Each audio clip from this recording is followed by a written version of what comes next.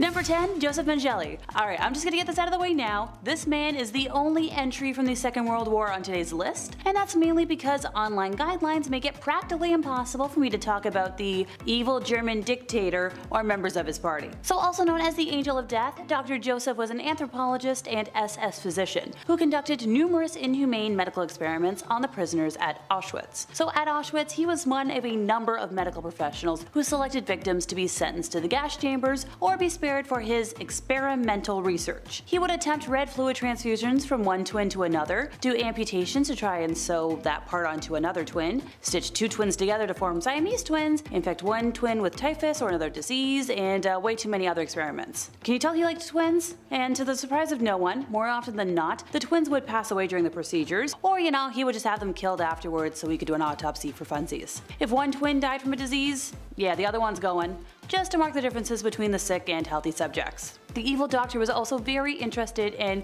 heterochromia, where people have irises of different colors, and he would collect eyes and body parts of his victims and send it off for research. He would inject chemicals in victims' eyes to attempt to change their eye color. Now remember, this was before the age of colored contacts. He also experimented on pregnant women before sending them off to the gas chambers and caused incestuous pregnancies, always under the guise of research. Now he tried sex change operations, he tried removing organs, and operating on victims without anesthesia. Oh, and if that wasn't disgusting enough, he tried to prove that Jewish and Romani people were genetically inferior through his morbid experimentation. Throughout his time at Auschwitz, Joseph sent his colleagues in Germany red fluid, body parts, organs, skeletons, and even fetuses that had been taken from prisoners.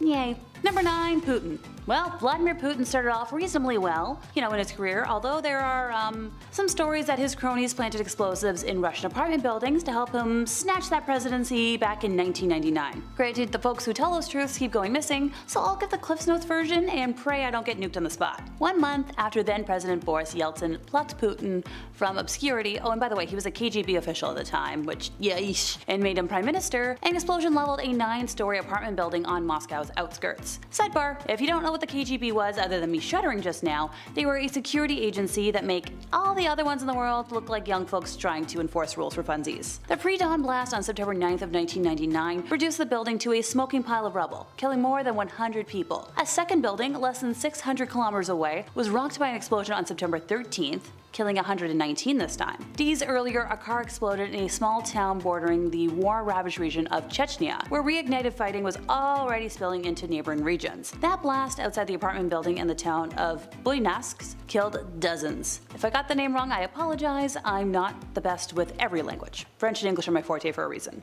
It was followed 7 days later by a truck explosive that destroyed a 9-story building in another southern city, killing 17. On September 23rd, Putin asserted to the, everybody, that bad guys in Chechnya were to blame and ordered a massive air campaign within the North Caucasus region. When asked a day later about the campaign targeting what he called terrorists, Putin responded with the phrase that will forever be his catchphrase: "We will pursue them everywhere. We'll catch them in the toilet. We'll wipe them out in the outhouse." The statement became a Putin catchphrase and set the tone for the 20 years of rule that followed. The longer he's in power, the more evil he's become, leveling Grozny, attacking Georgia, grabbing the Crimea, carpet kabooming in Syria, imprisoning, poisoning, and assassinating opponents, and muzzling the free press. When one would think, oh, it can't get worse. Yeah, he had another surprise. The unprovoked attack of Ukraine, which, an independent and peaceful nation, back in February of 2022. But thanks to the heroism of the Ukrainian people, it's not completely the walkover he expected. So fingers crossed he maybe gets voted out in the next election. Granted, it's a little tricky when people who oppose him have that weird coincidental habit of going missing. Number 8. Korean Kims. It's pretty difficult to distinguish between these two evil leaders, father and son, of the Democratic People's Republic of Korea. It's a country led by a dictator where the people have no say, and a monarchy with the father being succeeded by the son. Over time, there's actually been 3 Kims in that family that suggests that being evil might just be like a generational thing, part of your genetics, kind of like having an oily nose is one of mine. Under Papa Kim Jong II, aka the Dear Leader, which is a bucket of irony I don't have time to unpack, millions of folks died because of food scarcity. Amnesty International condemned him for leaving millions of North Koreans in poverty and detaining hundreds of thousands of people in prison camps, where, a lot of them died. Now, baby-faced Kim Jong-un was not much of an improvement. movement. Human rights are non-existent, and his true or imagined opponents, or people he just doesn't like, are killed with methods that are going to give me nightmares for the rest of the year. While the general population suffers, the Kims spend whatever money they have on the development of nuclear weapons, because why not just make things worse? Number 7. Dr. Phil. First, it's very important to understand that Dr. Phil is not a real doctor anymore. While he does have a PhD in psychology and used to have a license, he is no longer a licensed psychologist and cannot legally practice in the state of California, where he lives and films his show. Now, emphasis on used to. Look, while I can't state with certainty why he is no longer licensed, peel back to 1988, a decade before his first appearance on Oprah, a 19-year-old client of his alleged that he carried on an unprofessional sexual relationship with her, would touch her inappropriately, and intentionally kept her totally dependent on him. The Texas State Board of Examiners of Psychologists, try saying that 5 times fast, investigated the accusations, along with claims that Dr. Phil inappropriately provided this young lady with part-time temporary employment while still carrying on a therapeutic relationship. Their findings never referenced the accusations of sexual misconduct, but they did discover that the doctor sustained an improper dual relationship with the client by acting both as her therapist and her employer. The board issued him a letter of reprimand, assigned a psychologist to monitor his practice, and required him to take an ethics class and a complete psychological evaluation. Whatever the reason may be, Phil McGraw is no longer a licensed psychologist, and he hasn't been for quite a while. He believes that his show's primary goal is to let people know that it's okay to treat problems and get help, and deliver understandable information about how to live one's life. Which, that's a cute soundbite and all, but Dr. Phil's show regularly exploits people with serious mental illnesses and disabilities for financial and entertainment purposes, if you can even call that entertainment. In one instance, Todd Herzog, a former winner of the hit reality TV show Survivor, appeared on the show in 2013 to discuss his drinking problem. However, he was so drunk that he had to be carried onto the set and lifted into a chair. Before you wonder why a supposedly trained psychologist is something so cruel as to put a man too drunk to walk on national TV, first consider the horrendously immoral and unethical actions that led to this situation. According to Herzog, he was set up. His dressing room came with a full bottle of, spicy juice. After drinking all of it, a staff member supposedly handed him a Xanax, which he took before he even went on stage. Which, all of this doesn't even scrape the surface of the accusations of misconduct and bad psychology that have followed Dr. Phil throughout his career. If I were to say all of those, I'd be here all day. Number 6. Osama bin Laden. Yeah, he doesn't really need an introduction. Remember 9/11? Yeah, he was the organizer and mastermind, sending himself and way too many innocents to their death. He became America's most wanted, and justice was, finally served on May 2nd of 2011 at 1 a.m. Thank you, Navy SEALs. They also found a huge stash of no-no tapes in his compound, because apparently the self-righteous threat persecuting women for being loose was not above sampling the strictly condemned fruits himself. Number 5. Marie Antoinette. So France's queen between 1774 and 1792 was Marie Antoinette, who was, the last queen before the French Revolution. She had quite the reputation for splurging on expensive things and found herself in quite a few scandals. One in particular was the affair of the diamond necklace. So Countess de la Motte, a young lady, pretended to be the queen's friend and entered the French court in 1785. She fooled a high society member into believing that Antoinette loved him. She even hired a body-selling worker and disguised her as the queen and convinced the man that Marie wanted to purchase a diamond necklace. The jewelry cost around 1,600,000 livres then, which is almost $12 million today. The money was never paid, and the queen had no clue about what had taken place. But even though she was innocent, the public still despised her. Granted, she's mostly known for her infamous dialogue. When French subjects could not afford bread, she said, "Let them eat cake," which fueled the French Revolution and ultimately led to her execution.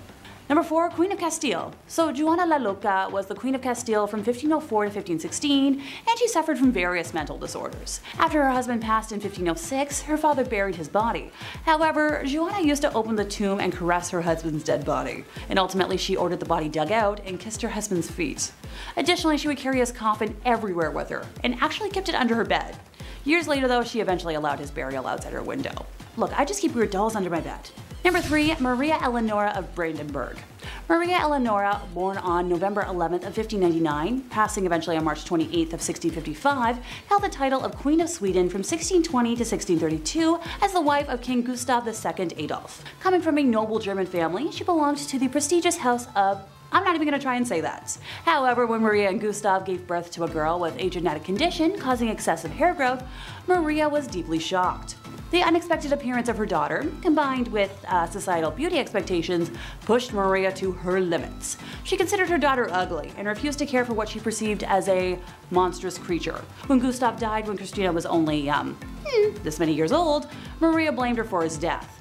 For over a year, Maria subjected Christina to very harsh punishment, confining her to blacked out, darkened rooms to mourn her father in solitude for very extended periods, even placing her father's open casket in Christina's room and demanding she sleep next to it, which that's way too morbid, even by my standards. Maria's mental state deteriorated, eventually leading to Christina's removal from her custody. So thank goodness for Christina. Number 2 is Sixty the Dragon Lady. So the story of her rise to power is a remarkable one.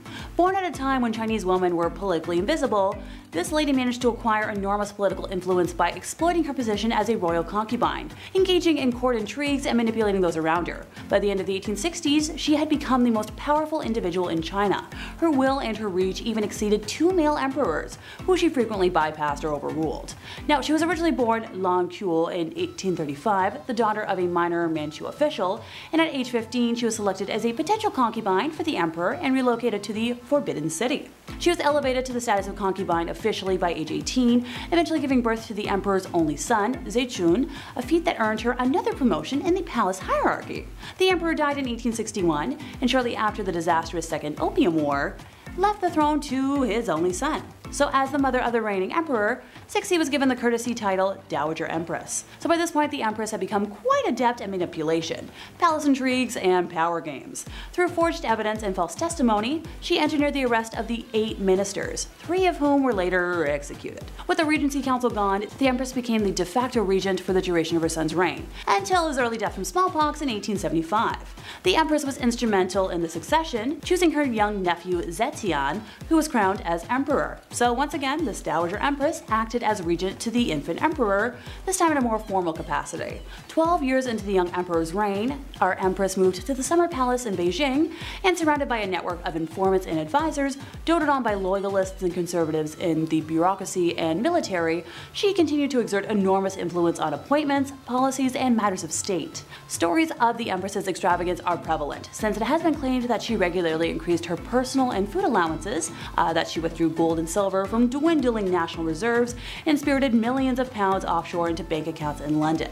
Other tales of her exorbitant spending include her decision to spend 10 million silver taels, some set aside to rebuild the Chinese Navy, on the renovation of one of her palaces. Another rumor claims that 3,000 ebony boxes were needed to restore her jewelry collection. Number 1, Agrippina the Younger. So Julia Agrippina, also referred to as Agrippina the Younger, was a Roman empress from 49 to 54 AD, the 4th wife and niece of Emperor Claudius and the mother of Nero. After the death of her first husband, Agrippina tried to make shameless advances to the future emperor Galba, who showed no interest in her and was devoted to his wife. On one occasion, Galba's mother-in-law gave Agrippina a public reprimand and a slap in the face before a whole bevy of married women. She was one of the most prominent women in the Julio-Claudian dynasty, functioning as a behind-the-scenes advisor in the affairs of the Roman state via, the powerful political ties. She maneuvered her son Nero into the line of succession, and Claudius became aware of her plotting, but died in 54, and it was rumored that Agrippina poisoned him. She exerted a commanding influence in the early years of Nero's reign,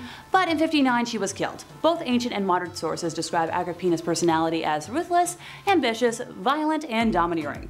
Number 10. Dracula. The man, the myth, the legend, Vlad the Impaler. This dude was so down bad, he was the inspiration for Dracula.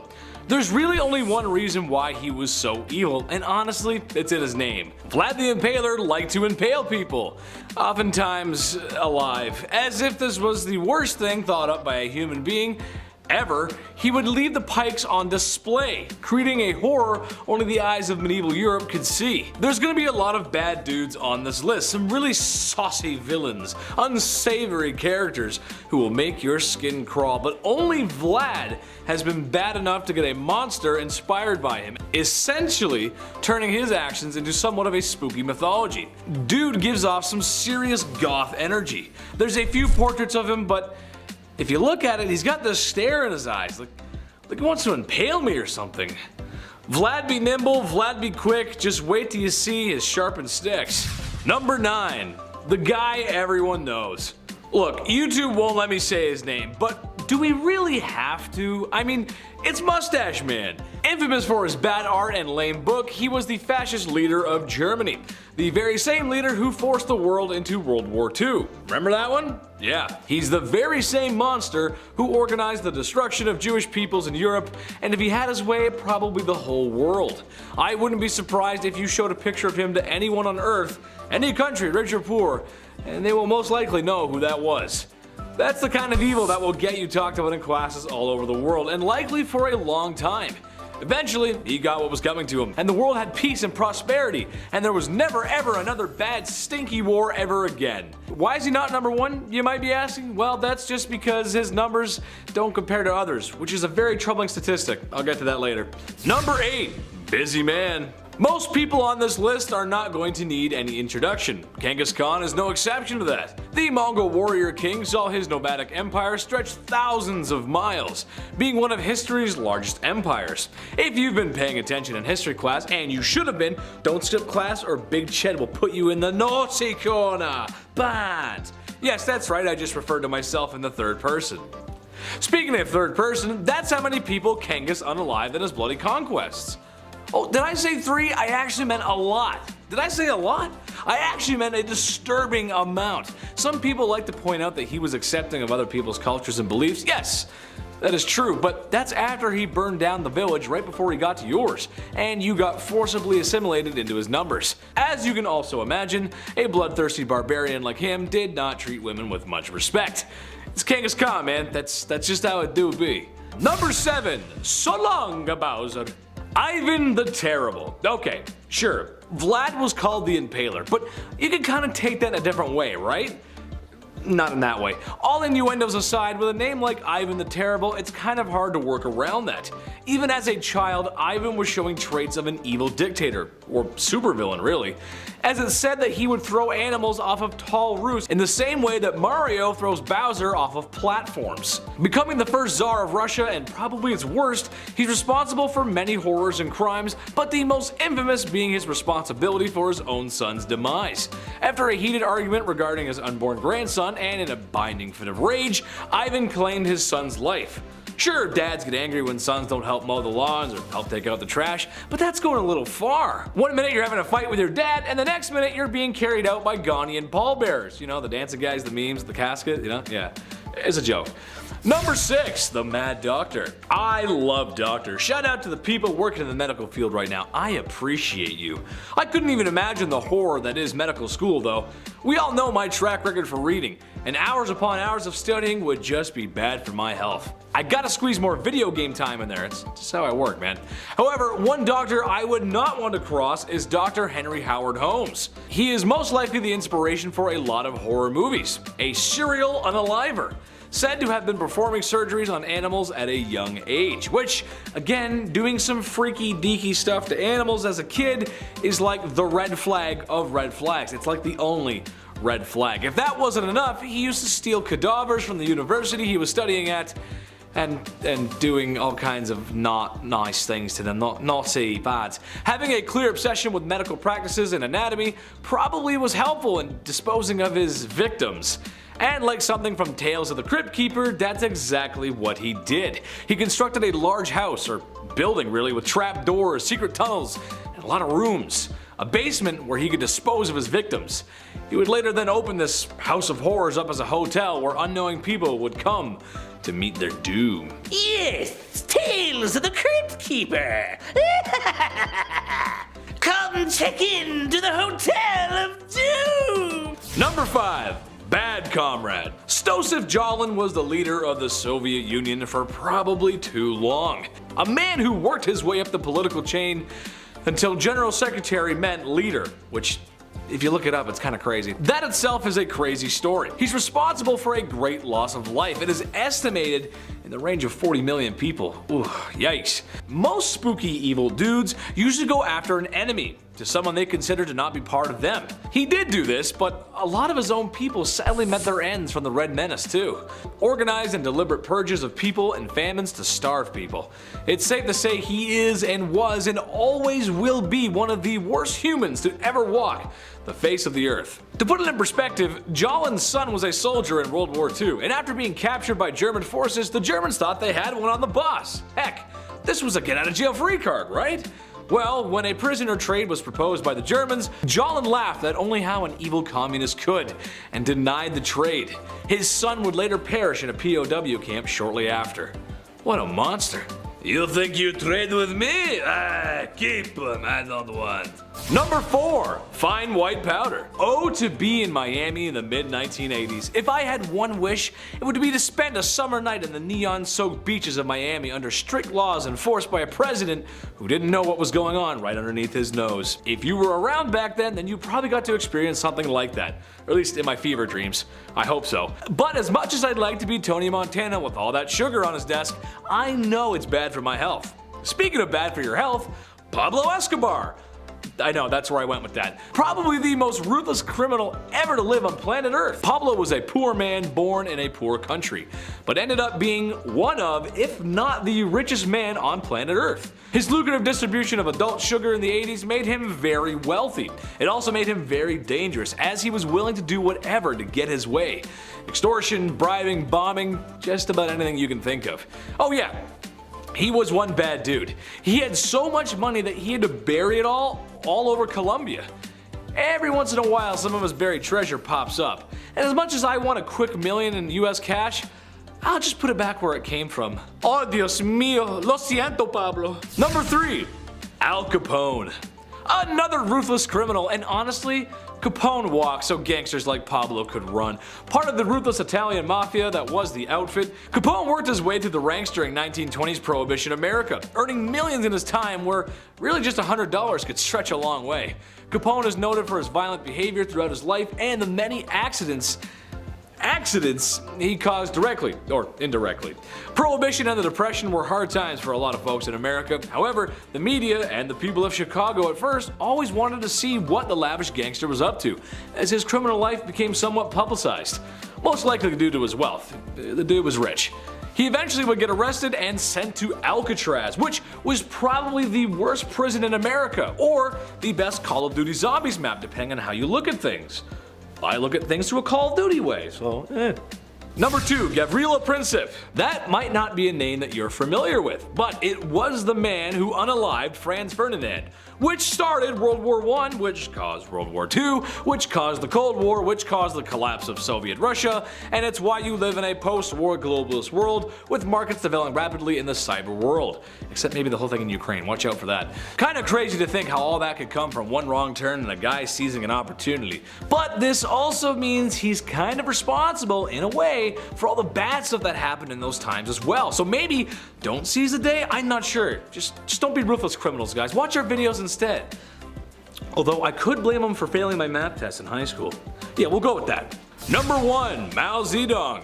I'd like to come out here and tell you all about the chairman of China, but that simply is just too hot for TV, and if it's too hot for TV, it's too hot for YouTube. Basically, he was the dictator of communist China and is responsible for many lives lost.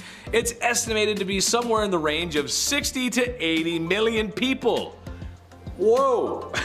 Dude was down bad, the definition of down bad, and although many were told to adore him, there's still a great many people who remember the terrible things he's done. From Beijing to Hong Kong, there's not a person around who doesn't know who he is. If being a no-good, rotten person was an Olympic sport, he would have gold medals coming out of his ears. Number 10, Mary I. So this is a ruler who could have reserved a place in common history as the first woman ever to be, the Queen of England. Instead, she is mostly remembered as Bloody Mary, a name she acquired because of her staunch and violent opposition to the Reformation. Look, the interwebs don't like the B word, so I had to spell it out. so I'm hoping you figured out what I was trying to say. The most controversial part of her reign was her religious policy. Despite promises a month into her rise to the throne that she would not pursue forced conversion of Protestants, Mary had leading Protestant churchmen imprisoned. She sought to reaffirm papal jurisdiction over England, and when the deal with Rome succeeded, the Heresy Acts were reinstated, which allowed for the burning of heretics. This sent a wave of fear through England, and around 800 Protestant nobles immediately fled the country. I wonder why. In February of 1555, the executions began. Protestant Archbishop Thomas Cranmer was forced to watch the bishops Nicholas Ridley and Hugh Latimer being burned at the stake. Cranmer repented his Protestant faith, and technically, under law, he should have been absolved as a repentant, but Mary refused to accept his absolution and had him burned at the stake as well, just, set an example, or for funsies. By the end of her terror, Mary had almost 300 people executed, most of them by burning at the stake simply for the crime of being Protestant. Her reign was relatively short, lasting a little over 5 years, since she passed in 1558 from either ovarian cysts or ovarian cancer and was succeeded by Elizabeth I. Number 9, Wu Zetian. Look, I know I said in the title of today that I'd be talking about evil queens, but I support all women's wrongs. And rulers in other countries tend to have different titles to their equivalent of queens. So Wu was born to a relatively wealthy family and had extremely progressive parents, becoming well versed in a wide range of subjects including writing, music, literature, and perhaps most importantly, politics and governmental affairs. By the age of 14, Wu was summoned to the imperial palace to become a concubine of Emperor Taizong. After his passing, the newly anointed Emperor Li Zi, the youngest son of the late emperor, who became Emperor Gaozong, brought Wu to the imperial court to be his own concubine. I'm not going to unpack that. In 654, Wu bore a daughter, but shortly after the birth, it passed, with evidence showing strangulation. So Wu accused Empress Wang of the death, and Wang lost favor with the emperor. The most popular theory is that Wu actually did the act to her own daughter. So thereafter, the emperor conferred with his chancellors and, despite opposition, demoted Wang, having her imprisoned, and promoted Wu to empress. Later on, the emperor considered having Wang released, but Wu had her executed upon hearing this, because, can't have any witnesses. Upon her accession to the throne, Wu began targeting officials who had opposed her rise to power, having them arrested and imprisoned, exiled, forced to take their own lives, or executed. In 664, she accused several officials of witchcraft and had them executed as well, and their families became slaves within the imperial palace. In another incident, she killed her niece with poison, accused 2 others of the death, and executed them. She eventually passed after repeated bouts with illness, so nothing nefarious there. Number 8, Isabella of Castile. So when Isabella was born on the 22nd of April in 1451, there was little chance she would ever become monarch of Castile, as she was very far removed from the direct royal lineage.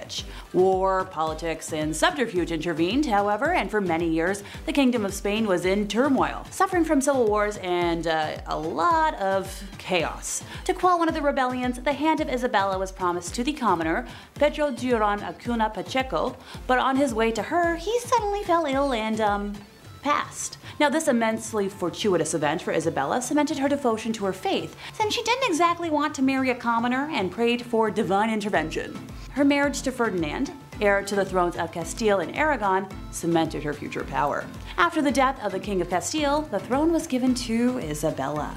Her cruelty is recognized in the treatment of non-Christians, which led to the formation of the Spanish Inquisition, known for its extreme brutality and torture of mostly Jewish and Muslim folks. Isabella waged war on the Kingdom of Granada, the last Muslim kingdom in Spain, and the last piece to fall in the Spanish Reconquista. While some may see it as the liberation of Spain, for many others it was open genocide. By the time Granada was annexed, 100,000 Muslims were either dead or enslaved. Number 7, Catherine de' Medici. I'm chuckling, but I'm glad my obsession with rain in high school is about to come in handy. So serving as the Queen of France from 1547 to 1559, Catherine had enormous political sway over her sons, the French kings Francis II, Charles IX, and Henry III. They reigned through the French Wars of Religion and faced problems with a group of Calvinist Protestants called the Huguenots. It is widely believed by historians that Catherine attempted to have their leader, Gaspard II de Coligny, assassinated. The attempt failed, and fearing retaliation from the most powerful folks in power, Catherine planned to kill them all before they could take action. The result was the St. Bartholomew's Day Massacre, which resulted in the deaths of between 5,000 to 30,000 Huguenots. Number 6. Lady Elizabeth Bathory. Born in 1560 on a family estate in royal Hungary, Elizabeth was of noble lineage and privileged with education, wealth, and a lofty social rank. Her first taste of the morbidly bizarre was introduced to her during the early years of her life when she suffered seizures which might have been epilepsy. Treatment at the time for such bouts included feeding the patient human redness and bits of skull from a non-sufferer. She bore witness to brutal punishments and executions carried out by her father's officers and was influenced by family members involved with Satanism and witchcraft. When she was barely in the double digits of age, Elizabeth was engaged to Count Ferenc Nadasdy, who she later married. Her husband spent much of his time away from home fighting the Ottomans, leaving Elizabeth to run the estate. Her sadism became more pronounced as time wore on, and upon the death of her husband in 1601, her vicious crimes escalated. Most of her victims were girls around the age of the time she got married, and were usually the daughters of lesser gentry who had been sent to court to learn etiquette. Her favorite punishment methods including using pins to stick under her victims' fingernails and covering her victims in honey and leaving them out to be eaten by ants and other insects. Other methods included whipping her victims with nettles and frequently burning body parts, especially genitalia. After burning her victims, she would dump them in icy water. Many of them were punished to the point of death, some of whom were buried in unmarked locations, and some sources even claim she engaged in people munching, making that her darkest secret. Elizabeth and a few of her servants were eventually arrested in 1610, and her accomplices were put on trial in 1611. With over 300 witness accounts and numerous testimonials, a guilty verdict was assured. A servant girl who claims to have seen evidence in Elizabeth's private books stated that her victims were around 650 folks. The accomplices were sentenced to death, and Elizabeth was confined to a bricked-up room with slits for air and delivery of food. She was found dead a couple years later. Number 5. Caligula. Many Roman emperors can be described as self-centered, but this one's appetite for amusement, decadence, and scarlet elixir were on a whole other level. The emperor's short temper and even shorter attention span resulted in countless deaths of his subjects. Caligula killed people for just funsies. In one particularly vile situation, he even ordered his guards to put spectators in an arena to be eaten by wild animals because he was bored during an intermission. I just lose hours scrolling on TikTok and playing silly games on my phone when I get bored, which, isn't often. The emperor was indulgent and purposely wasted money, which led to starvation amongst his subjects. He openly slept with married women and sold his sisters to other men, which I guess seems kind of mild after having people killed to kill your own boredom, but simply put, he was scummy. Number 4. Jim Jones. As if I was going to do a list of the worst men in history and not include a single cult leader. So back in the 1950s, Indiana native Jim Jones founded the People's Temple, a group that he claimed promoted socialism and equality with religious elements of Christianity. Now, fast forward to the 1970s, he moved his group to California and set them up in a commune-like settlement in Redwood Valley. After he established several locations throughout the state, including its main headquarters in San Francisco, the temple forged ties with many left-wing political figures and claimed to have 20,000 members, even though 3,000 to 5,000 is probably more likely. Jones eventually came to believe that nuclear war was imminent and moved his followers again to the South American country of Guyana, which he thought would be outside the potential danger zone. The group lived there for several years as the People's Temple Agricultural Project, but after former members started speaking out against the church, San Francisco Congressman Leo Ryan decided to travel to Jonestown to see what was going on. During his visit, a number of temple members expressed a desire to leave with him and accompanied Leo to the local airstrip at Port Ketuma. There they were intercepted by self-styled temple security guards who opened fire on the group, killing the congressman, 3 journalists, and one of the defectors, as well as injuring 9 others, including Ryan's aide, Jackie Spire. A few seconds of the incident were captured on video by NBC cameraman Bob Brown, one of the journalists that were sadly killed in the attack. That evening in Jonestown, Jones ordered his congregation to drink a concoction of cyanide-laced, grape-flavored Flavor Aid. Oh, right, this is where the phrase drinking the Kool-Aid comes from, but it actually wasn't Kool-Aid, it was the off-brand stuff. All in all, 918 people died, including 276 minors. When members wept and showed signs of dissent, Jones counseled, "Stop the hysterics. This is not the way for people who are socialists or communists to die. No way for us to die, we must die with some dignity." On a tape, Jones can be heard saying, "Don't be afraid to die," adding that death is just stepping over into another plane and a friend. Jones directed that the youngest folks be killed first, and his wife Marceline apparently protested against this. So then she was forcibly restrained and then joined the other adults in poisoning herself. Some members resisted ending their lives and were injected with fatal doses of cyanide, as were those too young to drink the drink.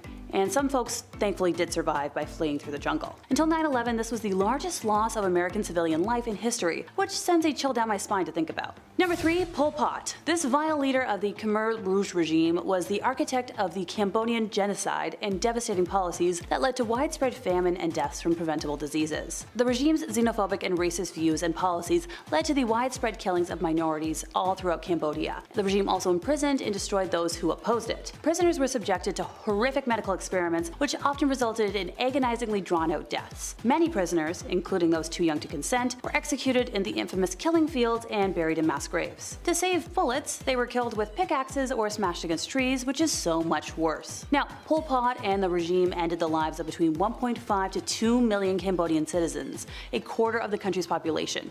The most mind-boggling part for me is wondering how this wasn't taught in school, or at least my school growing up. Number 2. Chris Brown. If y'all don't remember, 14 years ago on the February 8th of 2009, Brown's reputation was immediately tarnished when he physically harmed his then-girlfriend Rihanna after a pre-Grammys event. At the time, Rihanna was only 20, and she was left with visible injuries to her face and was hospitalized as a result. Now, Chris Brown was 19 at the time, and he pleaded guilty and accepted a deal of 1,400 hours of community service, 5 years probation, and domestic violence counseling. And look, while folks try to defend him, he wouldn't have made today's list if he was a single-instance offender. But let's check the history book, shall we? In 2013, Chris Brown was arrested for felony harm in Washington, D.C. after he and his bodyguard were involved in a physical altercation with 2 men outside a hotel. The pair spent 36 hours in jail, and the singer was ordered to stay at least 100 yards away from the man he was accused of harming. In 2015, Brown allegedly hit a man in Las Vegas after an alleged argument over a basketball game at the Palms Casino Resort. The next year, he was sued by his ex-manager, who filed a lawsuit against him, claiming that he had been viciously attacked. And in 2017, he was ordered to stay away from ex-girlfriend Karusha Tron after she put a 5-year restraining order against the singer. He's been sued by other women for sexual harm as well, so how he still has some sort of a successful career boggles my mind. Number 1. Louis B. Mayer. This is one name I didn't even have to look up today. As a lifelong fan of Judy Garland, I've had a bone to pick with him for quite some time. So in front of his staff, Mayer presented a calm, paternal presence. But behind closed doors, he was known for temper tantrums complete with loud sobbing and furious ranting. Most terrifying of all, these rages would go as quickly as they came, and then he would put his icy mask back on. Textbook signs of narcissism. Trust me.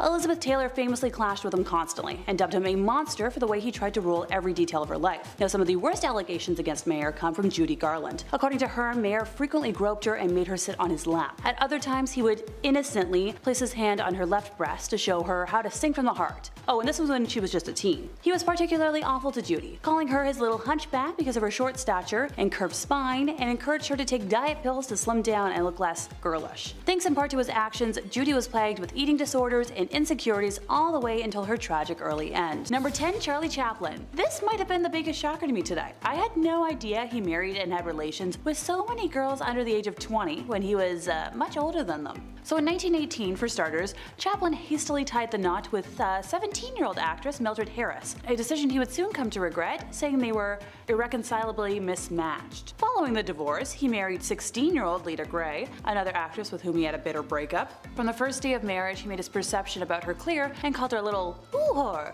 I hope you get what I'm saying there. On their train back to California from the marriage, Chaplin suggested Lita jump off the train to end her misery. Interestingly, Chaplin didn't like his wife, but according to her, he remained a human machine. When she announced she was pregnant for the second time, his behavior got even more erratic. He would take up to 8 showers a day and monitor the listening devices he had installed in her bedroom, and patrol their house's grounds with a pistol at night. By the end of the same year, Lita headed for divorce, stating how Chaplin had pulled that same piece at her and threatened getting rid of her, what she had. Lita's more elaborated passages surfaced when she claimed how throughout the marriage life, Chaplin forced her to gratify his abnormal, unnatural, perverted, and degenerate sexual desires.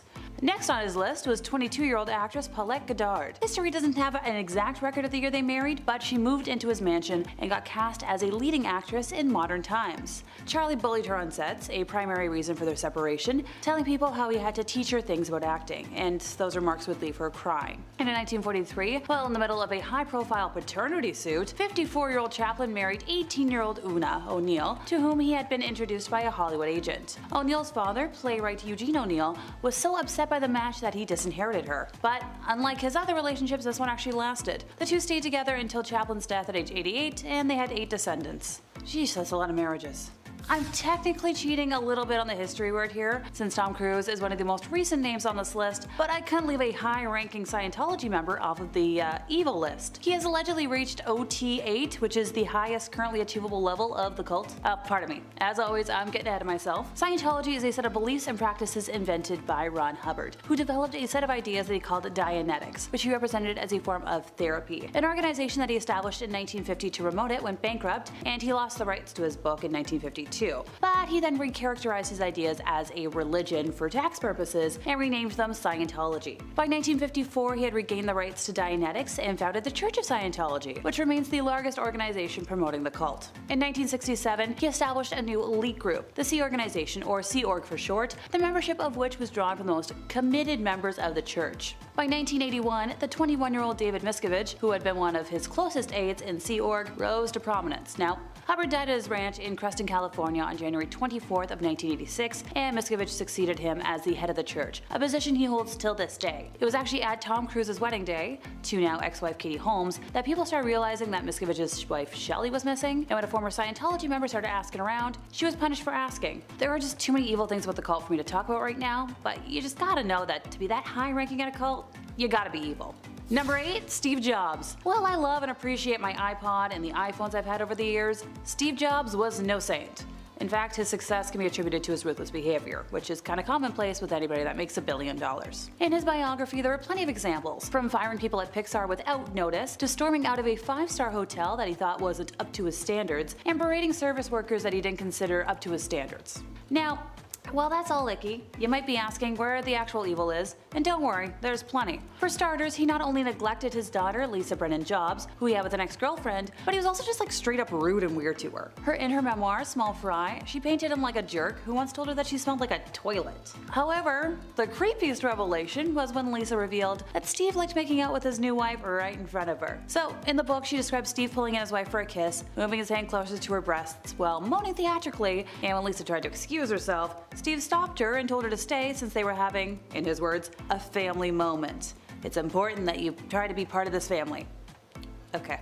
Moving on before I hurl. Probably his biggest evil moment though was when he cheated his friend and Apple co-founder Steve Wozniak out of money. While the two worked together at Atari, Steve asked his partner to build a scaled-down version of Breakout, saying they would split the profits. And after 4 sleepless nights, Wozniak finished the game and got a whopping $350 for it. He later learned that Steve had lied to him about how much money he made from the game and had actually pocketed most of the profits for himself. Honestly, that's the stuff movie villains get based on. Number 7, Albert Einstein. After you invent the theory of relativity, I guess you can get away with being like a little bit of a jerk, and Albert definitely was. From being incredibly racist against Asians in his travel journals to being a serial adulterer. Travel diaries he wrote during a months-long voyage in the 1920s reveal that in his private moments, the Nobel-winning physicist portrayed people of other races, such as, Chinese and Indians, in a stereotypical, dehumanizing way. His unfiltered musings about the people he saw and interacted with during his journey show that, he harbored some pretty racist about those who didn't look like him. His reflections about the Chinese folks were callous, even insulting. Although he called them industrious, he also described them as filthy and obtuse. He claimed they were a peculiar herd-like nation, often more like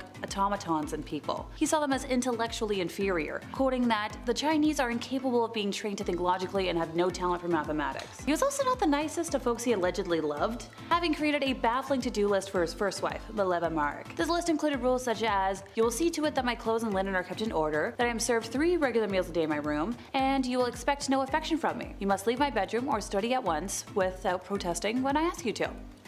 Hard pass. Number 6, Jon Hamm. Oh, the handsome Mad Max star has a lot of female fans that love his charm, but the actor, kinda like his famous character, is pretty good at hiding his dark side. In 2015, news broke that the former frat boy was in the middle of a violent hazing ritual in 1991 where he allegedly set a guy on fire. Not only did Jon beat up a pledge by punching him in the kidney, he also led the poor guy around the frat house with the claw of a hammer beneath his genitals. As for the pledge, the whole experience made him sink into a deep depression, which sadly makes sense. This broke my heart, because until today, I very much enjoyed watching him on screen, but I guess I'll be able to villainize him better in Sucker Punch now. Number 5, Bill Cosby. It emerged in late 2014 that the famed actor, formerly known as America's Dad, sexually harmed dozens of women throughout his career.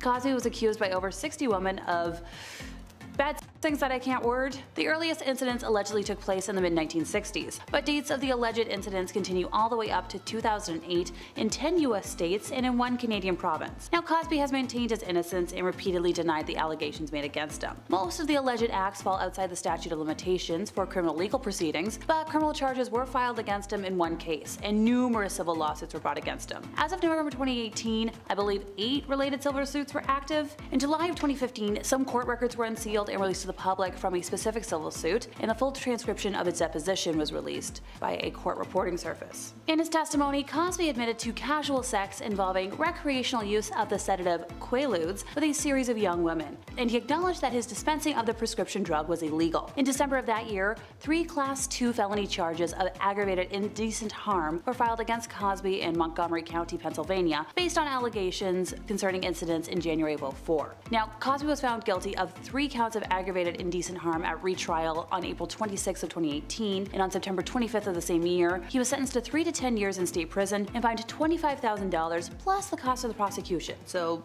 $43,000 something? In 2014, Judy Huth filed a civil suit against Cosby in California, alleging that he had harmed her in 1975 when she was too young to consent. That trial began in 2022, and thankfully the jury ruled in Huth's favor, so good riddance. Number 4, Elvis. Although everyone knows he famously met wife Priscilla Presley when she was only 14, that wasn't the only time he fraternized with folks that were a little too young. According to a former member of his entourage, Elvis was fascinated with the idea of real young girls. He was particularly obsessed with Virginial ones, which he called cherries, and excuse me while I retch. According to Baby Let's Play House, Elvis felt insecure about pleasing older women and would invite groups of young fans to his house for sleepovers instead. And once he met Priscilla, those fantasies didn't change. Determined to keep her virginal until their wedding day, he would instead have roleplay sessions where she would dress up like a schoolgirl and he would dress up like a teacher. Once the two married and had their first spawn, however, escapades stopped. Priscilla wrote in her memoir that Elvis had mentioned to her before they were married that he had never been able to make love to a woman who had given birth. When Elvis finally upgraded to adult woman, dating 21-year-old beauty queen Ginger Eldon after his divorce from Priscilla,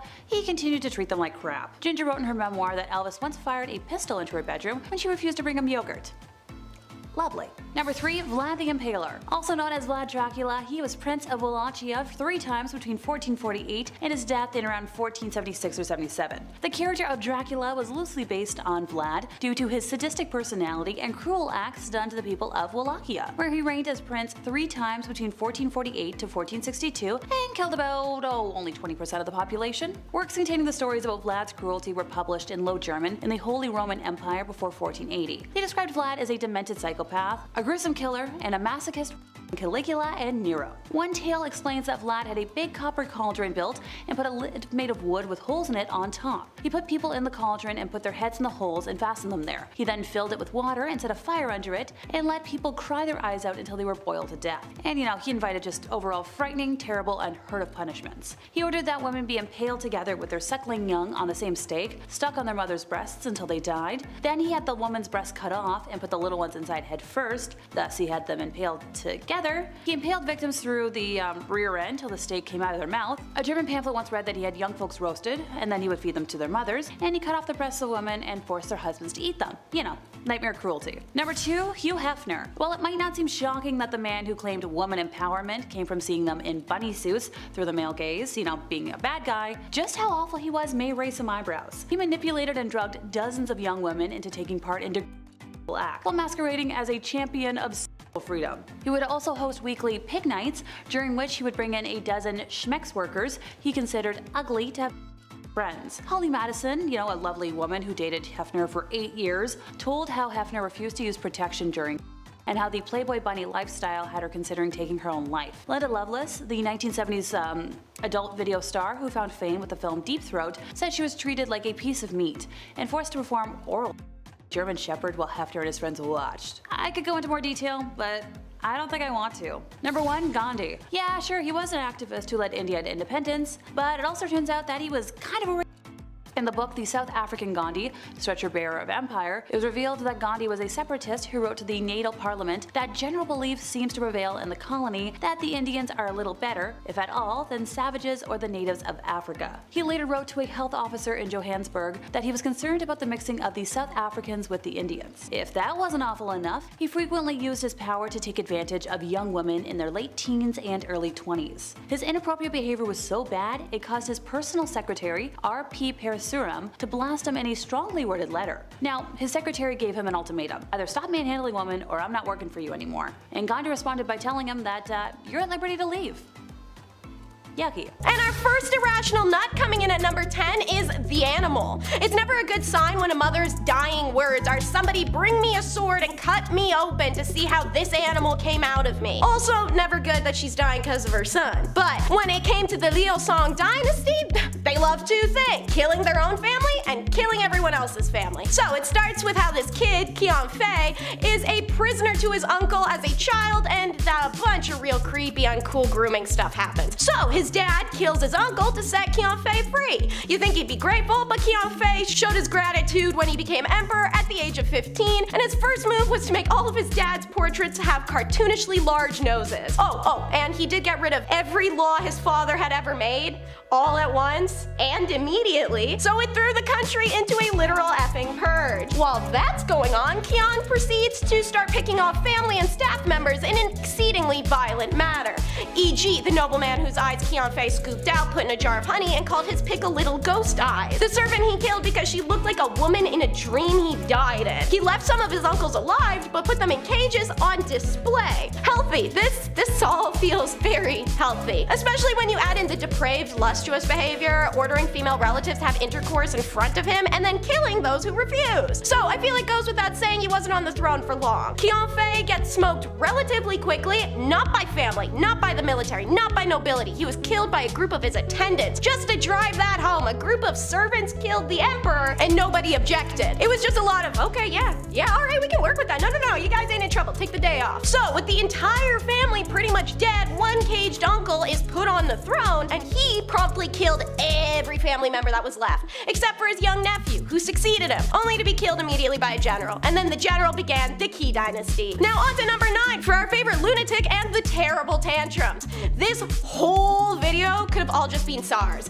These rulers were raised under conditions that guaranteed to make anyone a sociopath. Ivan the Terrible's father died when Ivan was only 3, and his mother was poisoned when he was 8. During his younger years, corrupt noblemen governed the land and starved, beat, and neglected Ivan and his brother. He, in turn, took his anger out on small animals, which he would throw off of the roofs of palaces. Good practice for that time as a teenager, when he pimp-walked his ass into the throne room, chokeholded the nobleman leader, and physically threw the man to his trained and hungry hunting dogs. You think that's bad? Psycho behavior, lightning round, baby. Let's go. So, when Ivan suspected a nobleman wanted the throne, he dressed the man as the king, put him on the throne, and gutted him there. Ivan created a special police force that dog heads hanging from their saddles and could kill anyone at any time in public. Once when Ivan heard a rumor that a town called Novgorod was rebellious, he killed every single person in the town, and then sewed the town's archbishop up inside a bear skin, like this is the end scene of Midsummer, and as dogs hunt the archbishop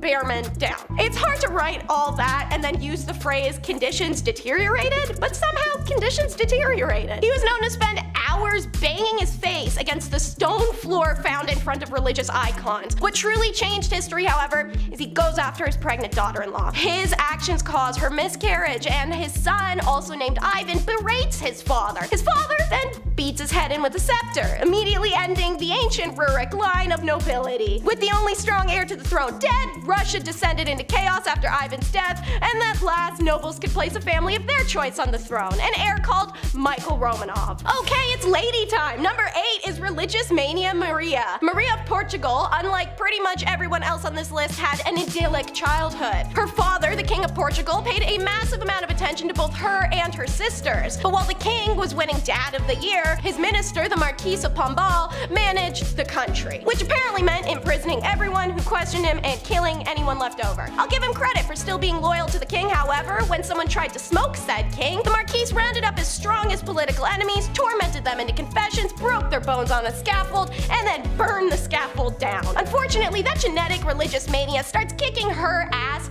pretty hard once Maria is in her early 20s. Naturally, this is also when she ascended to the throne, and the horrific actions of the Marquise in the name of her father convinced Maria that he is in hell for being a bad king and she would join him. To alleviate her guilt, she amnestied all the political prisoners and gave them positions in her court. Super sweet gesture, but spending decades in an 18th century Portugal's palace prison does not do much for the mind. So, most of these counselors and courtiers were absolutely insane.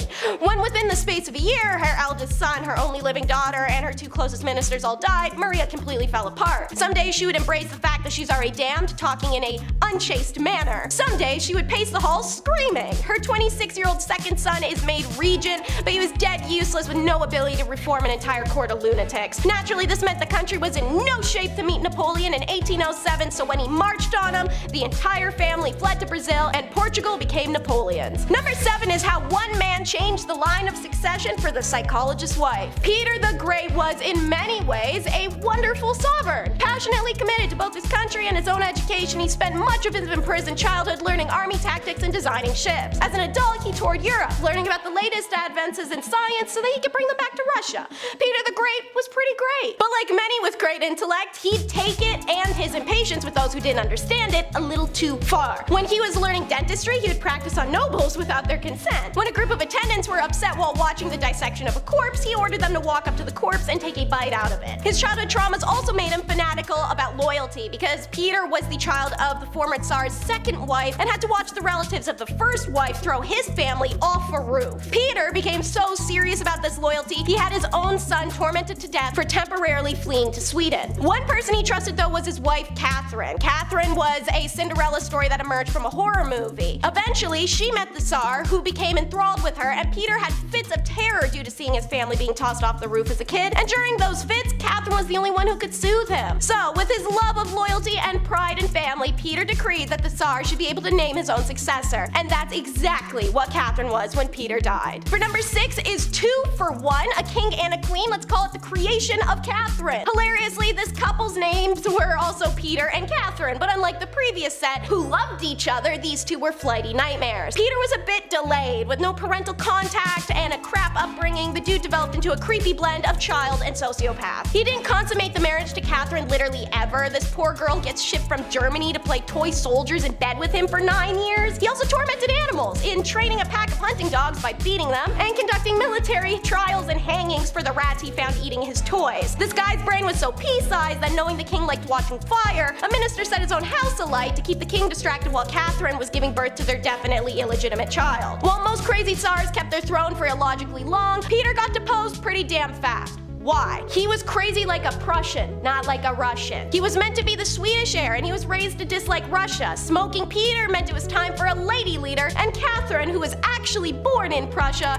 had spent the first few years of her marriage vigorously Russianizing herself and cultivating the Russian army, who preferred a Prussian that had decided she was Russian to a Russian that decided he was Prussian. Number 5, we finally leave Russia onto France, who signed up for centuries. Centuries of what?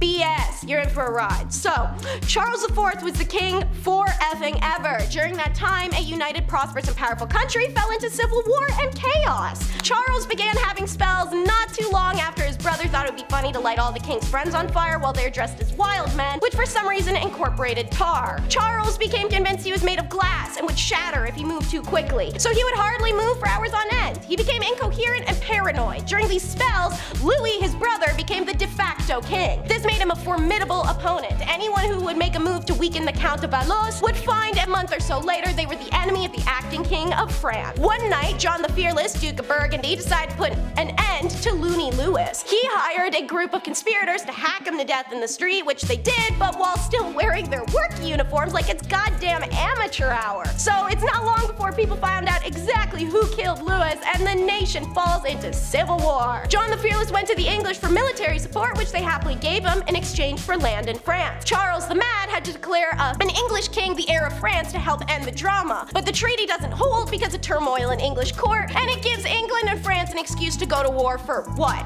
The next 100 years? Number 4 is our girl, the last empress of China. A little luck gets her journey started. As a low-ranking concubine to the emperor, she gave birth to the emperor Xianfang's only son in 1856, a feat his wife, the empress, could accomplish. The emperor immediately raised her status, gave her a privileged life, and made her son, Emperor Tongzi, the heir. After Xianfang died, when her son was just 6, the new Empress Cixi orchestrated a coup, grabbing the power from a council of elders. Once Tongzi ascended, Cixi became a Empress Dowager and a unusually powerful joint ruler. After Tongzi died very suddenly without an heir, Cixi had a backup ready and installed her 4-year-old nephew. This consolidated her power yet again, and she served as the de facto leader of the vast Qing Empire from 1861 until she died in 1908. During her reign, she stomped out rebellions, civil wars, and supported the self-strengthening movement, a period of institutionalization, economic, and military reforms, which helped transform China from an aged society into a more modern superpower on a global scale. Now over to the Ottomans for number 3, which will be coming out of the cage be doing not so fine. Our tale begins with a group of brothers, the most prominent among them being Ahmed I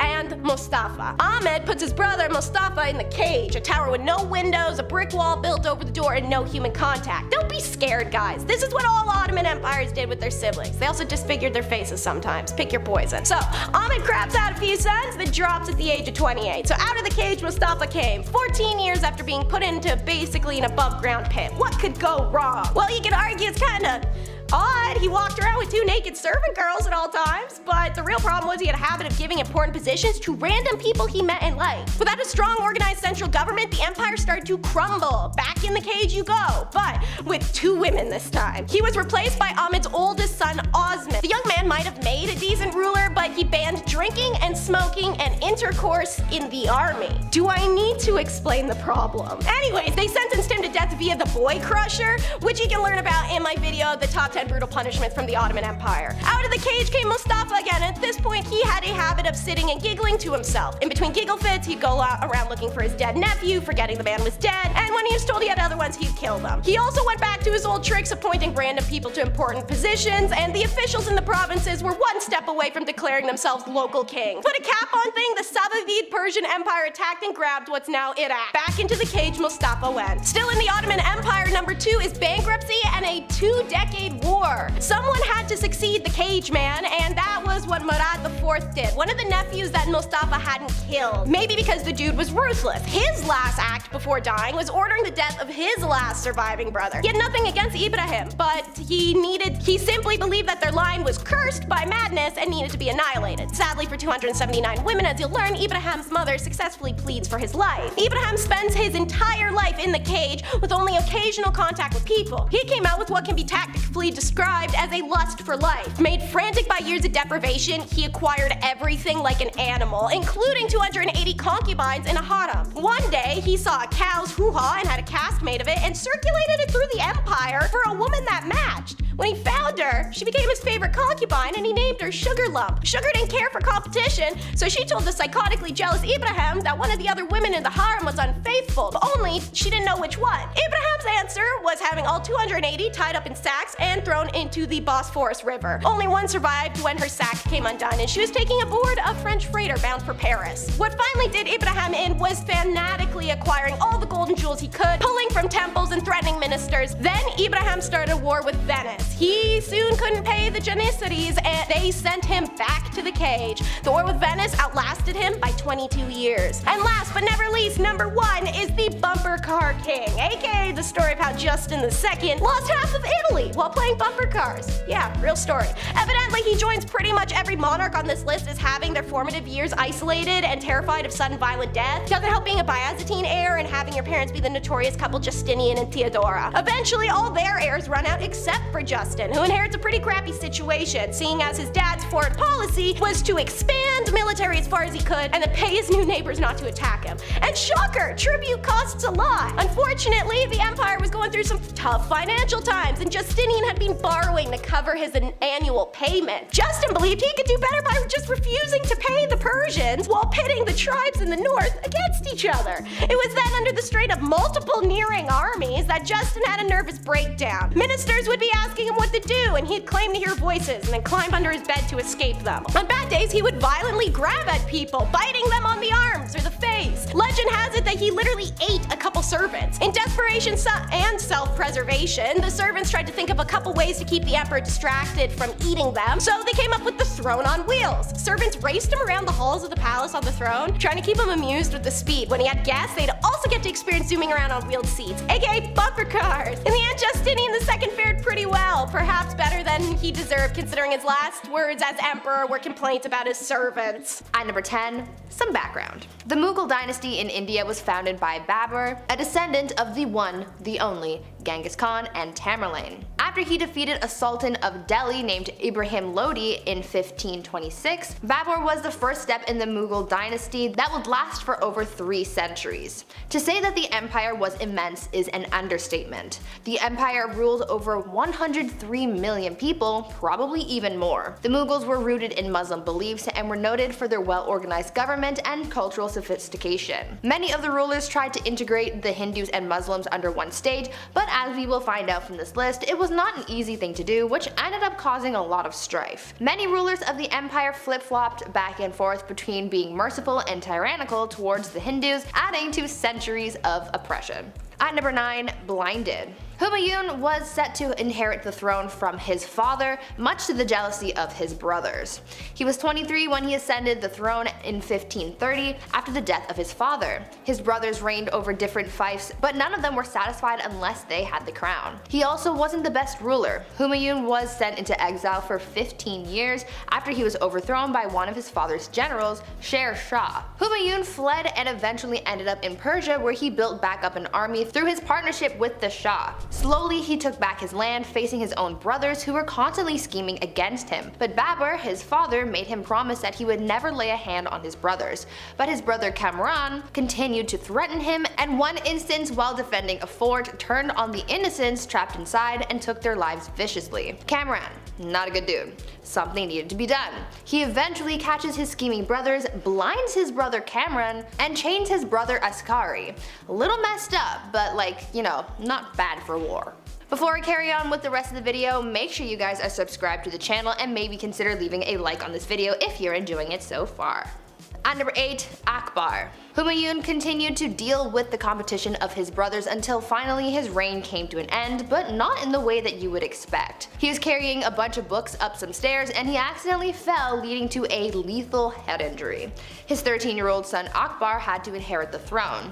Akbar would later become known as the Great, but that doesn't mean that he didn't do some questionable things. Where his father failed to conquer, Akbar swept through. But just like his father, he encountered jealousy and dangerous ambition in the dark corners of his reign. In Delhi, an attempt to assassinate him was made, the bowman nearly missing him. Who was behind it? The slave of a nobleman who recently tried to start a rebellion. But the plot thickens. Akbar's foster brother's mother had further designs to establish power for herself through her son, Adam Khan. Khan actually ended up taking the life of Akbar's foster father, which led to Akbar throwing him down the stairs and therefore killing him. The mother died 40 days later due to grief. Grief over her son or the loss of power? Who knows? At number 7, Jahangir. So this guy was super impatient to become the ruler and was getting tired of Daddy Akbar taking his time. So he revolted. Damn, this court honestly was just rife with rebellion. They never got tired of it. In 1599, while his father was otherwise engaged and away from the palace, Prince Salim led a revolt. During the revolt, he even skinned a man alive. Akbar was pissed about this and wrote to his son and said, quote,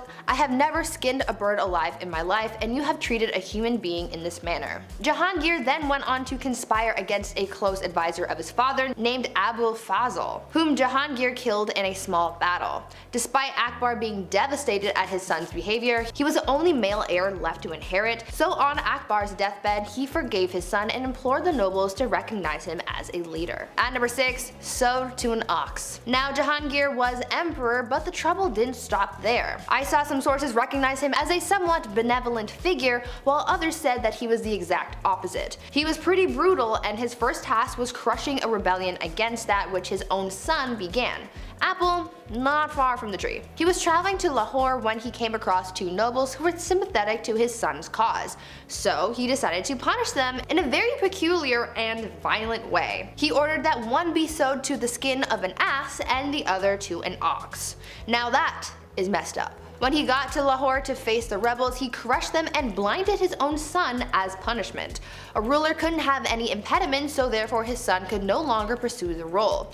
Then he hung his son's followers outside of Taxali Gate. Yeah, so even within the confines of war, this guy had some pretty messed up ideas. Number 5 may have not gone mad, but it was her favorite emotion, Empress Anna of Russia. She is remembered as a horrible and spiteful child with a cruelty streak. Young Anna, it was reported to be mannerless and vulgar. So when her father, who experienced a stroke shortly after her birth that left him handicapped, passed away, her very traditional mother attempted to raise her in classic elements of strict religious femininity, so she may be a quiet and obedient woman. Anna had other plans. She hunted animals, kept guns and swords, and terrorized other children as well as the commoners. This behavior was all a massive red flag for some of the crazy things she'd do later in life when granted power and the means. Anna's only husband ever was Frederick Williams, who at their reception indulged a little too heavy on alcohol and gave him a hangover so wicked that 3 days later he just died. In 1730, her uncle Peter the Great passed. The Privy Council turned her into the Empress of all of Russia since she was widowed and childless, which was assumed to cause less trouble. The joke's on them because she turned around and immediately abolished the Supreme Privy Council and re-established the autocracy. Now, she had the sole power, and while she made some serious political waves, Anna also made some strange choices. She has a serious vendetta with Peter the Great's daughter Elizabeth, her cousin. Elizabeth was a better looking, younger, and also a rival for her throne. So she ruined her life. No nobleman could marry Elizabeth. If Elizabeth chose a commoner, the Empress would strip her of her titles and her claim to the throne. When Anna found out about Elizabeth's side piece, the unhinged Empress ordered her men to cut out his tongue and exiled him to Serbia. Anna even woke up one morning and decided to force Prince Mikhail to marry her lower class older maid as a joke. After the ceremony wrapped up, Anna placed the Prince, Mikhail, and the maid in a cage, dressed them as clowns, and paraded them on top of an elephant to an ice palace she had constructed for their honeymoon. In the extreme cold of Russia, she reportedly advised them to get to doing the dirty with each other if they wanted to keep their bodies warm enough to stay alive. Maria Eleonora wasn't the only queen who couldn't give up on a dead relationship, pun intended. Number 4 is Joanna of Castile. Never meant to be a princess, let alone a queen, Joanna earned her title and nickname Joanna la Loca through unfortunate means.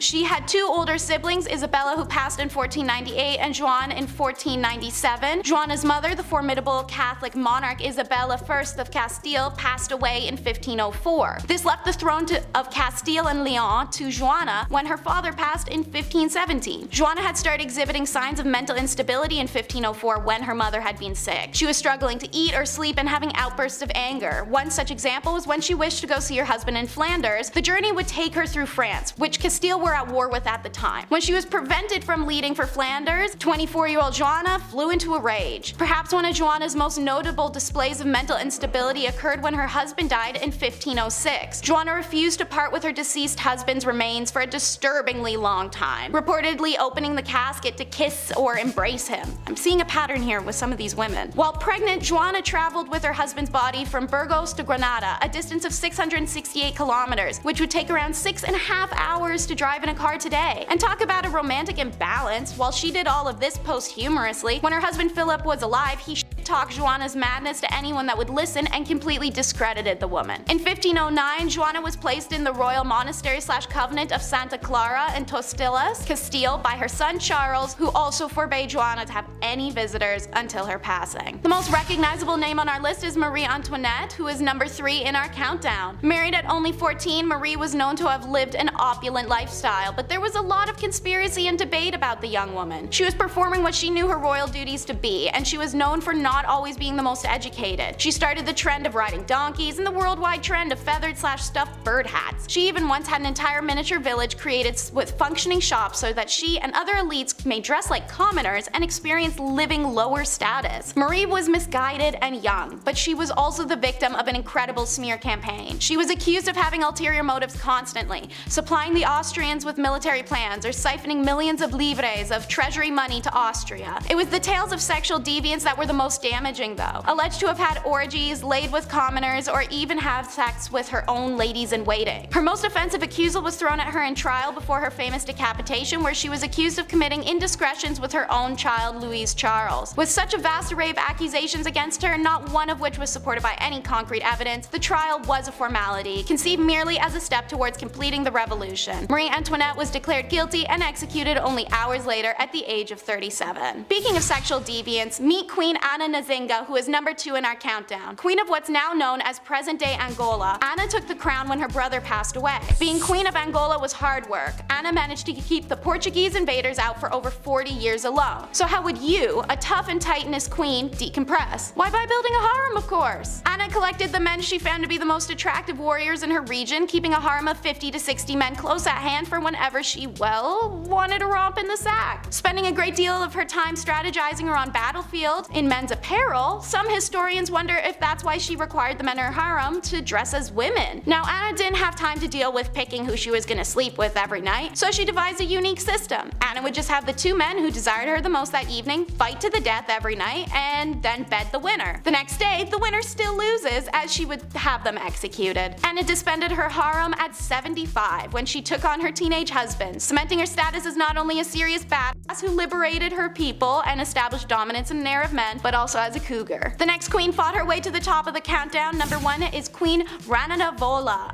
the First. During her reign of Madagascar, Queen Rananavola the First is remembered as a dangerous tyrant who ruled her island nation with cruelty and an iron fist. Rananavola was a merciless to those who tried to colonize her nation, but also to those inhabiting it. Should crimes, disputes, or discourse arise, Rananavola had a nifty trick to solve it called trial by ordeal. Both parties would be forced to ingest 3 pieces of chicken skin alongside a poison taken from a native plant, Tangena. Throw up your chicken skins and you're proclaimed innocent, hooray! If you didn't, you were guilty and to be put to death, if the poison didn't kill you first. This trial was one of the punishments used in her persecution of Christian colonists, alongside throwing people into rock quarries and live dismemberments. Her horrific list really will go on. Rananavola was such a deadly tyrant that the queen managed to reduce her country's population from 5 million people in 1833 to 2.5 million in 1839, all through means of war, executions, religious persecution, or just settling scores. Depicted as a deranged tyrant even after her death in 1861, many have tried to repaint her image as one of a driven ruler trying to keep her culture and country independent from those trying to grow their own selfish empires. Number 10 in our countdown is Julia Agrippina. When the Emperor Claudius's wife, Melissina, became entangled in an adultery scandal, the power position of the Roman Empress was suddenly wide open in the year 49. Julia Agrippina, exiled for a conspiracy against her first husband and widowed from her second that she was believed to have poisoned, concocted a scheme. In an outrageous maneuver, she seduced her own uncle Claudius to become his 4th wife. She didn't stop there, however. She then had her uncle husband make the son she had had in her prior marriage, Nero, his heir by marrying him to his own daughter from his previous marriage. Whew, now that's quite a family tree. Taking the title Augusta, she maintained a stronghold over political and household affairs, considering herself a co-ruler to her husband. After Claudius died from eating poisoned food, which is how her prior husband died, so make the connection there, Nero became a Roman emperor and would forever change Roman history in his time of rule. However, Agrippina could only hover above her son for so long, and his annoyance of her invasiveness grew. Nero chose to assassinate his mother with a trap, a boat set forth on the Bay of Naples designed to sink. But when it did, she swam ashore. Nero changed his plans and had his soldiers invade her summer home to do the deed instead. Number 9 in our countdown may be one of our most badass queens, Empress Theodora, from street busker to top dog. Syrian-born Theodora starts her journey as an actress, dancer, and mime alongside her 2 sisters in the late 400s, something she abandons by age 16 to be a mistress to a Syrian official, and she travels much of North Africa with him before his maltreatment and temper made her settle down in Egypt alone. throne, where she took up wool spinning. It was here she met Emperor Justinian, and the two fell in love. And after Justinian changed some laws so that they could marry, they began co-ruling the Byzantine Empire together. So, what made her mad, you may ask? Her ideals and the smearing that they led to through history. She was historically known for supporting religious freedoms, women's rights, and the education of the masses. Her decisions, which reflected her opinions, led to the Nicaea riots of Constantinople. She intervened and was able to persuade her husband to stay. The two successfully quelled the revolt, and in turn, she made Constantinople one of the most sophisticated cities in the world and promoted women's equity. Theodora's name appears in almost all the legislation passed during the period, and she received foreign envoys and correspondence with foreign rulers. Her husband died in 1527 AD,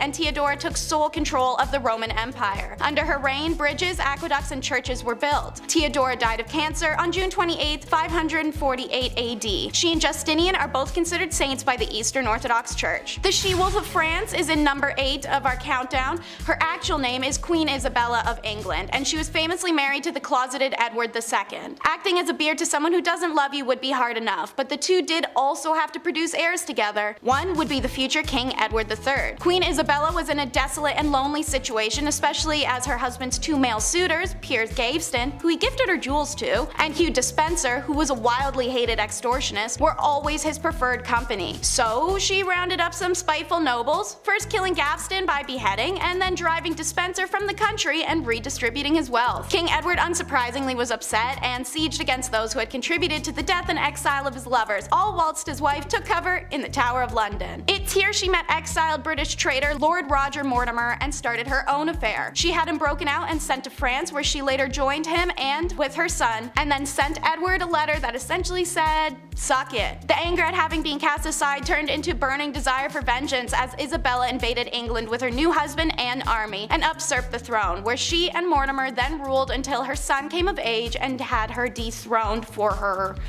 violent tendencies. She died 28 years later in retirement, and Edward III later went on to rule England for 50 remarkable years. Maria the Mad comes in at number 7 of our countdown. She was just 16 years old when she became the Princess of Brazil and the Duchess of Braganza, then their queen following the passing of her father. Brazil changed from just a Portuguese colony to a large kingdom. Brazil, the Algarves, and the United Kingdom of Portugal are 3 famous formations recorded under Maria the Mad and her son. After the death of the queen's husband/uncle in 1786, however, there was a noticeable decline in her mental health. 1788 saw the passing of her daughter, newborn son, and her closest confidant. By 1792, after the passing of her eldest son a year prior, Maria seemed to be experiencing a combined symptoms of hallucinations, depression, and anxiety, all resulting from mass traumatic losses. It evolved to later include religious mania and melancholia. She started avoiding court gatherings and social or royal obligations. It was then her treatment went to Dr. Francis Willis, who tried straitjacketing, blistering, and ice baths, none of which were helpful for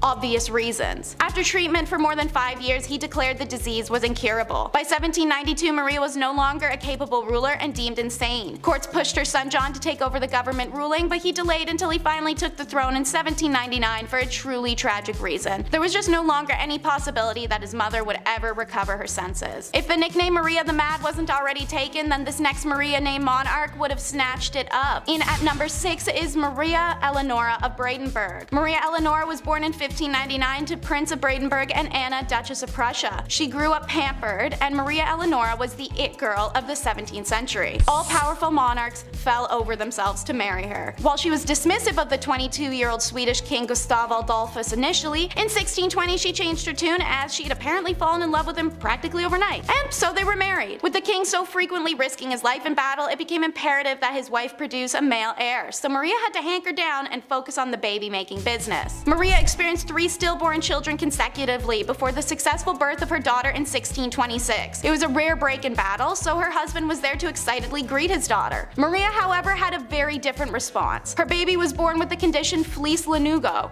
a condition where hair covers the body of a newborn. Her infant was enveloped from its head to its knees, leaving only its face, arms, and lower legs visible. Maria was horrified, claiming to have birthed a demon, and rejected her daughter for the decade to come, even after losing her husband in 1632 Battle of Lutzen. And while everyone mourns their own way, it's easy to say Maria really took it up a notch. She forced their daughter to sleep in blacked out rooms and reportedly hung King Gustav's heart in a golden casket on the ceiling above the bed, making the girl sleep directly under her father's blessed remains. In 1633, Maria Eleonora returned to Sweden with her beloved's embalmed body. She refused to bury Gustav for more than a year, reportedly embracing and caressing the decomposing king. Maria's story continues to become more demented with time, and her daughter grows to become her caretaker, especially when troublesome Maria runs away to Denmark permanently and her daughter's left to become the queen and pay her mom's allowance to Danish royals. Awkward. At number 5, The Horse and His Boy. On the less violent end of the spectrum, Jahangir was actually a big fan of the arts, science, and worldly things. Unlike his father, who couldn't read and write, an interesting skill for a ruler not to have,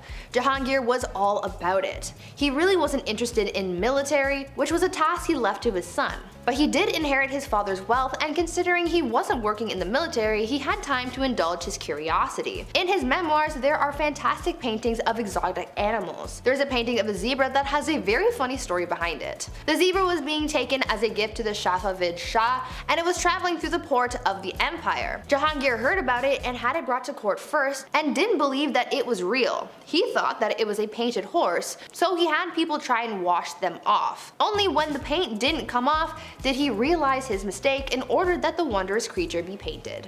At number 4, Shah Jahan and the Taj Mahal. Okay, so this one isn't messed up for violence or anything, but it is the ultimate love story, and we just can't leave it off this list. There is one part that is messed up to me because, man, I don't even know, but we will get to that. If you've ever been to India, then one of the stops you made on your trips was probably to the Taj Mahal, a breathtaking mausoleum built by the Mughal Emperor Shah Jahan to commemorate the love of his life. Considering how big and intricate it is, you know that their love was bigger than any storybook. An Indian poet called the Taj Mahal a teardrop on the cheek of time, a testament to grief and power. Mumtaz Mahal was Shah Jahan's favorite wife, forsaking all of his other wives just to be with her.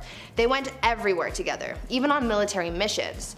This is where, from my perspective, where things get crazy. This woman delivered 14 children for her husband. 14. Sadly, whilst giving birth to the last, she passed away, inspiring her king to build this massive structure. Both Shah Jahan and his love are buried beneath it. At number 3, Brothers at Odds. Shah Jahan's rule was considered the golden rule of the Mughal Empire, so how do you top that? Aurangzeb did not even bother trying, and he kinda sucked. He was Shah Jahan's third son, and he was a very military-minded man, showing tactical and strategic military skill and unrivaled determination, whereas his brother was a man of letters, and no, not the kind from Supernatural. Aurangzeb wanted power, and so in order to secure his rule, he confined his ailing father to his own palace, caused the death of one of his brothers, and had 2 more of his brothers, a son and a nephew, executed. He was literally committing fratricide left, right, and center. But it didn't matter to him because he gained control. His desire to prematurely end the lives of those who stood in his way was described as, quote, a wolf thirsting for the blood of his brothers, end quote. You would think that this motivation to gain power and rule on his own terms would mean that he had big plans for the empire, which in a way is true, but those plans and changes led to a lot of oppression, but we will get to that in a bit. At number 2, Staked. Before we get into the oppression that Aurangzeb caused to his empire, let's talk about Emperor Farrukh Siyar. Farrukh Siyar was emperor of the Mughal Empire from 1713 to 1719. He was described as an incapable ruler who gave his power to all of his advisors. His rule caused many conspiracies and plots to arise within the court. He caused a lot of people a lot of pain for his plight for power. With the help of his allies, he gave many of his enemies the gift of the big sleep, but by far the most ruthless thing he did was kill Jahandar Shah and Zulfikar Khan Nusrat Jung. What made their deaths so brutal was the fact that when they went the emperor hung their heads on poles, and just to add insult to injury, he made their parents walk at their funeral. Luckily for the people of the Mughal Empire, Farrukh Siyar was killed by unknown assailants at the instructions of his close relatives, putting an end to his awful reign. And finally, at number 1, the Great Oppressor. Aurangzeb's rule sort of had 2 chapters to it. At first, Aurangzeb was a capable ruler of a mixed Muslim-Hindu empire who was feared yet respected for his vigor and skill, but around 1680, Aurangzeb's rule changed drastically in both policy and attitude. His once unified people of both Muslims and Hindus broke apart, and people of Hindu faith became subordinates, not colleagues. On top of that, Aurangzeb added some more oppression to the mix and not only destroyed Hindu temples, but he also reimposed the Jizya tax on non-Muslims, after the tax was initially banned by Emperor Akbar. For the first 20 years of Aurangzeb's rule, he did not impose a tax, but all of a sudden he started demanding these payments, and historians believe that Hindu uprisings are what caused the emperor to act harshly towards the non-Muslim population. This discrimination caused a revolt to unfold that Aurangzeb's third son supported. Aurangzeb spent his last 50 years taking his aggressions out on the Hindus in the empire, and it's for this reason that he is remembered by many as a tyrant. Number 10. No one's ever really gone. You may have heard that said when losing a family member, a pet, or in the worst Star Wars movies ever made. Sorry, not sorry Disney, those are terrible. But perhaps there is someone who is never really gone. Genghis Khan. Yes, that's right. The ruthless Mongol warrior who conquered so much in his time that we're still talking about it today. So why is this big bad warrior still with us today? Well, that's because of DNA. Yeah, in his time there was lots of activities going on, besides the usual pillaging the village and unaliving those who oppose you. There were a lot of happy endings, let's say, and by that I mean forced non-YouTube friendly conduct bedroom happy endings. So much so that when a study was conducted back in 2003, 8% of men in Asia were thought to be descendants of the mighty man himself. 0.5% worldwide. That doesn't sound like a lot, but we're talking about millions of people here. Next time you go out, you may be brushing shoulders with the warrior's kin. Prepare for battle! Number 9. Henry again? Boy, it's really hard not to talk about this guy. But dude was kinda down bad for it. He's just most well known for his mistreatment of his wives, and by mistreatment, I don't mean getting into a fight over whether or not the toilet seat should be up or down and then having a very toxic argument in front of family members. No, because when Henry was upset with marriage, he wanted divorce, which honestly was kind of taboo for the time. Oh yeah, and he also beheaded 2 of his wives because that's how it goes. I know every couple has their issues to work out, but for most dads out there, having sun-drenched beer-fueled weekends, they never go beheading after that. Although, Dad's been staring at the lawnmower for a while and there's a lot of blades on that. Dad?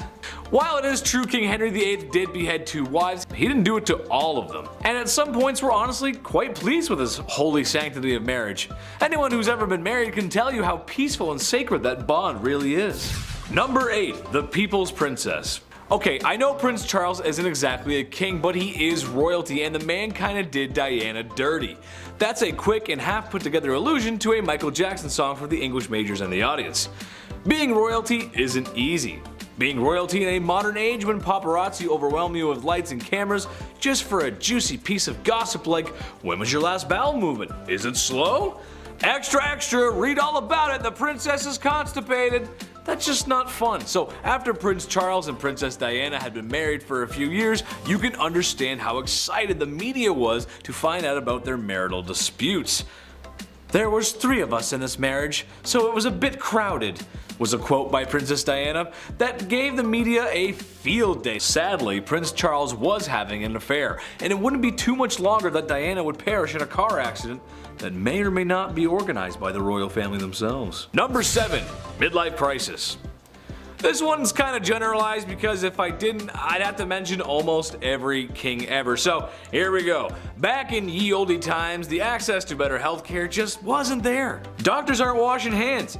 Imagine, Buddy eats some greasy mutton and then says, "Alright, time for your enema." But those aren't the only greasy hands around certain orifices I'm talking about. I'm talking about kings marrying older girls at the ripe age of 12. Yep, that's right. Nothing says experience in womanhood like being 12. People didn't live long, and oftentimes these arranged marriages had ulterior motives, like alliances or business really. However, that does not make up for marrying a 12-year-old who may or may not have started those super weird changing times, like when you were 12 and now there's hair showing up in places that you didn't know there could be hair. I sent a courier to the chief and he came back with this message. It ain't it.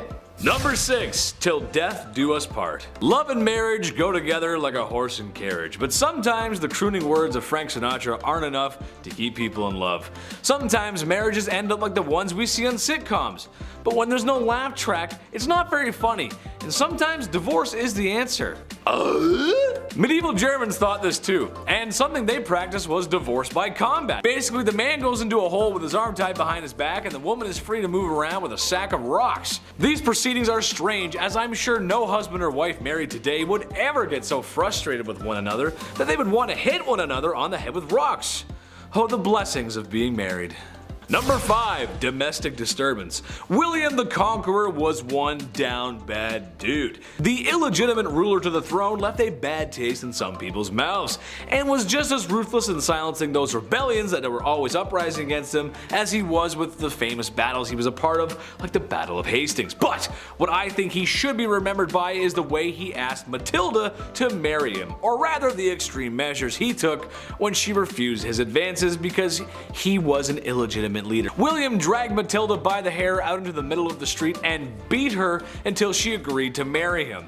I don't have to tell you how messed up that is, and I sure hope I don't. Number 4, Nero Sauna. The Romans were kind of a big deal, especially if you're into history. Large city, culture, and some other structures are still around today. That's kinda cool.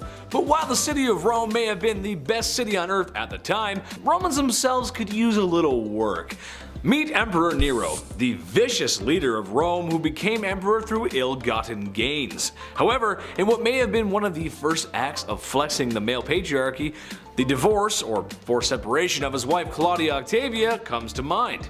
It was a rocky marriage from the start. There was a general dislike from the very beginning, but when Nero remarried, as emperors did, he had Octavia banished to an island, where shortly after she would be suffocated in a hot vapor bath. Her demise was sad for most Romans. Oh yeah, and they tried to make it look like she did herself in. That's messed up, man. Number 3, pedestal. I think in a healthy relationship, you ought to put your partner on a pedestal sometimes. Maybe your partner is drop dead gorgeous, a promising athlete, really enjoys collecting stamps. You go, little rock star, collect those presidential stamps. However, Emperor Caligula of Rome had some other ideas. He would literally put his wife, who he claimed to love, up on a pedestal stark naked and let his friends in the military gawk and glare at her. He would also say to her that he could end her life whenever he wanted and put a knife against her for no reason. Weird flex, but okay. This guy was awful to everyone as he tormented and unalived so many people. Well, you sure wouldn't want to see his face everywhere, as he liked to do just that. Built statues of himself everywhere because after losing your family to his tyranny and looking at his wife, you need to know who's responsible for all this. That's messed up. Number 2, Duzong Duzong Duzong. That wouldn't really be a great fraternity name, would it? Well, the Emperor of Duzong of China would think differently, as when he was in charge, that's pretty much what the royal court looked like. Enough drinking to keep AA in meetings for 100 years, and enough ladies of the evening to... Well, I don't have a joke for this one, but there were a lot of them, trust me. Having massive parties like that and enjoying the company of other women is not how you respect your wife. To make matters worse, it seemed that too much partying may have been a bad thing, who would have thought? As what he made up for in a fun weekend he lacked in governing, as the Mongols were at his front door, or gate rather. Eventually his empire would burn to the ground. All thanks to alcohol, and many women who laid down for their lives, literally. Number 1, side piece. Look, I enjoy the company of a woman just as much as the next king sits on his throne. But in my opinion, once you find a wife, it's time to settle down, relax, no more crazy parties like Duzong. This is another generalization, but every king did this. Every king in the past has had mistresses, as if that is a totally okay thing to do to your wife and oftentimes the queen of your kingdom. I'm a reasonable guy, so maybe I can see having your side piece waiting in the wings to be stage center, but It's never one, is it? It's always multiple. Ladies of the past, all I can say is make sure you give birth to a boy and watch your back. They're coming for you. Steal for number 10. I mean, if we're gonna defend Pedro the Cruel, he was obliged to defend his throne against his father's 10 illegitimate sons. On the other hand, they wouldn't have had so much more support from the people than the king himself if Pedro hadn't outraged his people with arbitrary killings, drama, and rules, as well as the pretty cheap treatment of his wife Blanche, the sister of the king of France. His father, Alfonso, had ditched his wife, Pedro's mom, Maria of Portugal, for his mistress once Maria had produced their son. Exiled away from court, Pedro grew up listening to his mother's hatred for his father, yet when he took the throne, he did an almost exact rinse and repeat. Pedro publicly marries Blanche, despite already having secretly wed one of his mistresses, and he abandoned and imprisoned her very shortly after. Basically, if someone looked sideways at him, Pedro had them killed. He inaugurated his reign in 1350 by killing supporters of his half-brothers, and also had his father's mistress killed for his mother. He was said to have killed a man for looking at him wrong way, and burned a woman alive for rejecting his advances. Pedro's new son-in-law, Edward the Black, got blessed with a large gem that he had obtained by robbing and killing a guest at his own house. He also put a hit out on Blanche in the end, and she died via crossbow to the eye. And of course, needless to say, Pedro killed as many of his own half-brothers as he could get his hands on, primarily through various forms of deceit. On to number 9, which is Charles of Navarre, who can also be called the double-crosser's double-crosser. See, Charles came from a branch of French royalty that had renounced its claim to the throne, but clearly Charles did not share that sentiment. He is crowned in 1349 and was driven by revenge and a disproportionate sense of entitlement, quickly earning himself the nickname Charles the Bad as he attempted to expand Navarre's territory into France and Spain via schemes, plot, and deception. Ultimately, he failed and ended up marginalized and alone. In the words of historian Barbara Tuchman, Charles was volatile, intelligent, charming, violent, cunning as a fox, ambitious as Lucifer, and more truly than Byron, mad, bad, and dangerous to know. His only constancy was hate. One of Charles's first targets was King Jean II's favorite minister, whom he had killed by thugs. Over the next 3 decades of the 100-Year War, as France contested with England for control over territory on the continent, Charles changed sides so quickly and so often that it made everyone's head spin, and making contradictory deals with each side of a conflict at the same time. He attempted one coup and twice tried to poison the king in like a real-life Game of Thrones fashion. And trust me, there's a lot of old nobility stories like this one, so if you're interested in hearing more of them, I recommend you take a moment to subscribe to The Hive. Edward III is on our countdown at number 8, and he pulled a total King David. He sent his homie, Earls of Salisbury, to go fight wars in foreign countries so he could go try to bang the Earl's wife on the sly. However, the Countess refused the king's slick idea, but Edward didn't accept that answer and returned after dark. He tells the valets to, quote, nothing must interfere with what he was going to do, on pain of death. Contemporary accounts from the time, of which there are 5 parts, detail how the Countess was left in an absolutely horrific state. And by the time her husband returns, she's fallen into a deep depression and admits to her husband what has happened. The Earl goes into a blind rage, understandably, and goes straight to Edward, who was holding court at the time. In front of dozens of witnesses, the Earl confronts his once friend, saying, "You have villainously dishonored me and thrown me in the dung," and continues to tell Edward that his actions were so disgusting and inhuman that he could no longer live in the same country with the monstrous king, and then just left England forever. As for the Countess, Alice, all we know of her fate is that the Earl made sure she had an independent income and was returned to her family's care before he left. You learned this story young. It's number 7, King John, aka the Magna Carta King, and one of the worst, if not the worst, king of England. John's offenses are almost too long to list. Even before he was king, the bugger was on some BS. When his older brother Richard the Lionheart was away on a crusade, John attempted to seize the throne by plotting with the King of France, Philip Augustus. Ironically, all those years later, when John is finally king, he starts his reign with the greatest dominion in Europe, England, large parts of Wales and Ireland, also Normandy, Brittany, Anjou, and Aquitaine. Yet within 5 years, he had lost almost all 3 continental territories to Philip Augustus. This loss of continental inheritance was an embarrassment, and John was determined to win it back. Unfortunately, he was not competent at warfare, and the attempts dragged on and drained the bank accounts. To quote MagnaCarta.com, to raise the massive armies and fleet this enterprise would require, he wrung unprecedented sums of money from England. Taxes were suddenly demanded on an almost annual basis, nobles were charged charged gargantuan sums to inherit their lands, and the lands of the church were seized, and the Jews were imprisoned and tormented until they agreed to pay extra. John's reign saw the greatest financial exploitation of England since the Norman Conquest. In May of 1215, 6 months after the French whipped his butt, the people of England rebelled and seized London. With the capital held against him, the king's forced to negotiate and obliged to make concessions. The Magna Carta is signed. Then he had it annulled, and then everyone rebelled again, and then John died, and the barons were still rebelling. The end. Next up is William the Conqueror, and he's number 6. Before we called him William the Conqueror, he was actually William the Bastard, like something out of a movie. His nobleman father Robert came across his tanner mother washing clothes by the river and falls head over heels for her. As a result, the royal heir was not technically royal heir material, but don't let Robert or William hear you say that. Between the two, anyone who ever made fun of William's mother was killed, and usually pretty brutally. An example is when the villagers of Alençon hung tanning hides in the trees to mock William's mother's status. William stormed the castle, captured 32 defenders, and had their hands and feet cut off. William, a duke far removed from royal lineage, didn't think too much about England until 1051, when the childless King Edward the Confessor made a truly bizarre decision. He chose William to be his heir. Then, seconds from death, in 1066, he revoked it. William decided,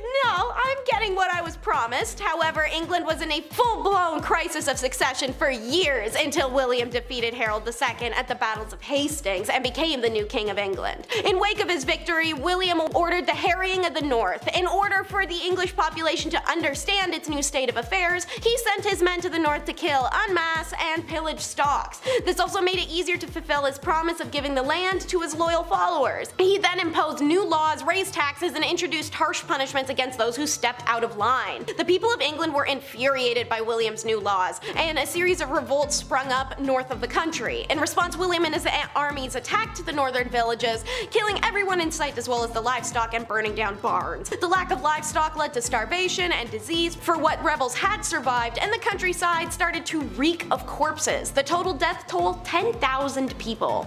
Up the tower we go for number 5. It's Richard III.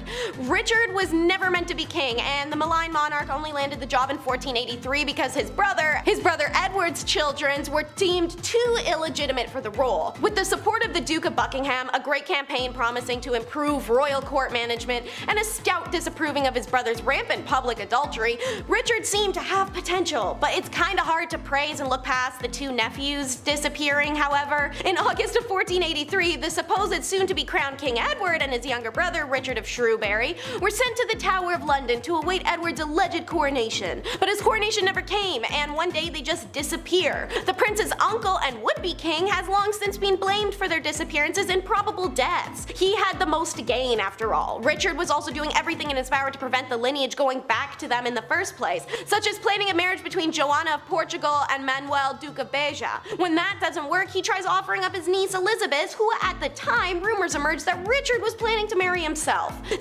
This rumor more than possibly drove some to side with Richard's only remaining competition for the throne, Henry Tudor, the same man who defeats and kills Richard at the Battle of Bosworth in 1485.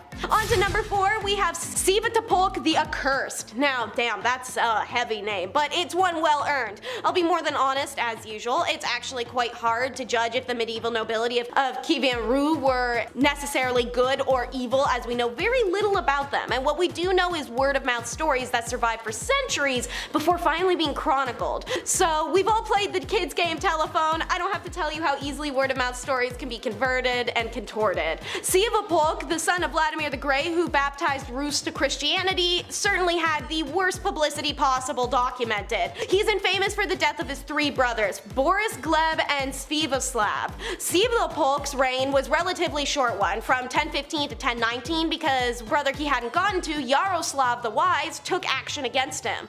Then Prince of Novgorod, Yaroslav defeated his brother, causing him to flee to Poland where his father-in-law was based. With his help, Svitopolk returned to defeat Yaroslav, causing him to flee back to the Novgorod.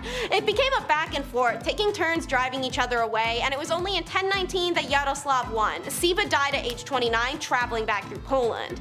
Number 3 is Christian the Tyrant. His most notorious act was the Stockholm bloodbath of 1520, when after a 3-day coronation feast, he beheaded 82 nobles in the Swedish capital after promising them amnesty in return for intel. Up until this point, everything had been going his way. He had reunited the Kalmar Union under his rule, taking control of trade in the Baltic Sea and married the sister of Charles the Holy Roman Emperor, joining the powerful Habsburg family. But as said by history professor Lars Biddelsgaard, Christian gained a lot of enemies at a very short time at the end of 1520. To quote, "The bloodbath was a game changer. Partly it led to a rebellion in Sweden at the time when he didn't have any money left to pay for troops. Partly it was because the Danish nobility began to fear that they would see the same fate and lose their heads. In Denmark, Christian II had carried through a modernization program, limiting the power of nobility and strengthening his power as king. And when has the upper class ever liked having their sense of entitlement towards power tampered with? When Sweden started to break loose from the Kalmar Union, the Danish nobility lost patience, forcing Christian from the throne,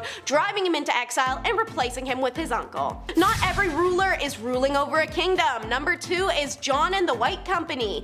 John Hawkwood led the White Company Knights band that tormented the countryside of France, Italy, and Spain in the 14th century. We've done quite a few videos on this channel that explain how knights are kind of like labor or bodyguards for hire when there isn't some war or inquisition going on. Because medieval aristocrats like to disband their armies the moment they no longer need their services. During those times, the men would band up and ride out. As a result, hardened soldiers often found themselves at loose ends and many miles from their homelands. Since medieval armies fed and supplied themselves by pillaging farms and towns as they went, the mercenaries knew that was efficient, free, and easy for them to accomplish. So they continued in this practice. They roamed the countryside, robbing, violating people, and kidnapping random wealthy hostages for ransom. Of course, they were available for hire, but local landowners were more likely to pay them to simply go away. This is also why chivalry was invented, a code of behaviors and rules to govern these knights to stop their overall rampant and sociopathic behavior. Although Hawkwood, who in retirement would set himself up to be a respectable citizen in Florence, was known for his more insatiable greed than his brutality,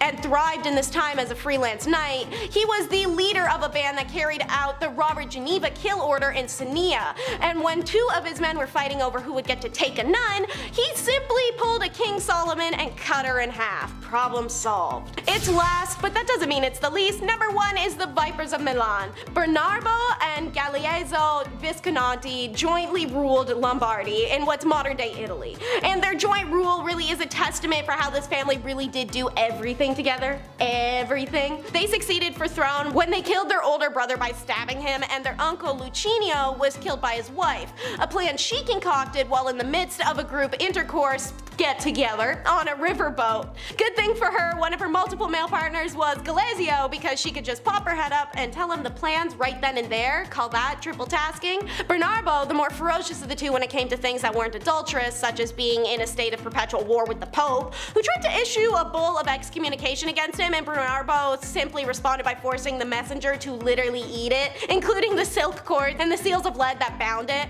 Bernardo's lusts, by contrast, were unbounded. Has he ever heard the expression about not blaming the messenger?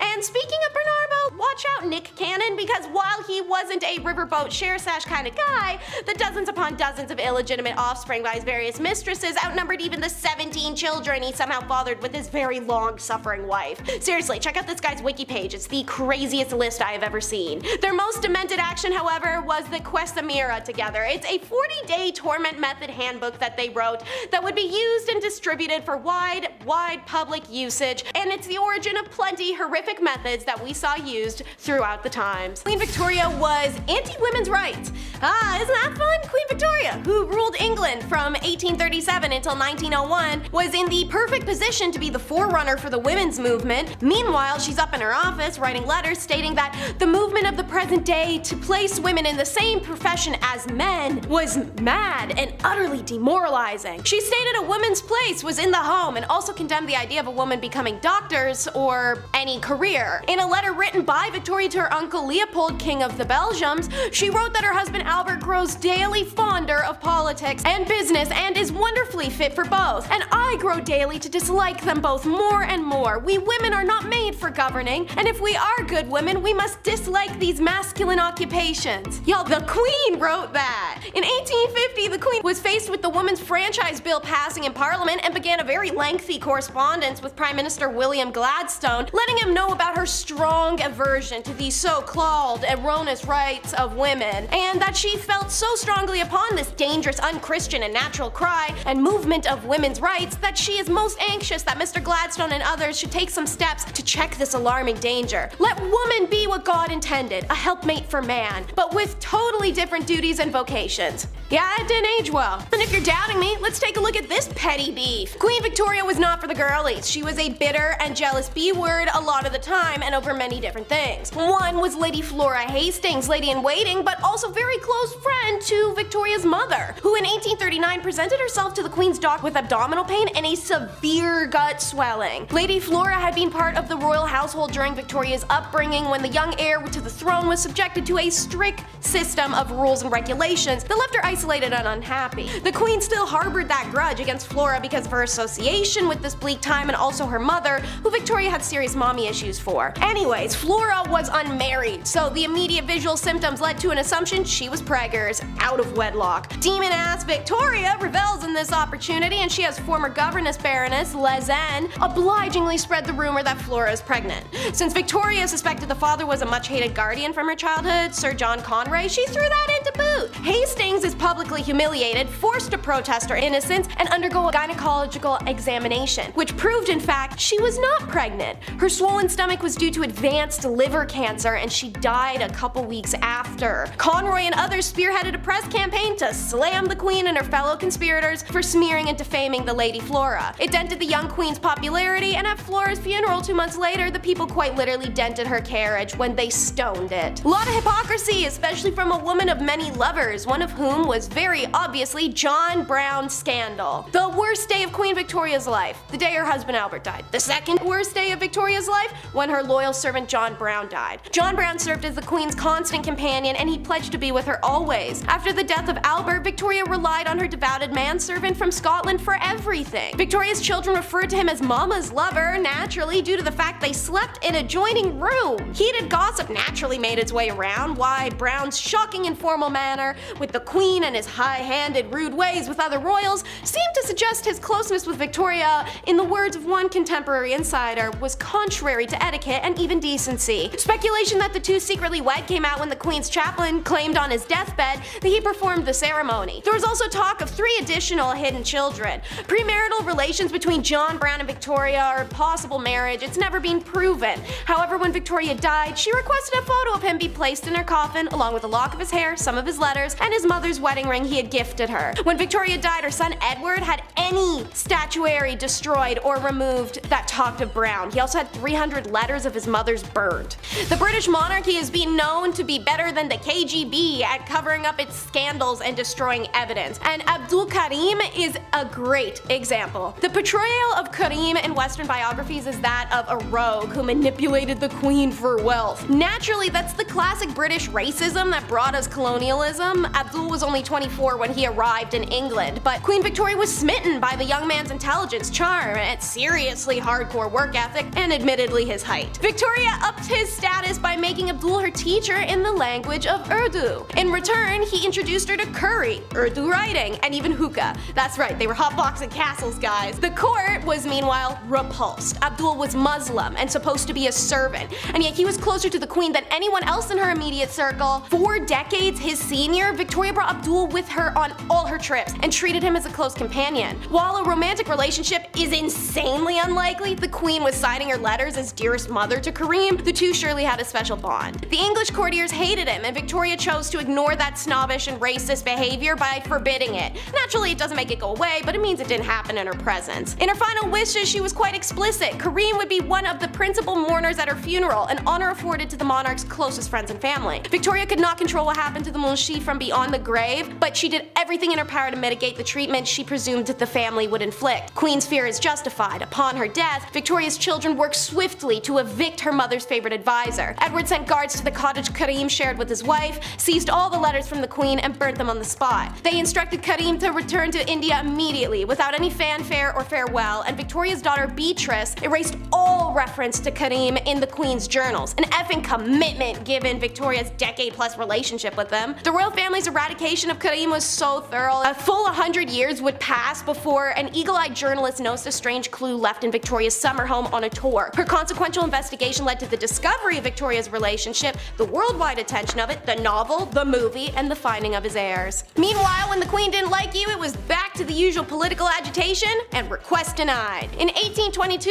after a few small-time jobs in the Tory governments over the years, Robert Peel became Home Secretary, where he famously established Metropolitan Police Force for London and reformed criminal law to reduce the number of offences punishable by death and educate prisoners. In 1834, 3 years before the events of Victoria, Peel became Prime Minister of a minority Tory government. Those governments struggled to pass legislation against the majority rival Whig Party and eventually resigned in frustration after just 100 days or so in power. Then in 1839, Peel got the chance to form the Tory government by Queen Victoria, but he asked in return she replace the Whig ladies of her household with Tory equivalents. Said ladies in waiting were her friends, and many were married or related to the Whig ministers and MPs, so Peel refused to form government and Whigs returned to power. The Whig government was limping, but Victoria was passionately attached to Prime Minister Lord Melbourne and also refused to dismiss her female friends. It took the royal wedding of Albert and a failed attempt on their lives in the following year to revive the hatred that this gathered her from the public. And speaking of, Miss Victoria gave the progressive prime ministers endless hell, while lapping up the flattery of her favorite prime minister Benjamin Disraeli, who famously admitted he laid it on with a trowel. She never hid her intense dislike of William Gladstone. His approach to the PM role was progressive social policies, and she absolutely hated it. And his proposed plan for Irish Home Rule, which she considered a threat to her empire. Any name she could toss, she would. A mischievous firebrand, arrogant, tyrannical, obstinate, half-crazy, wild, incomprehensible old fanatic. More than a few observers sensed there was an element of jealousy in her enmity towards the people's William. He was always more liked than she was. When Gladstone won the 1880 general election, she announced to the world she would abdicate the throne rather than accept him as prime minister. Then offered 2 other liberal grandees the job who insisted Gladstone had to take it. Then she tried to force him to weed out the members of cabinet she didn't like. He refused. Her interventions failed to prevent her cabinets from achieving what they were determined to do, but she could wear them down. One of her prime ministers said handling her was like having a whole separate government department to deal with. But she just wasn't a pious wife or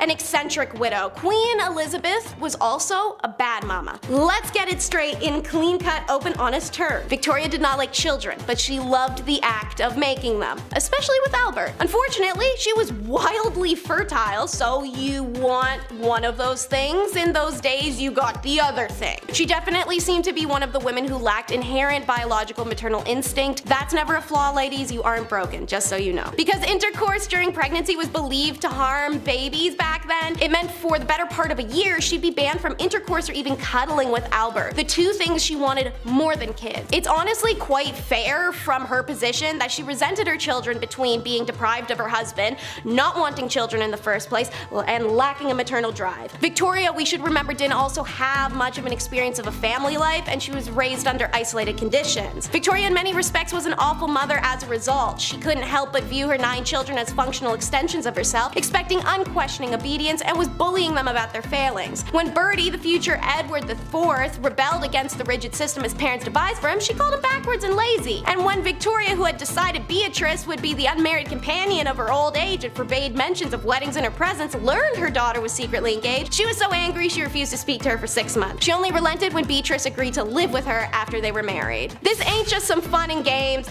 this is the Baccarat scandal. Queen Victoria's son, the future King Edward IV, was a notorious playboy and hedonist. His passions included eating, banging, and gambling, with the latter landing him in very hot water in 1891. It starts with a game of Baccarat during a party at the country home of a shipping millionaire. One of the players was Sir William Gordon Cumming, another infamous playboy who was once described as possibly the most handsome man in London, but certainly the rudest. Gordon Cumming was alleged to have cheated during the Baccarat game, an accusation he angrily denied. So as tawdy British gents, they have a tea and a chat and come up with an agreement that all players would say nothing of this grave offense if Gordon Cumming signed a declaration promising to never play cards again as long as I live. Not a hard ask. You know, he signed it for nothing, much to Gordon Cummings' annoyance, the story did leak and became high society gossip. And like a tawdry British gent, Gordon Cummings decided to sue several of the background players for slander. The trial was a media circus, the future king appearing in the witness box and society ladies watching through their little opera glasses. Gordon Cummings did lose the case, however, the public was largely sympathetic to him and resented Edward for his part in the whole ugly affair. The prince became deeply unpopular for a time, was even booed at Ascot the same month. Another child of Elizabeth's caused a media circus that had her mama reeling. It's the scandal-coated daughter. Princess Louise seemed to rebel from the moment she came into the world. She was an exceptional learner, talented, intelligent, artistic, big on women's rights movement, and the most beautiful of Victoria's 4 daughters. Although an artistic career, or in the words of Victoria, any career, was not appropriate for a princess, let alone a woman, the queen allowed Louise to attend art school and later the National Art Training School. Now, on to the nasty. Historians assert that Louise had an affair with her brother's tutor. Some accounts state she fell in love with him in the years of 1866 to 1870, but it's not determined if anything physical occurred or if it was just a real big crush. Hearing of Louise's infatuation for a man 14 years her senior,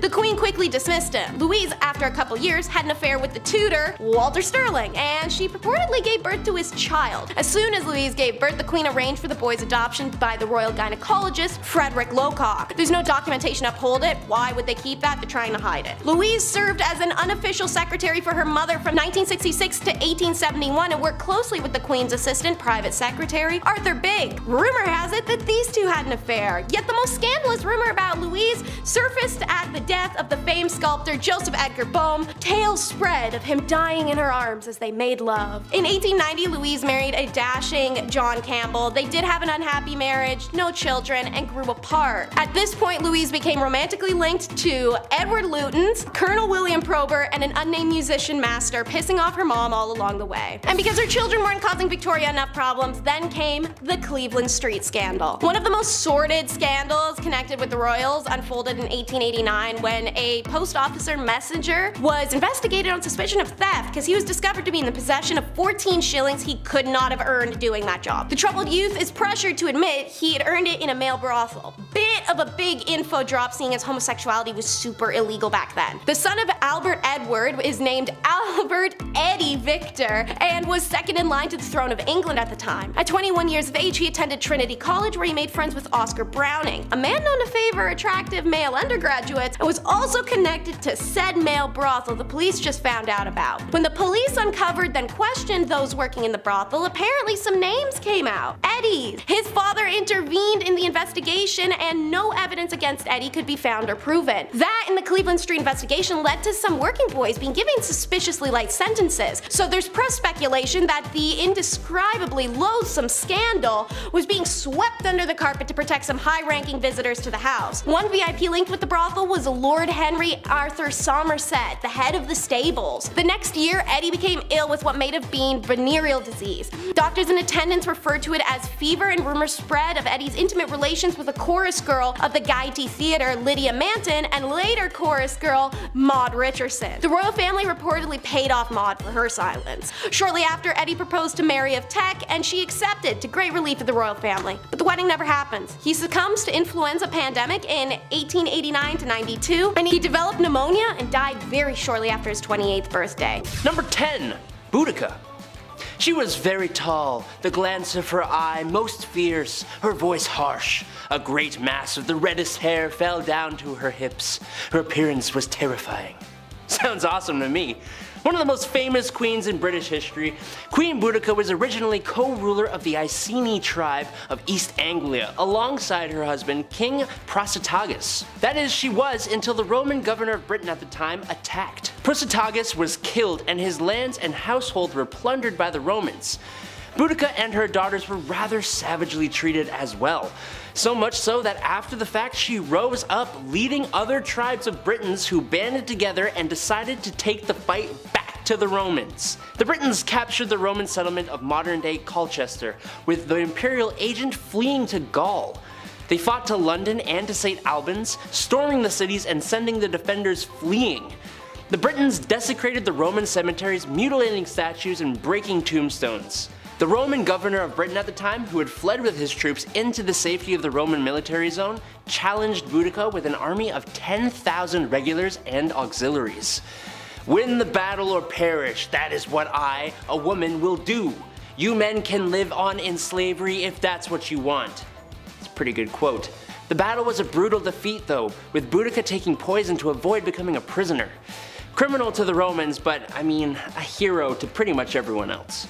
Number 9, Nefertiti. Kind of hard to call this a crime, but basically Nefertiti was the wife of the Egyptian pharaoh Amenhotep IV. Being close to equal in power to her husband, as well as very influential in her own right, she and her husband did something quite scandalous. They decided to turn their backs on almost the entire pantheon of Egyptian gods. Sort of. They made one god the prime god of Egyptian religion during their reign.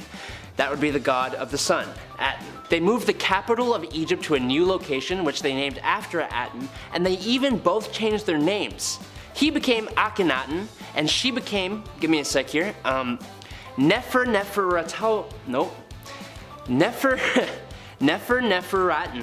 Nefertiti. There's like a hyphen in there, I don't know. Both of those names, as you may have noticed, have the name Aten in them. Nobody liked this change, and it was quickly reverted after they were no longer in power. Sure was scandalous though. Number 8, Anne Boleyn. Honestly, for most of the wives of Henry VIII, it's a little hard to, well, 1, pick one, but also 2, really know if any of the things they were accused of actually happened or if they were just easy excuses. But nonetheless, here we are, and since we haven't talked about any before, why not start with the second one, who was pretty much the catalyst for Henry VIII and England breaking away from the Roman Catholic Church and forming a whole new church, resulting in the deaths of an eventual thousands of people. You see, divorce is strictly prohibited in the Roman Catholic Church, so when Henry met Anne, his wife Catherine, who had not produced him a son to carry his name, just kinda had to go, prompting the whole damn Reformation. Was it worth it? No, because the marriage lasted 3 years before she was charged with infidelity and incest, and lost her head. I kinda feel bad for anyone associated with King Henry VIII though. Number 7, Queen Dida. Queen Dida of Kashmir was quite an ambitious queen mother. Dida seized complete administrative control during her husband's reign, ultimately becoming queen regent for her son and grandsons. That ain't enough for Miss Dida here. Mere advisory for her? No sir, she despised being just an advisor, and well, she disposed of all 3 of her grandsons using medieval forms of witchcraft and torture. Yikes. How dare they make Jima their advisor? Queen Dida got what she wanted at least, as she then reigned as monarch for 23 years, being in some form of power for nearly the whole of Kashmir's 10th century. And while she may have been more than a little brutal, she was honestly one of the best and strongest rulers Kashmir has ever had. Number 6, Queen Nandi. Queen Nandi of the Zulu Empire has a story that literally sounds like it's straight out of a movie. Before the Zulu Empire ever came to become a thing at all, Nandi was impregnated by a Zulu chief in the 1700s, giving birth to a son they named Shaka. But being the 3rd wife of the chief, she and her son were often ridiculed and shamed by other chieftains.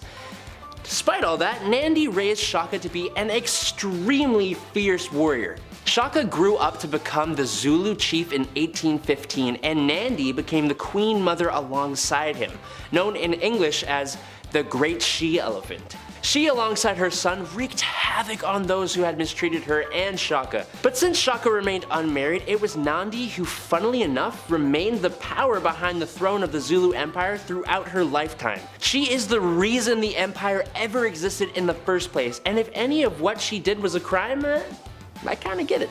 Number 5, Julia Agrippina, Nero maker. Yes, making Nero should be considered a crime. But honestly, Julia Agrippina of Rome did quite a bit more than just that, and I can see where Nero got it all from. You see, Agrippina wanted to be in power, and when her uncle, Emperor Claudius, separated from his wife due to a scandal, Agrippina saw an opportunity, no matter how messed up it seems to both us and the people of the time. Agrippina seduced her uncle, became his 4th wife, and by extension, became the empress. But it doesn't stop there. She manipulated her uncle husband into making her son Nero heir to the throne, and set up a marriage between Nero and her daughter-in-law Octavia. It's even rumored that she poisoned the food that ended her husband's life, allowing Nero to rise to power, which really bit her in the butt when Nero had her assassinated. What is this crazy family? Good God. Number 4. Queen Theodora. Queen Theodora was scandalous before she even became queen. She was involved in theater from a young age, and one of her most well-known character portrayals involved her stripping down to next to nothingness. But her acting career slowed right down when she met and married Justinian I, who was the heir to the throne of the Byzantine Empire.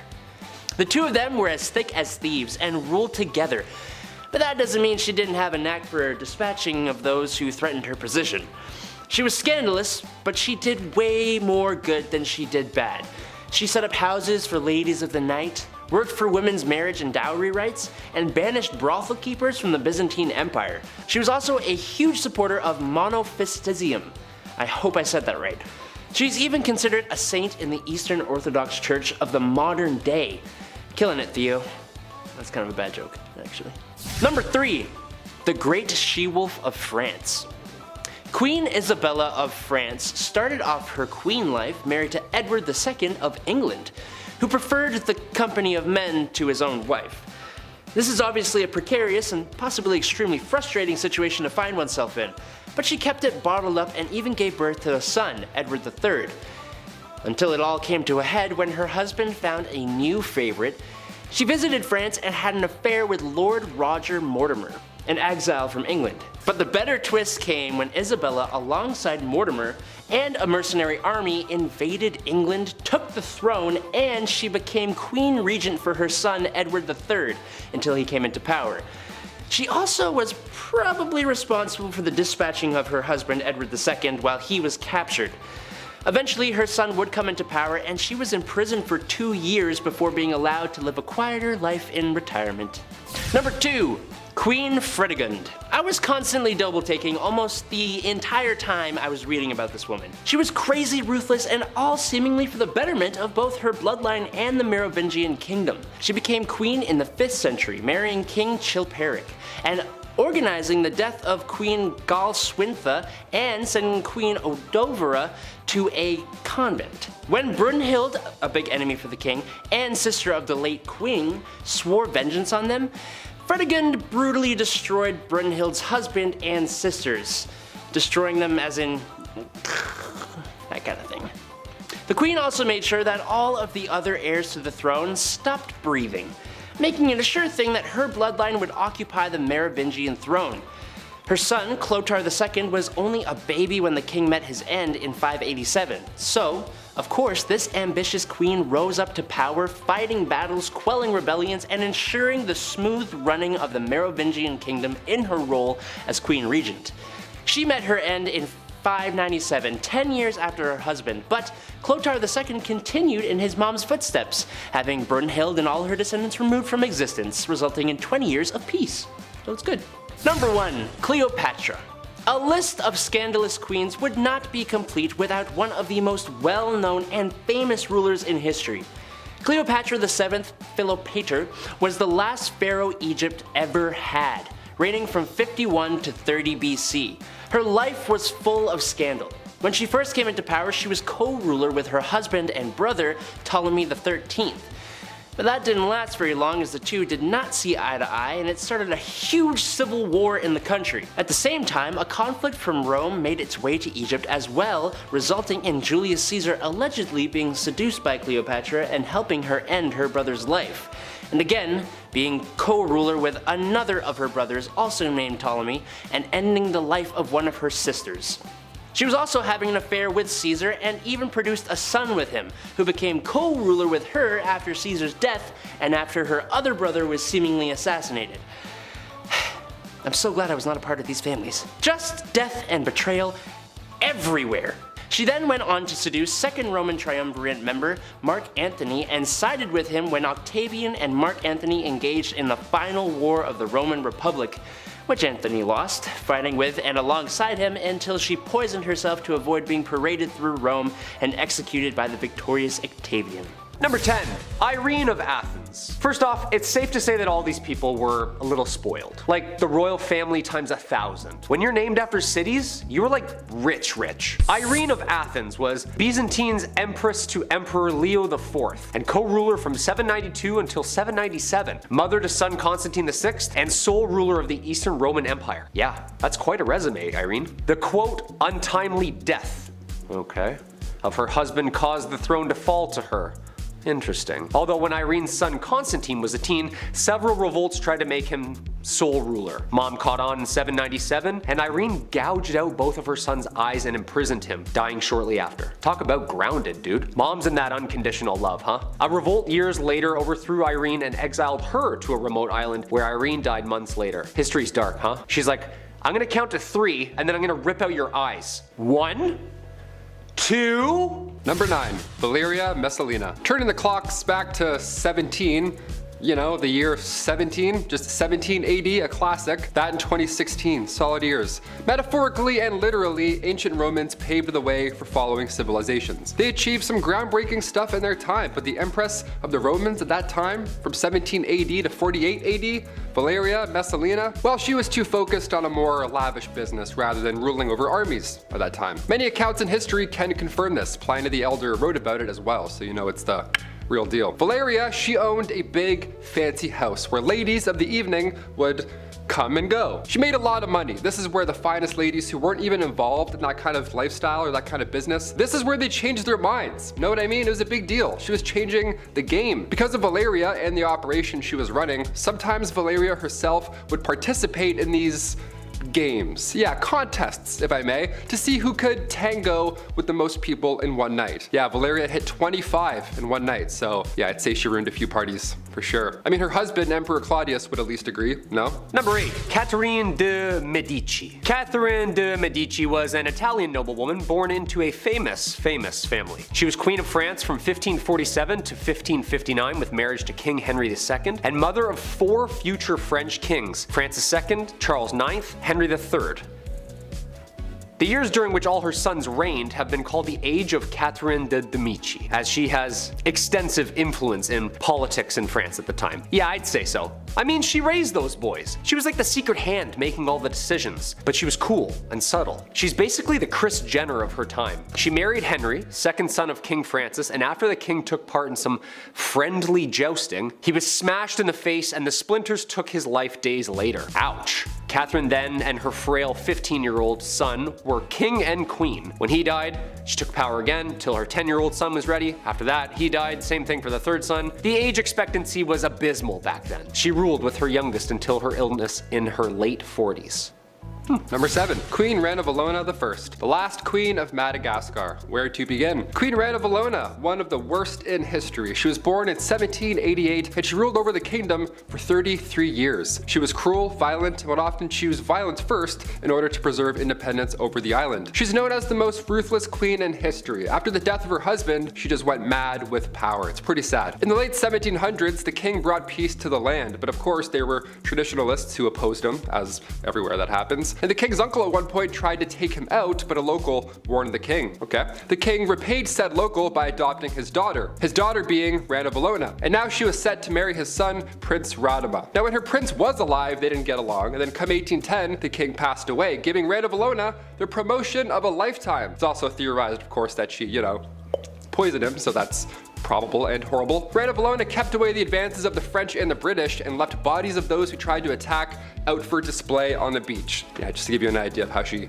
handled things. Yuck. Number 6. Bloody Mary. England's first female monarch. Mary I ruled for just 5 years. The only surviving child of Henry VIII and Catherine of Aragon. Mary took the throne after the brief reign of her half-brother. They say she was an evil queen, but after doing my homework, yeah, I'd have some chips on my shoulders as well. Married at 9 and 11? Everyone's just yelling at you because you're too young to have kids? Yeah, that's awful. She was promoted and demoted so many times, no wonder she did what she did. Every time she was close to the throne, all of a sudden her family tree was just like rearranged by law. Her dad decided to go down the other family route. Nice, nice. She's infamously remembered for burning 300 English Protestants at the stake, which earned her the nickname Bloody Mary. Her brother found a loophole with religion, so she was like, oh, okay, yeah, go ahead. Yeah, light him up. She's also famously remembered as teaming up with her half-sister Elizabeth I and ruling together as sisters, making them the first 2 British queens. She was spoiled from birth, but she's kind of a badass. Anyone that did her harm, past or present, they were either sent to the Tower or the chopping block. Checkmate. Number 5. Empress Agrippina. Continuing on from 48 AD, the next leading lady in charge of ancient Rome was Julia Agrippina. And right off the bat, she was already spoiled. Yeah, she lived a lavish life. Her husband was the emperor, of course she did. She had a family, but still, that somehow all wasn't enough for Empress Agrippina. And she wanted more. Julia was quite ambitious, and she spent most of her early life trying to dethrone her predecessors, of course, as one would. She believed that her and her son had a claim to the Roman throne by birthright, so she lied her way into royalty by tricking her uncle Claudius into changing Roman law just so they could get married. Yeah, love it. Gotta change the rules, I guess. We can do that? Okay. Suddenly though, after they got married and she became empress, suddenly, just out of the blue, oh no, Claudius passed away. Crazy. Most people think Julia had something to do with it. That's likely the case. The Empress and her son Nero went on to rule Rome from 49 to 54 CE. Julia stayed by her son's side for as long as she could so she could, hold on to that little bit of power, but eventually Nero got tired of his mom talking over his shoulders. He's like, you know what? No, you go to your room. How does that sound? Nero then had her forced out of said power, and Julia, as you could imagine, was furious because power was the one thing in the world she desired the most. And so she rallied a group of supporters to try and, overthrow the power, but plans backfired and she was expelled instead. Yeah, I'm watching a lot of Survivor right now. In Survivor, we call that a blind side, Jeff. Here we go. I'm so sorry. I'm sorry, Ptolemy, I had to. Number 4. Diane de Poitiers. Diane de Poitiers was a French noblewoman. She held power and influence as King Henry II's royal mistress and advisor until his death. And at the tender age of 15, Diane was married to Louise de Breze, the much older and grandson to the King of France. They had 2 daughters, Francois and Louise. After his death, she took interest in another very powerful man, her childhood crush, friend, and the new king. Henry married to Catherine de Medici. Wait, like that, Catherine? Yeah. Oh yeah, talk about a bizarre love triangle of power. After he got clocked in the face and died in a jousting accident like I said before, Diane adopted the habit of wearing black and white for the rest of her life. Queen Catherine de Medici soon assumed control though, restricting her access to the royal chambers from Henry's deathbed and not even allowing her at the royal funeral. I mean, she's a married woman. Wives and their husbands' mistresses. Copying her style, stealing her man and her crown, she was exiled, comfortably. Like early rich retirement. Spoiled. What do you think? Number 3. Princess Margaret. Princess Leia wasn't the only rebel, okay? Princess Margaret I have to mention. She partied with rock stars during the 60s, okay? I'm not gonna leave her out of this list. The Queen's younger sister was known as the rebel princess. She was seen for years and years as this badass, I guess, in the media, whatever. She passed away in 2002, but even to this day, we're trying to piece together her love life. Yeah, Pablo Picasso actually wanted to marry the princess. How fun is that? Also, I didn't realize how recent Pablo Picasso died. That was alarming. That was a wake-up call. Guess my whole life's a lie. Sick. Hit that thumbs up button if you also agree that Pablo's more recent. Insane. Her wedding was the first to be aired on TV, okay? She was a big deal. The first televised royal wedding took place on May 6, 1960. Now, in 1968, word had spread that the princess had an affair with nightclub pianist Robin Douglas Home, who just a year and a half later sadly took his own life. And then come 1973, paparazzi got photos of her with a landscape gardener on her private island. Ooh la la. Ooh, big zoom on that one. One of the more unusual facts surrounding Princess Margaret was that she was cremated. Yeah, she had chosen to break tradition so that her ashes could be shared in the same tomb as her father. Yeah, how dare her decide what she wants to do with her body post-death. Number 2, Cleopatra. Talk about spoiled. Cleopatra Philopator was queen of the Kingdom of Egypt from 51 to 30 BC and its last active ruler. From both Roman and Egyptian blood, Cleopatra accompanied her father, Ptolemy XII, into exile to Rome. But after a revolt in Egypt, his rival daughter Berenice claimed his throne. Ooh, siblings, am I right? What are you looking at? Berenice was killed in 55 BC when Ptolemy, her, and Cleopatra's brother returned to Egypt with a Roman military and took revenge. Yeah, more siblings. When dad died, the reign of Cleopatra and her brother Ptolemy XIII was born, and short-lived, because arch nemesis Julius Caesar and him kinda hated each other. And yet, another war. Cleopatra sided with her brother's foe this time. Yeah, lots of switching sides back and forth, huh? Not a lot of loyalty in these families. I don't know. Eventually she cheated on him with Mark Antony, resulting in yet another war. After Antony was defeated, it led her love to take his own life out of shame and guilt. When Cleopatra found out about this, she poisoned herself, following him into the afterlife. Yeah, that's loyalty. That's true love. The OG Romeo and Juliet. Also, Shakespeare does a wonderful show around the affairs and power of these two. Eternity was in our lips and in our eyes. Antony, Act 1, Scene 1. That's beautiful. It's beautiful, lovely. And number 1, Clara Ward. Back in the late 1800s, the name Clara Ward would stir up quite the conversation. She was famous, but for all the wrong reasons, of course. All it took was her bumping into a European royal. That's it, the rest is history. Since birth though, Clara was born into money. She didn't even need a royal husband in the first place, okay? She was born into a wealthy industrialist family. But she would sometimes visit the family mills, make it look good, shake some hands, get some photos. Hey, yeah, nice button, awesome, see you later. She's involved, she's part of the team. But then she crossed paths with the Prince of Karaman, Kime. He was there for trade, but when he left, he brought back with him said wife. People were freaking out at this point. A royal married a common American girl? This is unheard of. She was the talk of every town. See, unlike Meghan Markle, Clara loved to show off her newfound wealth. Some loved her in her image, others not so much. The marriage only lasted 6 years. Clara eloped with a Hungarian musician, and after her divorce, she turned to modeling. So yeah, it seems like she was in it for one reason. I don't know. I feel like she enjoyed the clout, just a little bit, right? Just a bit. Kicking off the list at number 10, a goodnight kiss. We'll start off funny, okay? History can be funny sometimes, even when it's not meant to be, and it's meant to be completely serious. I can't help but read this information and laugh. Royals were sweating constantly about people trying to take them out, of course. I mentioned Boy Jones on here a few times. That guy stalked the queen over and over for years. Historically, these royals have been on the lookout for enemies, and the way that they prevent these attacks, yeah, sometimes it can be a little funny. Like the kissing sheets, for example. Have you heard about this weird position in the castle? What an odd job this is. A great deal of monarchs hired taste testers to make sure nobody poisoned their ale, which is, a pretty lousy job there. Either having a good day or a bad day, no in between.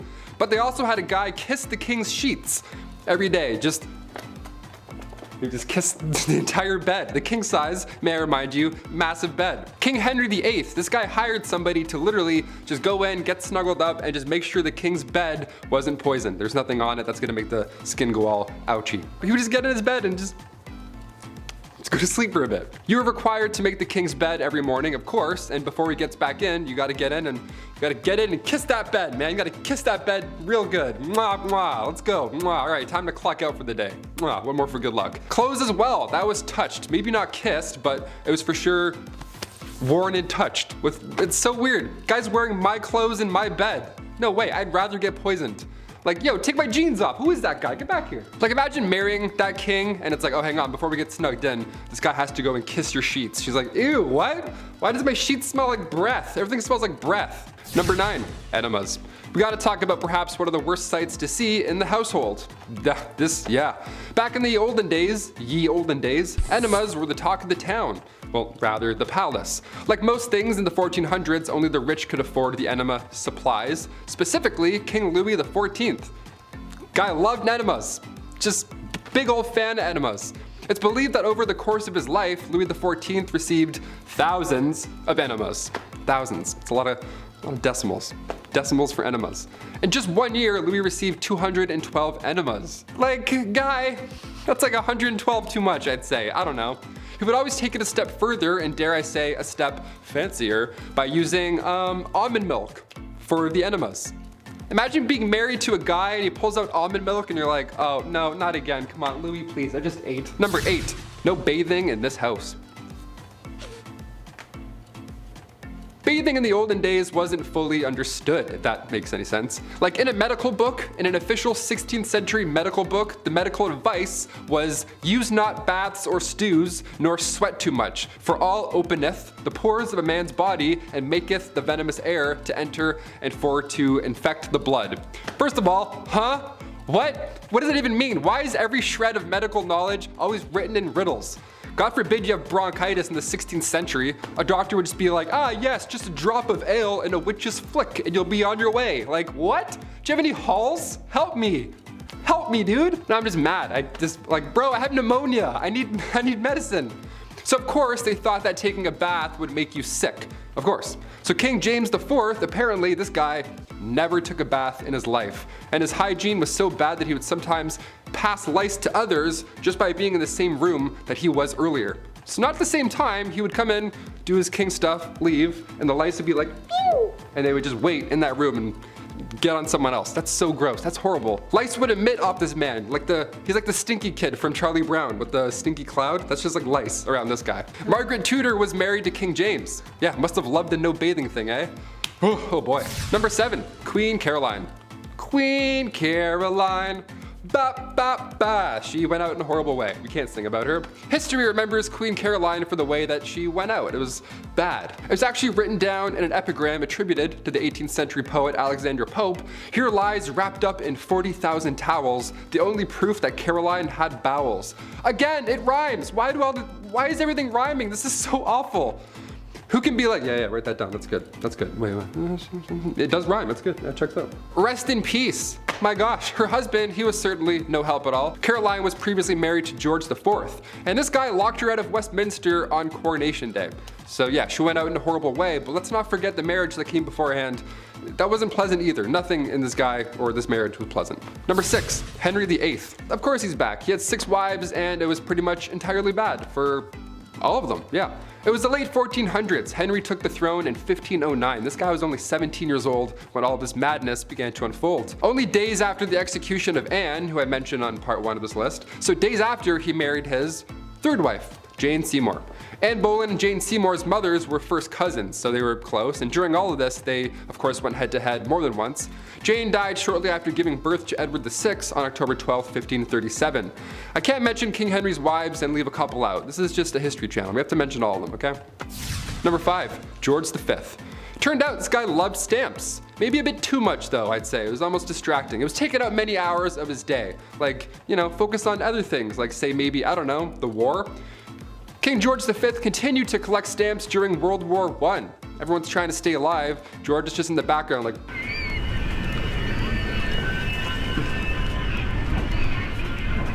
Like all collections, they started at an early age. It's now at a point where it's just, past impressive and borderline strange. Especially if you're a royal, like you're really going hard with this. This guy had albums on albums of stamps. He had around 330 albums, each was 60 pages, full of stamps. That's 20,000 pages full of stamps. That's a lot, way too many stamps. So naturally, he was nicknamed the King of Stamps, or rather the King of Philately. That's the official term for collecting stamps. We're historians here, we have to make it official. Back in 1905, he set an all-time stamp record. The most money ever spent on a stamp. This guy dropped like 220,000 on one single stamp. Somebody even asked the prince down the road if he had heard about the fool who had spent 1,400 pounds on a stamp. And he was proud. He was like, oh, that fool? It was I. Number 4, Rudolph II. The Holy Roman Emperor from 1552. He was known as a collector. Yeah, some princes collected stamps, others collect zoo animals. We're all different. Yeah, his castle was home to lions, tigers, and not bears, but orangutans, so good luck getting your 8 hours. He also collected human artifacts, like body parts after they've been, so that's, watch your step, I guess. Welcome to MTV Cribs, don't mind the jar of eyes, watch out for the lion's tail, careful, what a mess. He's quite important in history though, I guess. He supported the scientific revolution, and he also poured tons of money into astrology, so next time you read your horoscope, remember it's Bones in the Jar Benny that's responsible for that one. And also, in case you're wondering, yeah, he didn't pay attention to any of his wives or anything like that. He was just, no, jars for me, jars animals, I'm all set. Number 3, Don Carlos. Spanish Crown Prince, the guy who just enjoyed being the worst human alive. Let's talk about him. Back in the mid-1500s, the eldest son to King Philip II of Spain was... yeah, I want to say worse things, but he was just a really bad person. YouTube, he was just a bad guy. Now, it's been noted that he was born with a hunchback and one leg was shorter than the other. Historians like to bring that up first, and how maybe he had the odds against him with these disabilities growing up, and people often feel bad for him a little. To that I say, don't. Nah, don't do it. Don Carlos was made hero of the opera by his dad. Dude was fine. Philip II of Spain?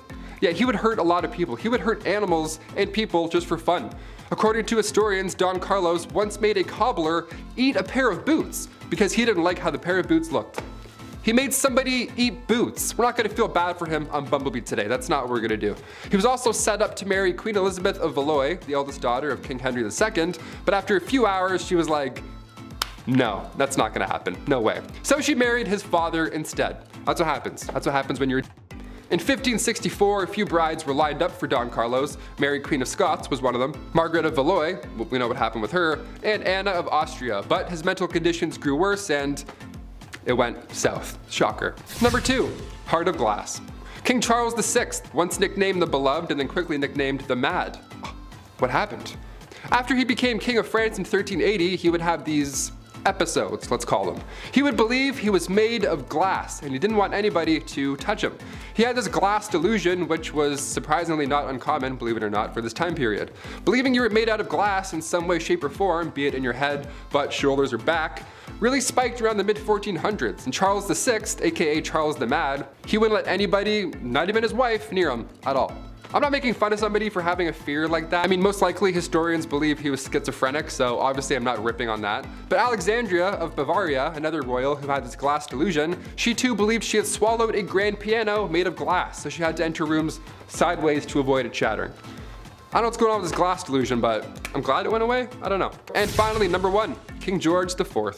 Voted as England's worst king by historians, so that should already tell you a good amount of this guy. George was another one of those monarchs who was a little too invested in his, intimate side quests, if you know what I'm saying here, like all these other kings we've talked about. He was a bit busy, being a stupid fool. This man was trying literally everything to get a woman to sleep with him. Although he was the king and he was already set up, he was like, nope, I'm gonna go and keep trying with strangers and random. And he would throw a tantrum if they said no, or he would threaten to end his own life if he didn't get the girl. Like, you know what I'm saying? One of those kind of monsters. He would also keep trophies, lack of a better term, of all these conquests afterwards. He would ask each people that he slept with for a little piece of hair, and then he would keep them. He would store them. Back then it was kind of common, I guess, for lovers to keep locks of each other's hair. Weirdly enough, because you don't have phone numbers or like any sort of way to remember someone, photos, I don't know. So you kept their hair. But after the king died, his brother found 7,000 envelopes, each with a lock of hair that was, quote, enough to stuff. Number 10. What a drag. Bachelor number 1. What would you do if I refused to marry you? Well, I would probably get quite violent and lead to the destruction of 10,000 lives at the Battle of Hastings. Might just drag you around by your hair and see where the night goes. William I, or more appropriate, William the Conqueror, was a fierce warrior and the first Norman king of England. Being the illegitimate child he was to the throne, some people didn't exactly respect the power moves old Willie was making. People rebelled, and he crushed them. Oh, and there was this one time that he fancied a woman named Matilda. Being the respected woman that she was, she declined Willie's advances. Willie, not taking no for an answer, promptly dragged her around by the hair until she agreed to marry him.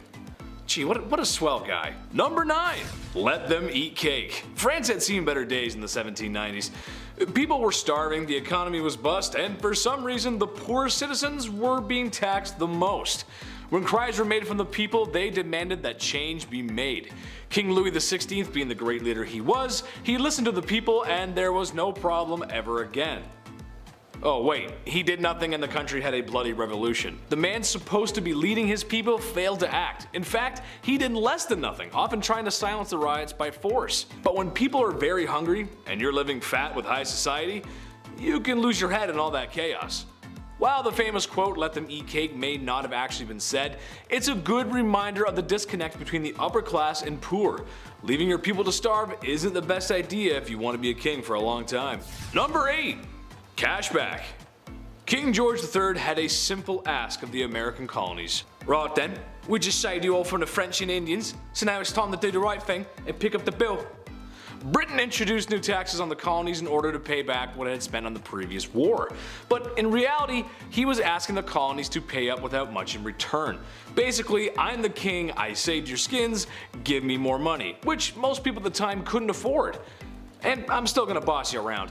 The British Empire may have been victorious, but it was the colonists who felt all the effects of the war and the economy. This happened multiple times before some patriots had had enough and decided to act. And what he did when the people he was forcing to give money spilt a little tea? Well, he sent British troops for a semi-friendly military occupation. I hate to loan this guy a nickel. Number 7.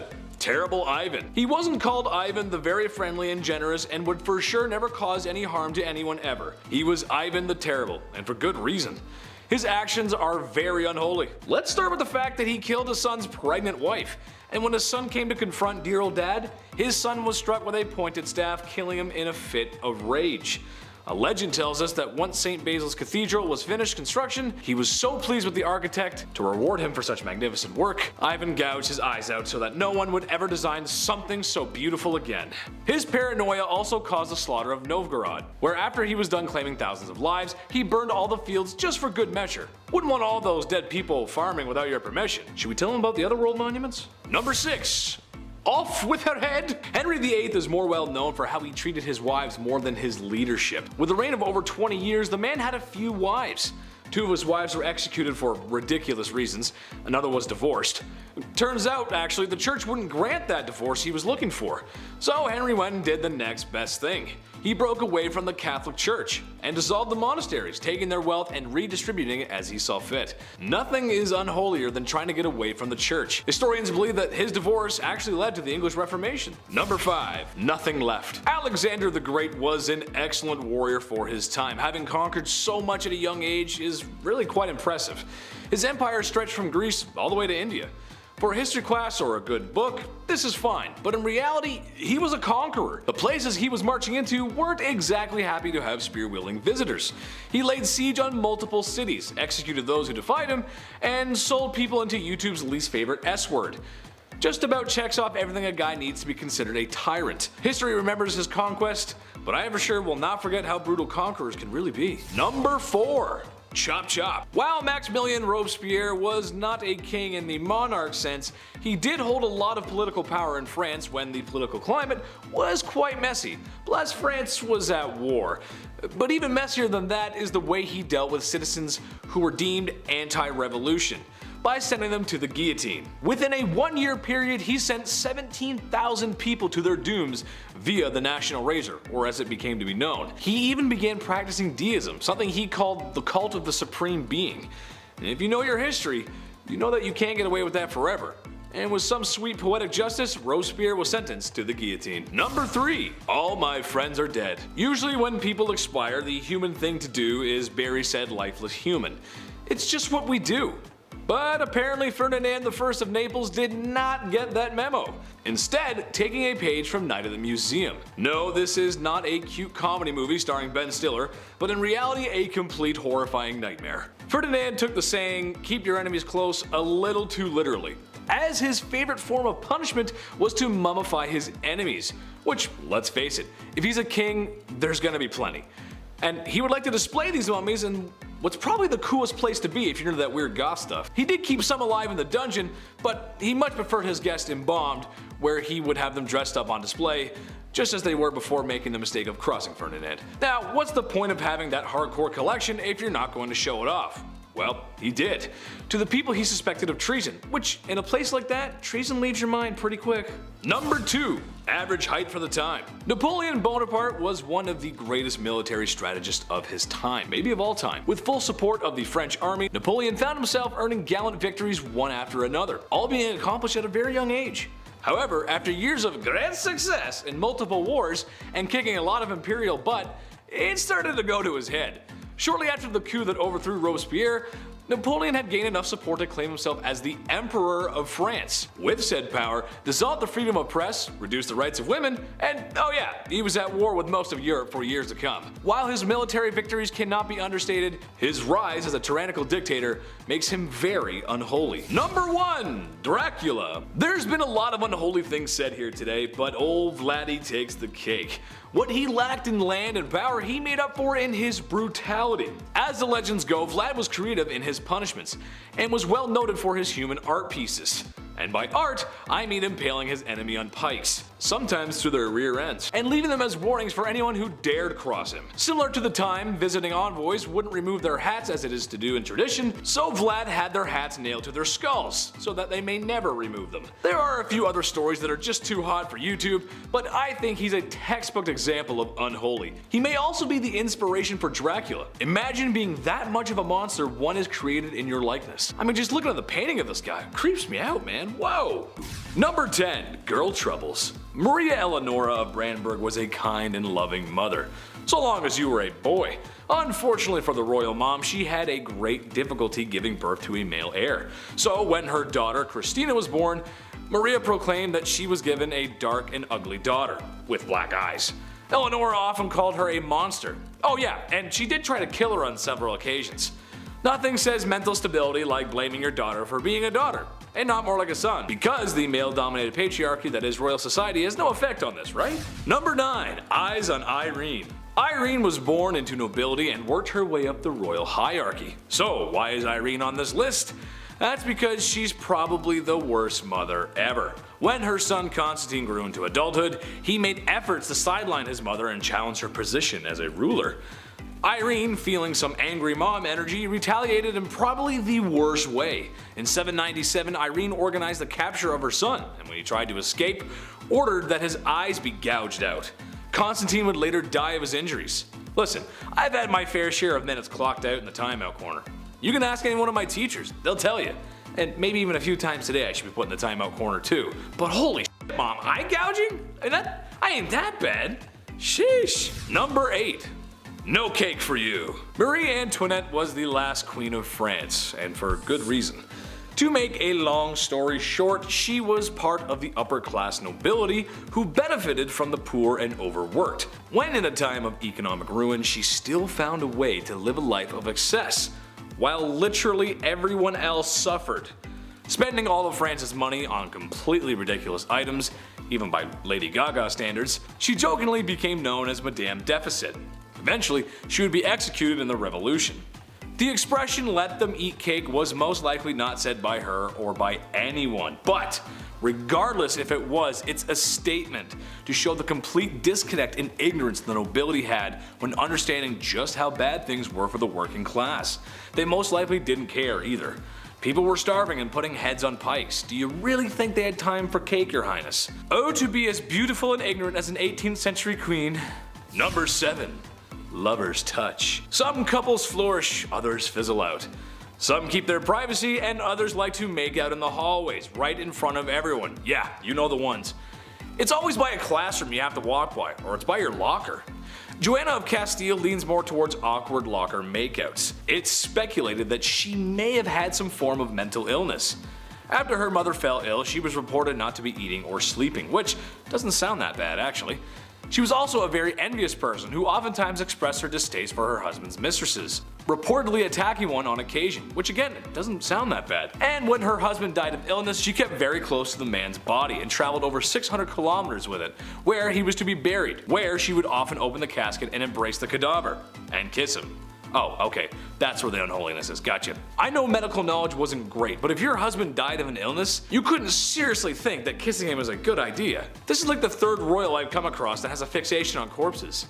Sometimes you just gotta let the dead be dead, man. Number 6, who are you gonna call? Queen Maria I of Portugal might have actually been insane. And no, not like come on down to my local car dealership, these prices are insane, more like the Joker on a magic white powder that shan't be named just in case. I don't want to make YouTube big Angie. She was known for ranting and raving, screaming that she had been damned. Perhaps it was phantoms of the night demonizing the poor soul. In attempts to cure her madness, such advanced scientific treatments like bloodletting and enemas were tried in order to cure her. The enema kinda makes sense. Maybe she's a little blocked up, it happens, I don't know. There were other attempts to cure her of her madness, but nothing seemed to work. While her first years in power were good, no one was ready for what they got afterwards. Hi, yes, I'm calling from the royal court. We think the queen needs an exorcism. Yeah, we tried that.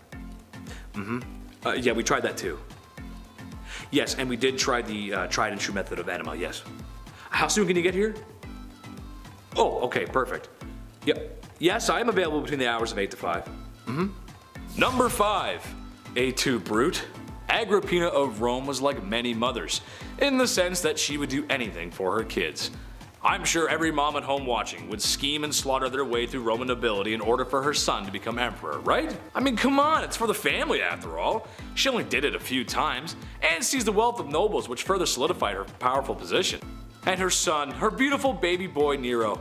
How did the young lad return the favor of all this bloodthirst and treachery? Like mother, like son. Chose to fatally remove her of her power. What a nice family story right there.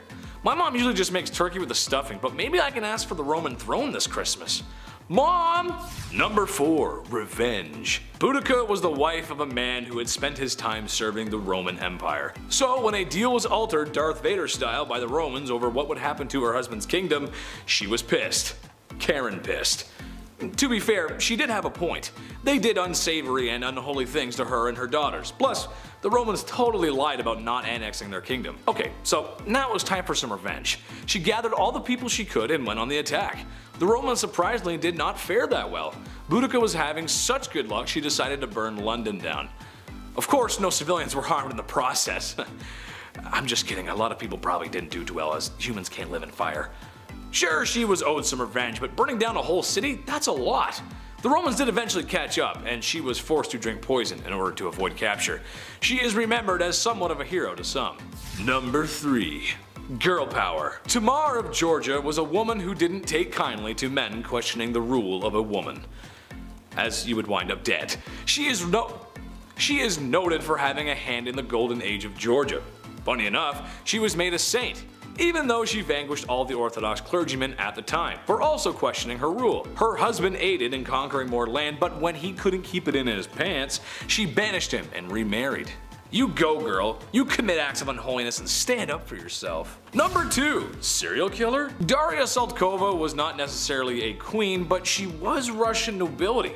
She had strong connections with the royal court and other Russian nobility. She was also very unholy. Now, maybe you can blame it on her being widowed. Maybe she's just crazy. But her actions were sadistic. She's noted for having severely tormented her serfs and would straight up just kill them, with numbers reaching at least 138. At first, complaints about family members disappearing after working for her royal nightmare were ignored. She was just too powerful and connected. Eventually, a petition was put together and shown to Catherine the Great, where it was decided Daria would be tried publicly. She spent 1 hour in a public space in Moscow where people scorned her for her crimes. She was then sentenced to prison where the rest of her days were spent. She is also at times compared to Elizabeth Bathory, who committed similar non-nightmare inducing crimes. Just kidding, they were an absolute nightmare. Number 1. Her Royalness Queen Elizabeth II. Queen Elizabeth II may be the modern Queen of England, but that does not make her free of controversy and unholiness. If you are to believe in conspiracy theories, then perhaps old Blighty had a hand in a few things that to a normal person would be considered immoral. The death of Princess Diana immediately comes to mind, as there is some evidence to suggest the family is behind it, and her being the queen and all, it's easy to make the connection. But perhaps the most unholy crime ever committed, apparently the queen likes her sandwiches with the crust cut off. Imagine all the extra time needed to trim the crust off every sandwich. I want to talk to HR just thinking about all the extra work. But maybe you can cut the crust off of mine? Don't tell anyone though. Okay, thanks. Number 10. Elizabeth I. Good old Queen Bess is one of the most remembered queens in the British monarchy, male or female. She's a pretty big deal. Elizabeth loved to make her fellow male nobles fall under her spell. She was witty, cunning, and very well liked by her court. However, one of the things that earned her some enemies was establishing a Protestant England. Her sister Mary, her predecessor, fought very hard for the opposite. She was very Catholic, and we will get to how bloody that was later. But Queen Bess a lot of people off, especially Spain. She was supposed to marry the Catholic Spanish king after her sister passed, but she turned him down. This led to a conflict between Protestant England and Catholic Spain, but her navy defeated the Spanish Armada in 1588. Mary, Queen of Scots, laid claim to the English throne and was one of Lizzie's greatest internal threats. Mary was a Catholic, which made all the Catholics of England back her. Mary was also presumed to be behind several assassination attempts against the Queen.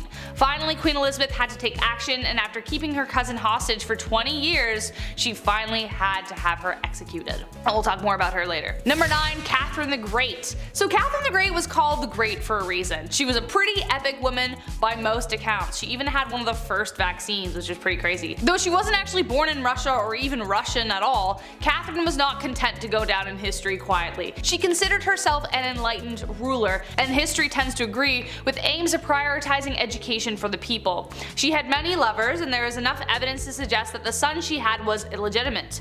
Peter III of Russia was hardly the man Catherine intended on marrying, and later planned a coup against him, which resulted in her position of power. However, the coup did turn bloody when on July 17th, Peter died under mysterious circumstances. There isn't proof that she was directly involved or even knew about it, but it cast a dark shadow over her reign for the rest of the time. Number 8. Grace O'Malley. We've got enough traditional royalty on this list that we definitely need to spice it up. Enter Grace O'Malley, the Pirate Queen of Ireland. Pirate Queen! What a title. Definitely considered unholy behavior, Grace abandoned the traditions of women of the time and fled to the sea. There, she took on the waves and perils of Davy Jones' locker with a legendary ferocity. She was born into the clan O'Malley around 1530, around the time of Henry VIII's rule over England and Ireland. Clan O'Malley was a notorious seafaring clan and ruled the southern shore of Clew Bay, Achilleland, and most of the barony of Murrisk for over 300 years. Grace was really well educated and could even converse fully in Latin, Spanish, Scottish, Gaelic, and French. She was not one to be refused, and after spending years fighting the British, she finally met Queen Bess, and not only did she speak Latin to her, but she refused to bow as she was considered a queen herself by that point. Number 7. Mary Queen of Scots. I told you I was gonna bring her up. A name you will recognize as I've already mentioned her before, but in terms of who the villain in that story is, it depends on which side you're telling the story on. Mary's story is full of tragedy, romance, betrayal, loss, and heartbreak. Unlike Lizzie, Mary was a dedicated Catholic and spent the entirety of her reign trying to gather the Catholics against Elizabeth. She had a series of marriages and relationships that led to tragedy every which way she went. Her first husband, the Dauphin of France, died shortly after their marriage. Her second husband she loved until he became a drunkard, and then she just started running things. But he was mysteriously unalived while she was 6 months pregnant. He was inside a building that exploded, but his body landed outside and it turned out he was strangled, so what happened there? She would later give birth to 2 stillborn sons, but she would have sons later on. She would have a son who would inherit the throne after Elizabeth's death, but it was due to Mary's plotting and scheming that eventually ended her in death. So she did actually plot to kill Elizabeth. So that's a pretty unholy deed, I would say. Number 6. Princess Olga of Kiev. Okay, wow, this woman. One saint you definitely don't want to mess with. Despite being a saint, Princess Olga of Kiev was actually pretty sinful. She was one of the most vicious and vengeful rulers in the history of Kievan Rus, which would later become Russia, Ukraine, and Belarus. Olga took center stage after her husband died and made sure she would never be forgotten. Her husband died in a very gruesome way by the enemies that we're going to talk about in a second. When the people who viciously unalived her husband tried to persuade her to marry their leader, they sent 20 men. Olga told them to wait in their boats, had her men dig a ditch in the meantime, and the next morning buried the men alive. She then lied and told the king she would accept his offer if he sent his best company to retrieve her. He didn't know about all that stuff yet. When they got there, she locked them in a bathhouse and torched it. But it didn't stop there. Olga didn't stop there, that's not her style. She would later host a steak dinner with her enemies in which they were staked. Very Vlad the Impaler, I know. Then she set whole villages on fire by attaching sulfur to pigeons, and then it was just crazy. Damn, like hell has no fury like a woman scorned, let me tell you. Number 5. Queen Isabella I. The Spanish Inquisition, pretty high up there as far as terrifying points in history go. If you weren't willing to convert to Catholicism, you were tormented, interrogated, and burned at the stake. Who was behind this awful time in history? This lady, Queen Isabella I. Technically, as she was fighting for a holy order for the Catholic Church, this can be seen as holy, but was it? Burning people at the stake because they didn't share this belief? Not cool, Isabel. She created a secular government through her reign which allowed for the monarchy to have more power. Being a pious Catholic, she made Catholicism the official religion and created a tribunal to make this happen. Secret service or a secret police that spread fear wherever they went. Her direct influence caused the Jewish population to falter for a really long time after. Number 4. Fridegund of Soissons. Okay, I maybe said that wrong, so I apologize. Kind of impressed with her rise to power. She went from slave attendant to queen. How do you bridge that gap? No idea. Boy was she ferocious. Assassination and manipulation were her main political tools. Fridegund was among a small number of enslaved women in the Merovingian household that became a queen. Merovingian was the OG Central Europe before everything got split up. She survived political dangers and retained her husband's loyalty and could persuade monks and priests to jump onto her plots with ease. She encouraged her husband, the king, to set aside his first wife and then even take the life of his second. But his second wife, Galswinda, had a sister named Brunhild who became the mortal enemy of Fridegund. She had good reason to be. Fridegund continued to do everything she could to secure her position, one assassination after the next. She was a pretty stormy lady. Number 3. Bathory. Okay. Alright. Technically not a queen, I get it, but she might as well have been with the power that she had. So fight me. She's remembered as the most evil woman in the world in history, I think. I don't know. That's my opinion. Bathory was the stuff of nightmares. Elizabeth Bathory was born on August 7, 1560 into a prominent Hungarian noble family, making her practically untouchable. She married a very famous war hero who is suspected of gifting Bloody Lizzie with the skills she used to kill. After she died, Bathory became obsessed with immortality. Supposedly when one of her servants accidentally spilt blood on her, and her skin appeared younger after. Bathory then began her mission of horror, luring over 650 young virgin women to her palace and brutally taking their lives. She was even bold enough to lure daughters of nobility. Before draining them of their blood, she would make them suffer in ways you don't even want to imagine before bathing in the blood itself. When she was finally caught, 3 of her servants were executed, but she was simply locked away in her tower for the rest of her days on house arrest.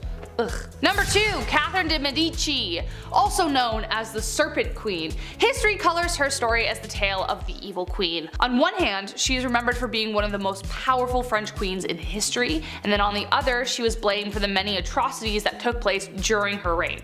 Her regency was marked by the French wars of religion and the many games Catherine played within them.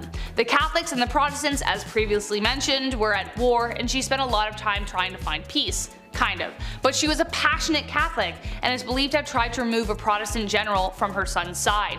When he survived the attack, she lied and convinced her son that the Protestants were responsible, so she scapegoated them. So he authorized taking the lives of their leaders. Enter St. Bartholomew's Massacre. Catherine implicated the general, which resulted in him being the first to be beaten and then tossed out of his own bedroom window. An estimated 3,000 French Protestants were taken out in Paris, but the total countrywide was around 70,000. And last but not least, Bloody Mary, actually known as Queen Mary I of England, so no, I'm not talking about the girl you say in the mirror 3 times so that she appears and you're like, wow, I'm haunted forever. Queen Mary became known as Bloody Mary due to her vicious tirade against Protestants in England during her reign. She even imprisoned her own sister, Elizabeth, who we mentioned at the beginning of this list, due to suspicions of treason. This was unfounded. She bore her father Henry VIII ill will after the stuff he pulled with the church, and after having delegitimized her as his heir for a time. After Mary took the throne and married the Catholic King of Spain, she began carrying out her plan for England to become Catholic once again. In 1555, she revived England's heresy laws and began burning offenders at the stake, starting with her father's longtime advisor, Thomas Cranmer, the Archbishop of Canterbury. She burned over 300 convicted heretics, most of them being common citizens, and dozens more died in prison, hence giving her the name of Bloody Mary. Kicking off the list at number 10, a fool. While ancient kings have all the riches one man can possibly have, it's still somehow never enough.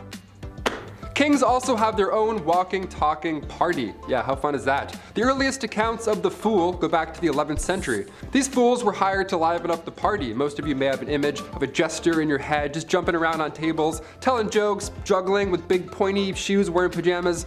Yeah, that's pretty accurate. It was pretty fun. One of the best jobs to have was the title of a minstrel, or a fool. It was an honor to have, really, and the fool's payment was no joke. Roland Le Picheur was rewarded with 30 acres of land from King Henry II, as long as he showed up to court every year on Christmas Day to fart. Literally, he would show up and fart around. But these fools also held responsibility in their silly little lips. Fools needed to find the balance of humor and wit. It was harder back then than anything. Many of these jesters were given the role of advisor to the king and queen. The phrase, "don't shoot the messenger," this is where it comes from. The jester would have to tell them horrible news, but in a fun, positive way. For example, back in 1340, King Philip IV, his fleet was destroyed in naval battle, the British completely wiped them out, and it was an otherwise devastating loss, but the jester, the fool, brought this news in a light way. He said to the king, "They don't even have the guts to jump into the water like our brave French do." And then he farted and disappeared. Number 9, access to clean water. Today in a modern world, there are things that we just can't live without. A vape pen, Starbucks, and that weird looking back massager that everyone says they bought for their backs, but it's actually for their undercarriage.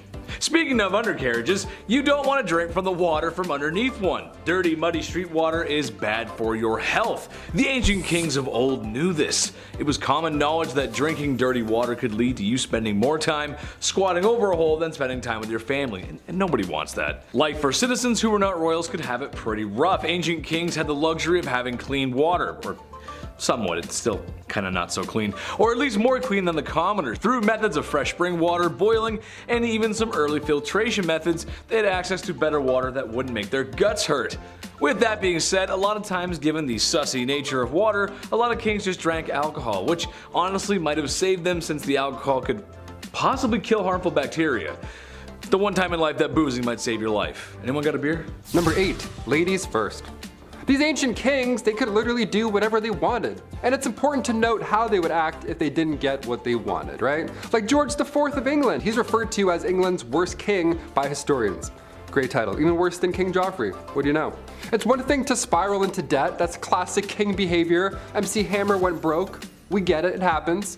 But George IV, he was all about the ladies, a little bit too much. All he wanted in life was just to hook up with women, that was it, his only desire in life. And if they weren't interested, George was known to throw fits. He would cry and stomp his feet, literally. You know how those brave and bold kings do?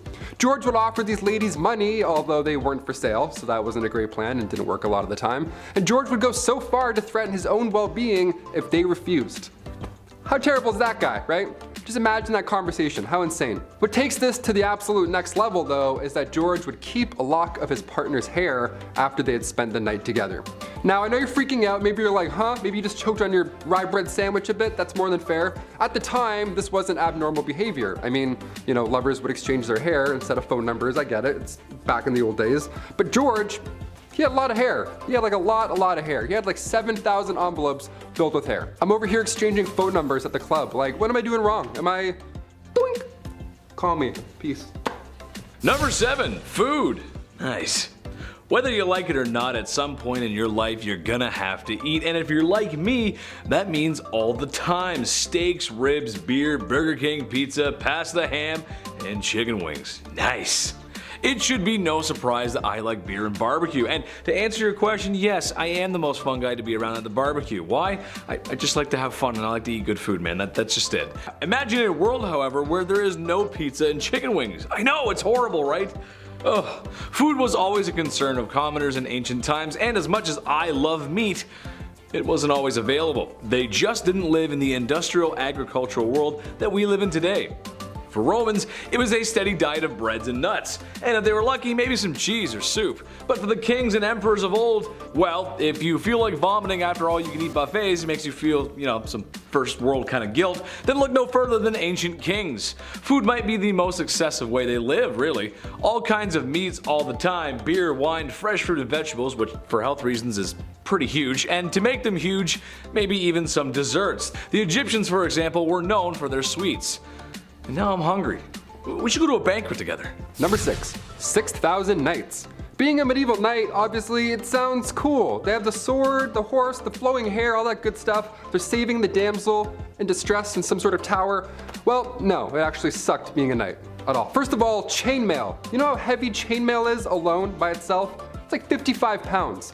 All that chainmail underneath your armor, no way. My body, this Q-tip spine would just break in half. No way. I can't even get on a horse wearing jeans and a shirt, let alone chainmail. Being a knight is something that starts when you're 7 years old as well. You gotta start as a little tot, a little royal tot. Then you'd be given to a noble to learn and be wise for 7 years, some, you know, Yoda type scenario. And then at age 14, you become a squire. A knight's intern, not an ideal job to have when you're 14, but if you stick it out just 7 more years, then you're an official ting, ting, knight. That's it. But then what? Do kings have 2 knights? Do they have 4 each? Is it like a breakdance squad? Is it like 8s, groups of 8s? Like, how do we do this? Henry II of England could call up to 6,000 knights. This was back in the late 12th century. That's a lot of backup. That's a lot of shiny, majestical backup. My favorite knight, still to this day, I don't care, Martin Lawrence. Jamal, Scott, Walker. FBI, what's up? What's happening, y'all? Number 5, big money. This is no surprise to anyone, I'm sure, but back in the day, I'd argue the division between wealth and poor was larger than today. Kings had it all. I mean, if you listen to what Taylor's saying, he knows what he's talking about. Food, water, power, what else is there? Well, how about the coinage to make it all happen? The bread, the guap, the dosh, and my favorite, the cheddar. Yes, that's right, the ancient king's wealth. Whatever they didn't already possess, they could take by force or simply just bought with incalculable riches. with uncalculable riches. So much money. They had so much money. I can't make it clear. They had a lot of money. A great example of this was Mansa Musa, a very wealthy king from the Mali Empire. It's speculated he might have been the wealthiest person to ever walk the face of the earth. Earning his riches through the trading of gold and salt, he decided to show the international community how rich he was, and went on tour, because that's just something you do when you have millions of dollars, I guess. Where in multiple cities he spent and gave away so much gold that it upset the city's economies. That is a big flex. Okay. Donald Trump might have hotels, but Mansa Musa has everything else. It's kind of like Monopoly when one player has a boatload of cash and they go from one good property to the next. So even if they land on something, they got all the cold hard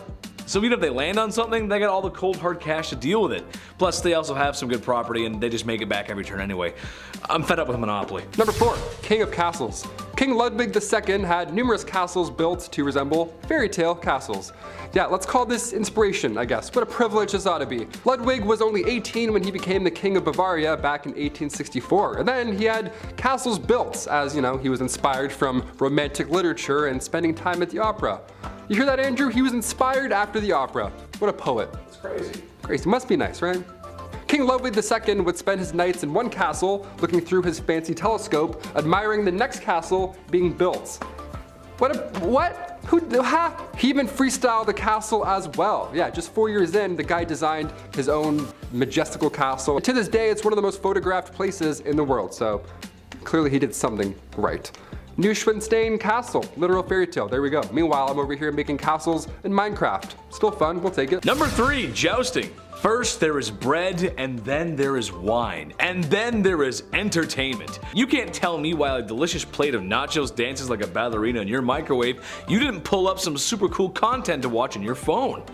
Maybe featuring a large, kinda funny comedian, and maybe also featuring a super handsome, tall, funny comedian with a neck thing, I don't know. Kings of ye olde times did not possess the power of the internet or watching fail videos, so watching combat sports was the next best thing. Oh, what's that I hear? Watching the sport isn't enough? Well, some royalty even got involved. King Henry VIII, for example, just loved to joust because he did. He even had an accident with such, and it's what might have made him gone mad in the first place. Number 2, banning coffee. This is the worst of the worst, people. Here we go. Murad IV, Sultan of the Ottoman Empire, the guy banned coffee. What a monster. I would be asleep right now if coffee wasn't a thing. He was born in 1612, and for the most part his mother was ruling through him because he was so young and all. But when he got a little older, he got a little wiser, he put forth these laws, punishable by death, may I add, in order to get things back on track. That was the key. The guy banned coffee, tobacco, and alcohol. What a fun guy. He would actually disguise himself as a civilian at nighttime and then wander around aimlessly in hopes that he would find one of these dark roast renegades just wandering the roads. If you were caught outside having a quick smoke break, you weren't arrested, you didn't get fined, but rather Murad IV himself would just take off his hood and be like, surprise, and then he would take off your head. Right there in the streets. No trial, no jury, just straight to execution. All that for some stale ale. What a monster. Number 1, groom of the stool. For some reason, this job was considered to be higher up, a well-respected job, if you will. However, I'd like to ask the man in charge of such an operation how he felt. I can imagine he wasn't too fond of his job. Hands never clean, hands never clean. The groom of the stool is someone who would assist the king in his bathroom duties by supplying fresh water, towels, and whatever a king needs. He may have also been responsible for cleaning the forbidden starfish. May the divines of Skyrim have mercy on his soul. I guess this had to be done, but I don't know if I could ever even do that to another human being. If you've ever eaten Taco Bell late at night and washed it down with some Baja Blast, then you know the kind of explosion awaits the porcelain throne in the morning. So yes, having a servant present at your bowel movements is a privilege that most other folks just didn't have, but would you really want one? At number 10, the king of hobbies. Everyone has their interests, right? Like, for example, I like video games, and I like watching people scream at their teammates for not helping everyone else out. I'm looking at you, Blake. For kings back in the day, they didn't have people on Rocket League to scream at, so they had to find other interests. For Tsar Peter the Great, he had a lot of interests, and they were all very bizarre. Firstly, he had an obsession with short people, especially dwarves. To him, they were like his real-life dolls or something, and he would hold weddings for them, and even hold lavish funerals, complete with small horses pulling a small coffin on a carriage, and even a very short priest to hold the ceremony. But other than this obsession with short people, he also dabbled a bit in medicine. He liked watching surgeries be performed like he was trying to be on Grey's Anatomy or something, but when watching the surgeries just wasn't enough for him, he would sometimes perform them himself. Now remember, he's not a doctor, so it's no surprise to learn that these surgeries rarely ever went well and people died. I certainly wouldn't trust him to give me any kind of surgery, but he was a king so he could do whatever he wanted. Peter the Great also loved dentistry. It is said that if you wanted to get all buddy-buddy with the king, all you had to do was let him pull your tooth. Sounds like the guy was one heartbreak away from starting his own medical drama, but in the worst way. Number 9. Banning coffee. This is the worst of the worst, people. Murad IV, Sultan of the Ottoman Empire. The guy banned coffee like an absolute monster. No more triples for you. He was born in 1612, and for the most part, his mother was ruling through him because he was so young. That's often the case with most of these young rulers. They just get, hey, you're 7, now you rule a kingdom, enjoy. It's tough, they're not gonna know what's going on. But when he got a little bit older, he put forth these laws, punishable by death, might I add, in order to get things back on track. That was the key. He banned coffee, tobacco, and alcohol. He would actually disguise himself as a civilian during the nighttime and would wander around aimlessly in hopes that he would find one of these dark roast renegades. If you were caught outside having a quick smoke break, you weren't arrested, you didn't get fined, but rather, Murad IV himself would take your head off right there in the streets. No trial, no jury, just straight to execution. All because you're drinking a Bud Light Lime.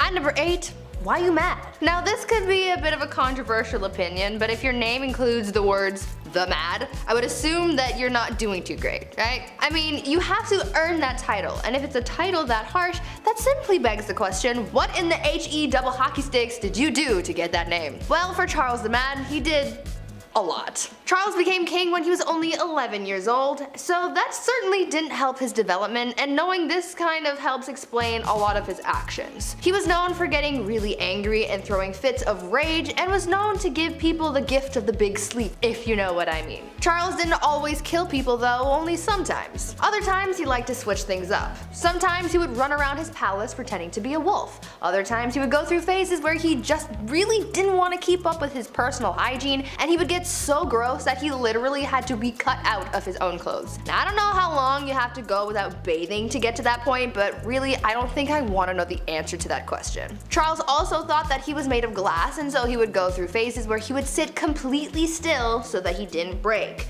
Kind of like Drax from Guardians of the Galaxy, but not as, extraterrestrial. Well, maybe he was. That honestly would explain a lot. Number 7. Party hard. Zhu Huzhou was the emperor of the Ming Dynasty in the early 1500s. Now, lately we've been talking about kings and queens. We're on part 2s for both now, and there's a good amount who simply just aren't ready. They're too young to rule. Like Joffrey from Game of Thrones. Kings like that actually existed. They were horrible. They were young, they were too young to know what was right and wrong. Plus, they usually have some corrupt parents whispering in their ears the entire time. Zhu took the throne at just age 14, and for a while, ministers were confident that he would grow into the role and become the leader that he was born to be. Well, when he got older, he transformed a zoo just outside of Beijing. He transformed it into his own personal brothel. Yum. I mean, on one hand, I'm glad the animals are free, but like a zoo? You couldn't find a more romantic place? Can convert an Applebee's to a brothel, maybe? I don't know, something with AC? His final days were spent partying, and some would say a little bit too hard. He got intoxicated and fell from a boat. That's how he ended his life. Honestly, not a bad way to go out. Pretty OG. At number 6, love game. A lot of kings and queens throughout history have been known to engage in the horizontal hustle a lot. I mean, when you're a ruler of a kingdom, you don't really have much to do in your spare time, so what else are you gonna do? Play a board game? No. These monarchs were getting busy all the time, but there was one king who was just so obsessed with getting a good old pickle tickle that it just became his whole personality. King Philip V was known to be a nymphomaniac, and he liked doing the deed a lot, but because at the time, the Catholic Church said that having sexy time with anyone but your spouse was a sin, the king and his wife were getting busy all the time. Eventually, his first wife caught on to how to use this to her advantage, and she would often refuse to sleep with him until she got her way with anything she suggested or demanded from him. You would think that he would catch on to this game, but maybe his urges were just so strong because he always caved and gave her what he wanted. Obviously, this man did not follow Hoodville. Absolutely not. Just to give you guys an idea of how obsessed this guy was, when his wife was on her deathbed, before she went he literally tried to get one last bang in. On her deathbed. Like, dude, not the time. Number 5, George V. We love hobbies here on Bumblebee. I mean, I used to collect special quarters growing up. I swear to God. The only time I've ever been good at saving money was when I was 12. I would see one of these and be like, don't touch it. George V turned out he loved stamps.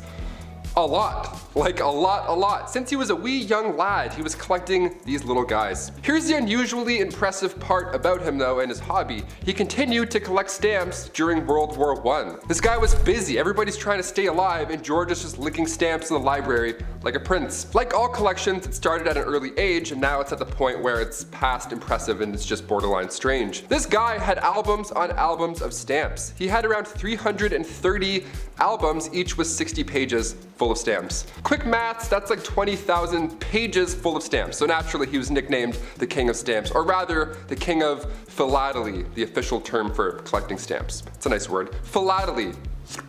Back in 1905, he set an all-time stamp record, which I didn't even know that was the thing, and it was the most money ever spent on a single stamp. The guy dropped like 220,000 US on a single stamp. Somebody even asked the prince down the road if he had heard about this idiot who spent 1,400 pounds on a stamp, and he was proud of it. He was like, that was me, you wanna see it?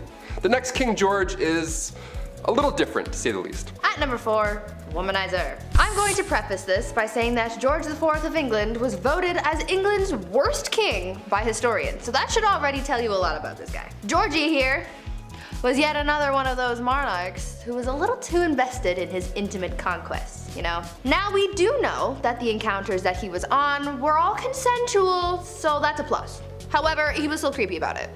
Yeah. This man tried everything to get a woman to sleep with him. He would throw a tantrum if she said no, or threaten to end his life if he didn't get to do the 8-legged nature dance, you know? Somehow, this had a pretty good success rate, even though he was not a catch at all. It feels like this was one of those situations where you kind of just give in to make him stop talking, you know? Anyways, this guy was super creepy because on top of the lengths that he would go to just to get some time in the sack, he also kept trophies of his conquests. He would ask each of the people he slept with for a lock of their hair, and he kept them all. Back then, it was kind of common for lovers to keep locks of each other's hair, but George's collection was alarming because of just how many locks of hair there were. After the king died, his brothers found 7,000 envelopes, each with a lock of hair that was, quote, enough to stuff a sofa, end quote. Fun fact, if you want to see this insane collection, it is in a museum in Scotland, so check that out if you want, I guess. Number 3, Kleptomania Part 2. On our spoiled queens list, Brie mentioned Queen Mary and how she just couldn't stop stealing, which is hilarious to me, just this old lady stealing your shit.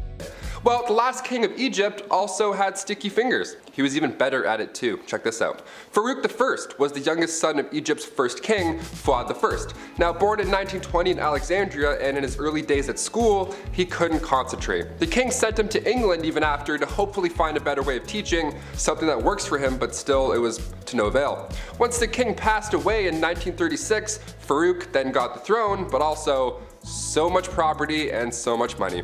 He had hundreds of fancy cars, 75,000 acres of land. This guy had it all. Literally, he had anything he could think of, but still he felt like he needed to take more, to steal. At 17 years old, he would slam 12 eggs for breakfast and then wash it down with 30 bottles of beer. Nutritious and delicious.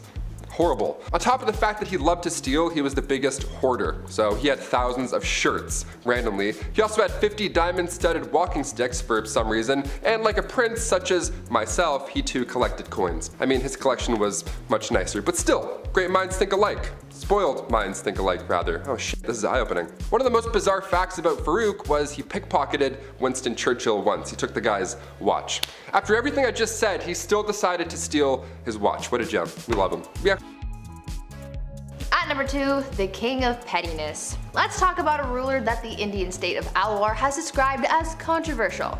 If his own people are calling him controversial, then you know something's up, and boy, you better strap in because you're in for a wild ride with this one. Maharaja Jai Singh was pretty eccentric in a pretty dark way. He was known to have a temper and act on impulse, and he did some very questionable and downright scary things. He was known to be very competitive and hated to lose. One time while playing polo, he and his team lost, and so in retaliation he blamed the horse he was using and made the horse get extra crispy. He fired his horse.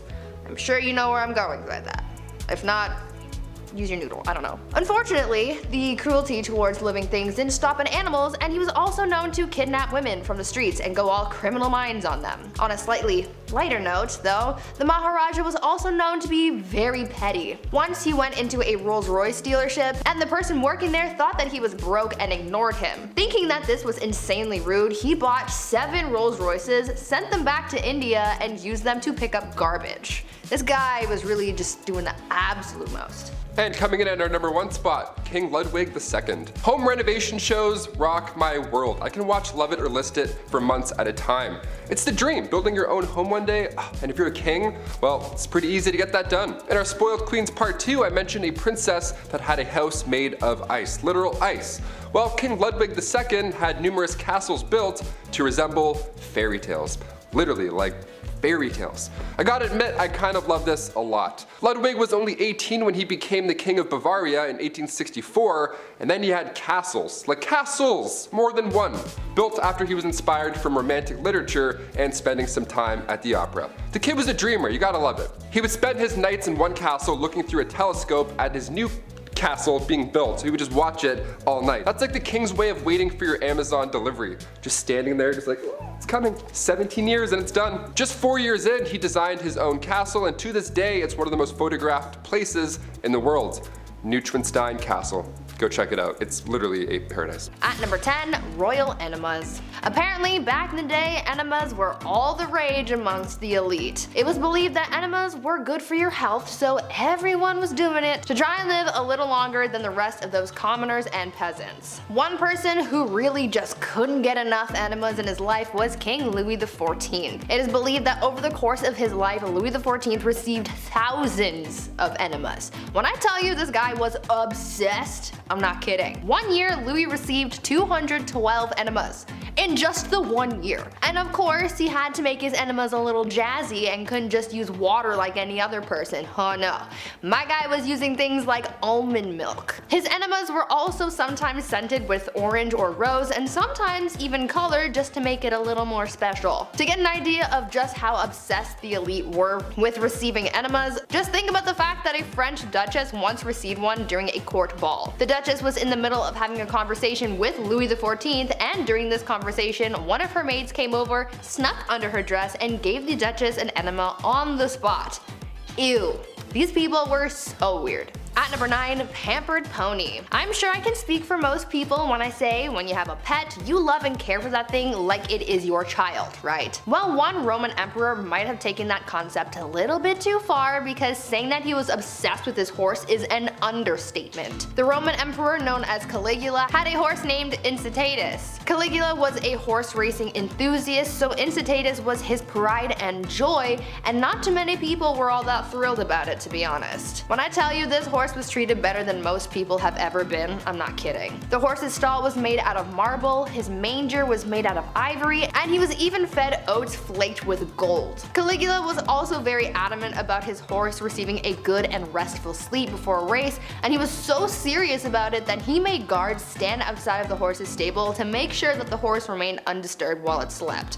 This horse even had its own furniture. Like, what is he gonna do with it? He's a horse. Caligula was so fond of his horse that he even made it a priest and promised to make him consul, which was the lead position in the Roman government after the emperor, highly coveted by senators. This was the last straw for people because the emperor was putting his horse above his own people, so he was assassinated. Now, before I carry on telling you guys about the wild and crazy things that kings did back in the day, I would like to first ask you guys to consider leaving a like on this video if you're enjoying it so far, and also maybe think about subscribing as well to see more videos like this one. At number 8, Mumia medicine. It's safe to say that medicine from the past is very different from modern times. These days we have pharmaceuticals to treat illnesses, but back in the days of old there were very different and quite questionable methods of treating ailments, and one of those methods included cannibalism. In the 16th and 17th centuries, it was common practice for elites like priests, kings, and other nobles to consume consume remedies that included human bones, blood, and fat as medicine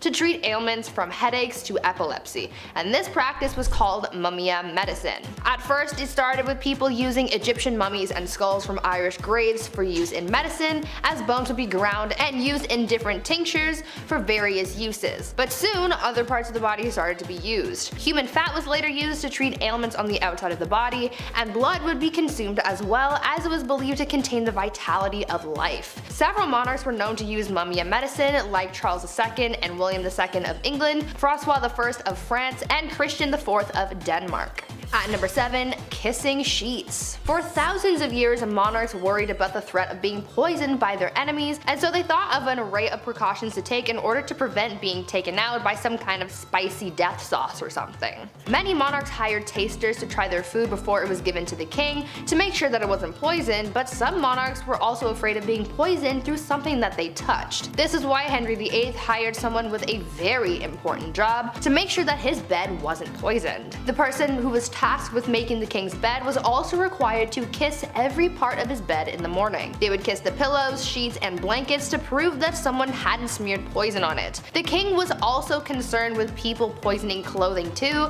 so his clothes as well as his son's clothes were also tested for poison before getting dressed. At number 6, eternal youth. I know that there are a lot of people out there who want to live forever. I am one of those people. I am afraid of dying, but I also want to see what humanity will look like many years from now until the sun consumes the earth. Unfortunately, that's kind of impossible, at least for now, until we come up with some kind of way to make people live longer. But this idea of prolonging your life has been around for thousands of years, and one Chinese emperor was super obsessed with the idea and really tried his best to live for at least another 10,000 years. Emperor Ying Zhang was obsessed with finding a magic elixir that would make him live longer, and he demanded that his subjects find this immortality elixir for him. Now, even though he brought a lot of prosperity to people during his rule, he never let go of his demand for immortality, and it put a lot of pressure on his underlings to find him something to help him live forever, but obviously that didn't happen. He was so concerned with his lifespan that he even brought magicians into his court. His obsession alienated him from his people, and after all of that effort trying to live longer, he died at the age of 49. At number 5, no bathing.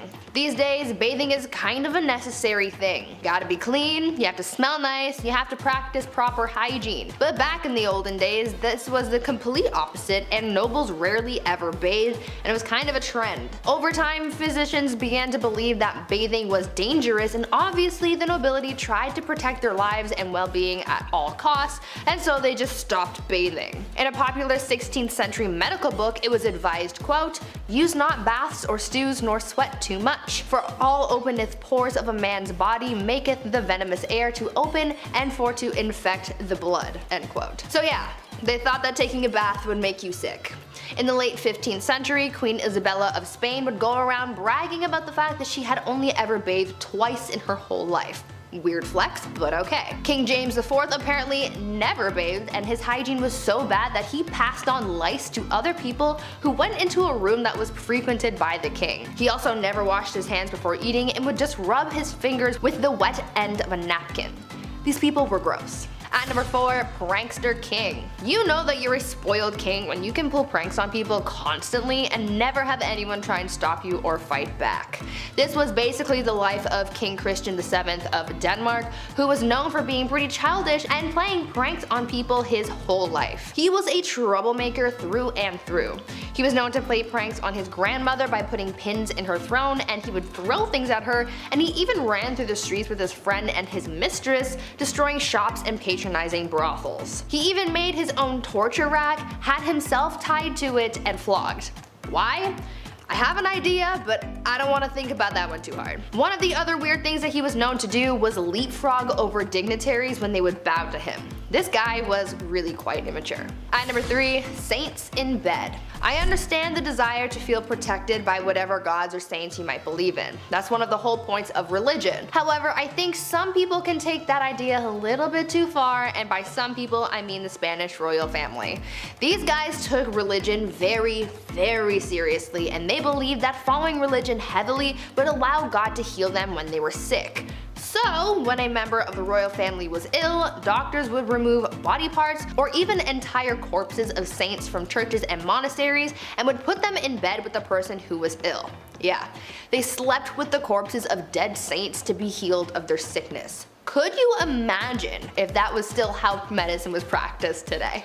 At number 2, rat court-martial. There has been a record of many kings throughout history who were complete children through and through. Even though many of them grew into adulthood, they still acted immature, and one of the greatest examples of that was Peter III of Russia. He was not a good ruler or a good husband to his wife, who would later become Catherine the Great. Peter spent every night in bed with her playing toy soldiers because he was obsessed with his little dolls. He was so obsessed, in fact, that when a rat chewed the head off one of his toy soldiers, he was so upset that he held a proper military court-martial for the rat. He proclaimed the rat guilty of treason and had it hung in a tiny gallows that he had built for the occasion. It was weird, but in the end that bizarre event helped Catherine overthrow her husband, so I guess it kind of worked out for someone.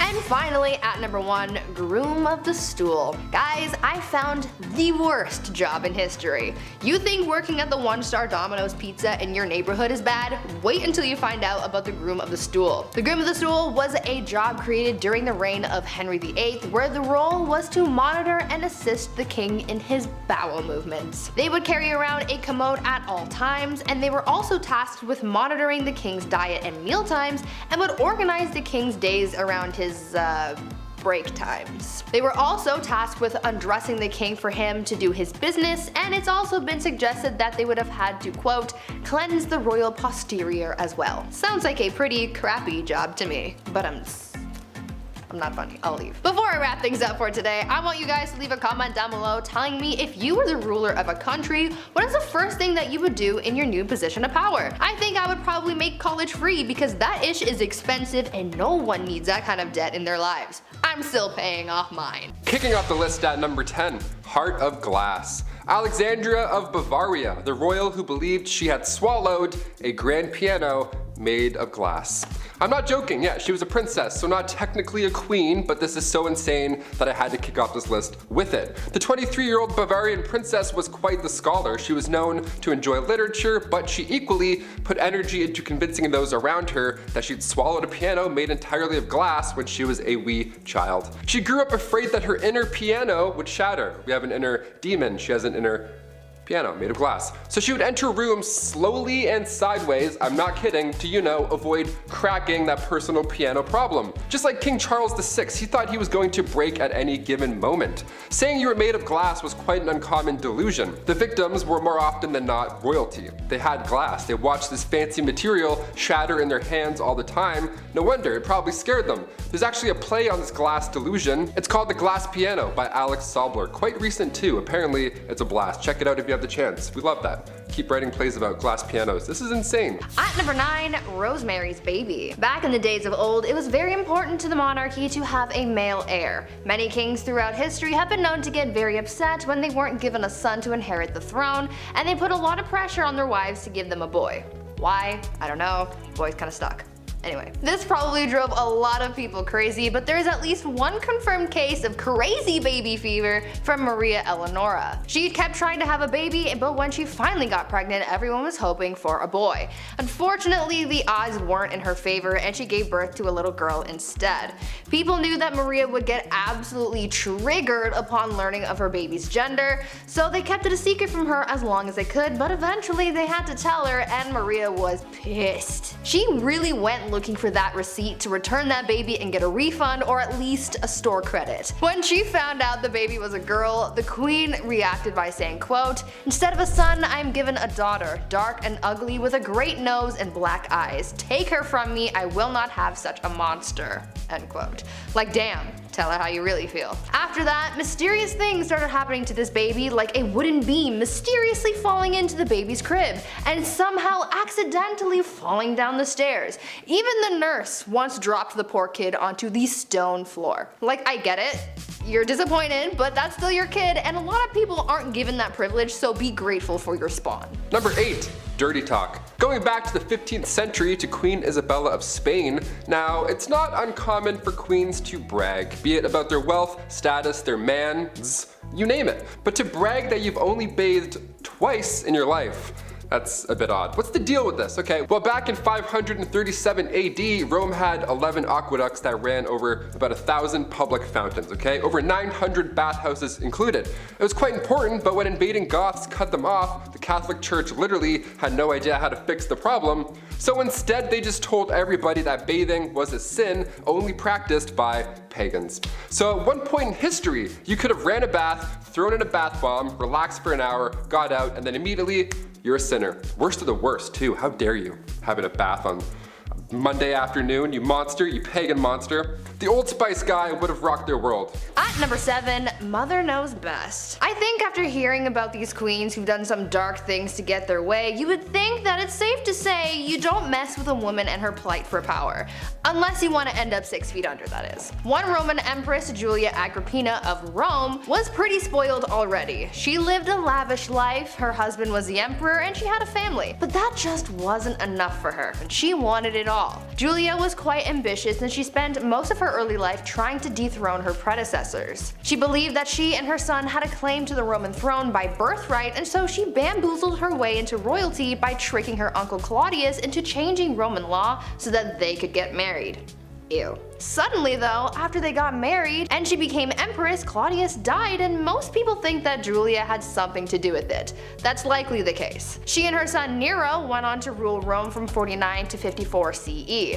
Julia stayed by her son's side for as long as she could so that she could hold on to her power, but eventually Nero got tired of his mother manipulating him and he had her forced out of power. Julia, as you could imagine, was furious because power was the one thing in the world that she desired most, and so she rallied a group of supporters to try and overthrow her son, but the plans backfired and she was expelled instead. Talk about ambition getting the best of you. Number 6.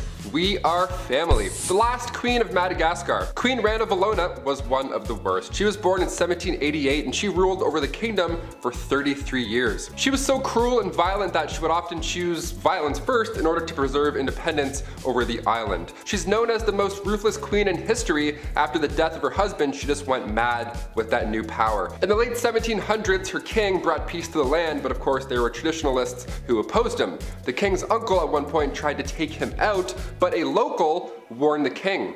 That king repaid the local by adopting his daughter, Rana Valona, to marry his son, Prince Radama. Now, when her prince was alive, they didn't get along at all. And then come 1810, the king passed away, giving Ranilova the promotion of a lifetime.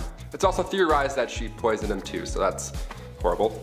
Ranilova kept away the advances of the French and the British and left bodies of those who tried to attack out for display on the beach. Lovely, like bobbleheads. In 1845, Queen Rana Valona ordered 50,000 subjects to build roads across the jungle for 4 months straight for this massive buffalo hunt. Well, 10,000 of those poor souls died of starvation and exhaustion, and also not one buffalo was hunted nor seen. Great plan. At number 5, Queen Batman. Batman.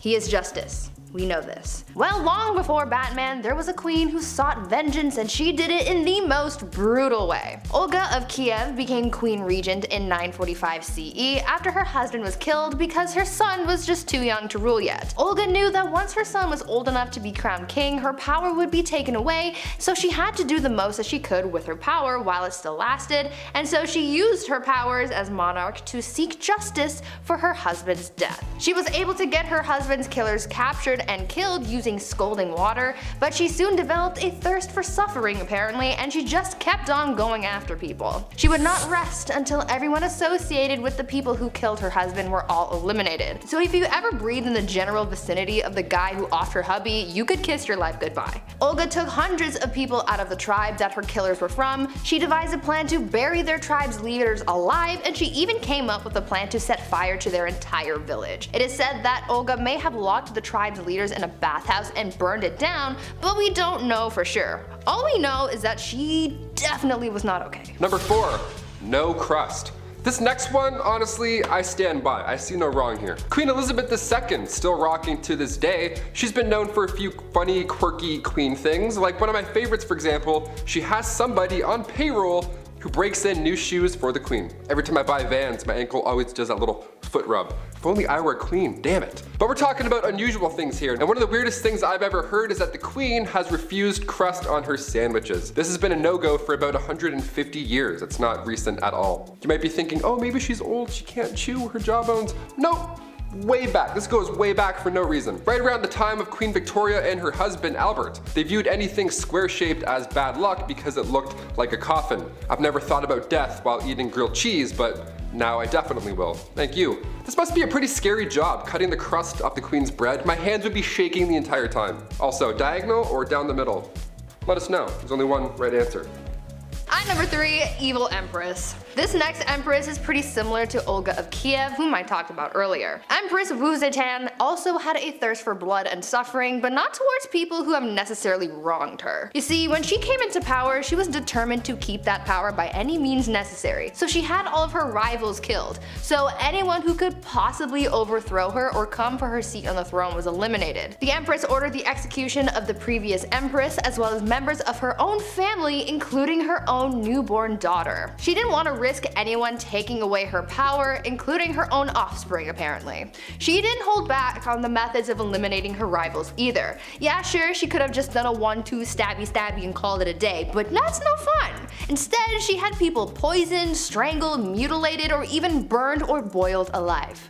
Good soup. Eventually, she retired from her part-time job of sending people back to their maker and started spending more time with her lovers and getting addicted to aphrodisiacs. People weren't quick to forget about all that bloodshed though, and so to get back at her, they had all of her lovers killed and the empress was exiled. She got a little too greedy and karma came back with a vengeance.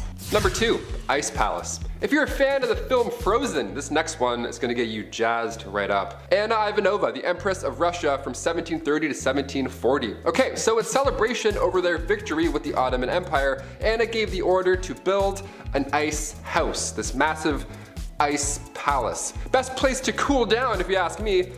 I'll leave. This ice palace was pretty impressive. If I was there, I would 100% lick the walls. Obviously, someone definitely did, you know that for a fact. 20 meters by 50 meters, and even more impressive, there were ice trees and ice birds sculpted inside. How magical is that? Anna arranged this marriage with a prince and one of her maids. Now they didn't know each other, they were forced to ride an elephant, and all the guests were dressed up like clowns. Yep, that's all valid, that's all accurate. You heard me. You may be thinking, wait a minute Taylor, an ice palace in Russia, was that maybe cold? Yeah, it was an absolute nightmare. Anna made the guest party all night, freezing cold, they all got sick, dressed like clowns. I went to an ice hotel in Quebec once, spoiler alert, it's cold and boring. There, I just saved you $70. You're welcome. And finally at number 1, Gladiator Games and Chill. If you didn't ever have to go to work and you could just lounge around all day, what would you do with your time? Really, anything could be possible. You could be like the Bruno Mars Lazy song. Well, there's one empress from back in ancient Rome who occupied her time with the company of others. Apparently, Empress Valeria Messalina was famous for her exploits. Since she was empress and she had all this time and money and no one to tell her no, she took full advantage of that and bought a house, turned it into a brothel, and made that her side hustle. A lot like Littlefinger from Game of Thrones. Though she had a collection of women who worked there, she also was known to invite upper-class ladies to participate in the nightly escapades as well. And don't think that Valeria did jump in as well. She was considered to be quite something in the sack. In the wise words of Ludacris and Little John, she was a lady in the streets, but a freak in the bed. The Empress was known to be such a hardcore participant that she would win games where they would compete to sleep with the most men in one night. One time she won the round after being with 25 men. One night. She did the absolute most, but at least she was having fun.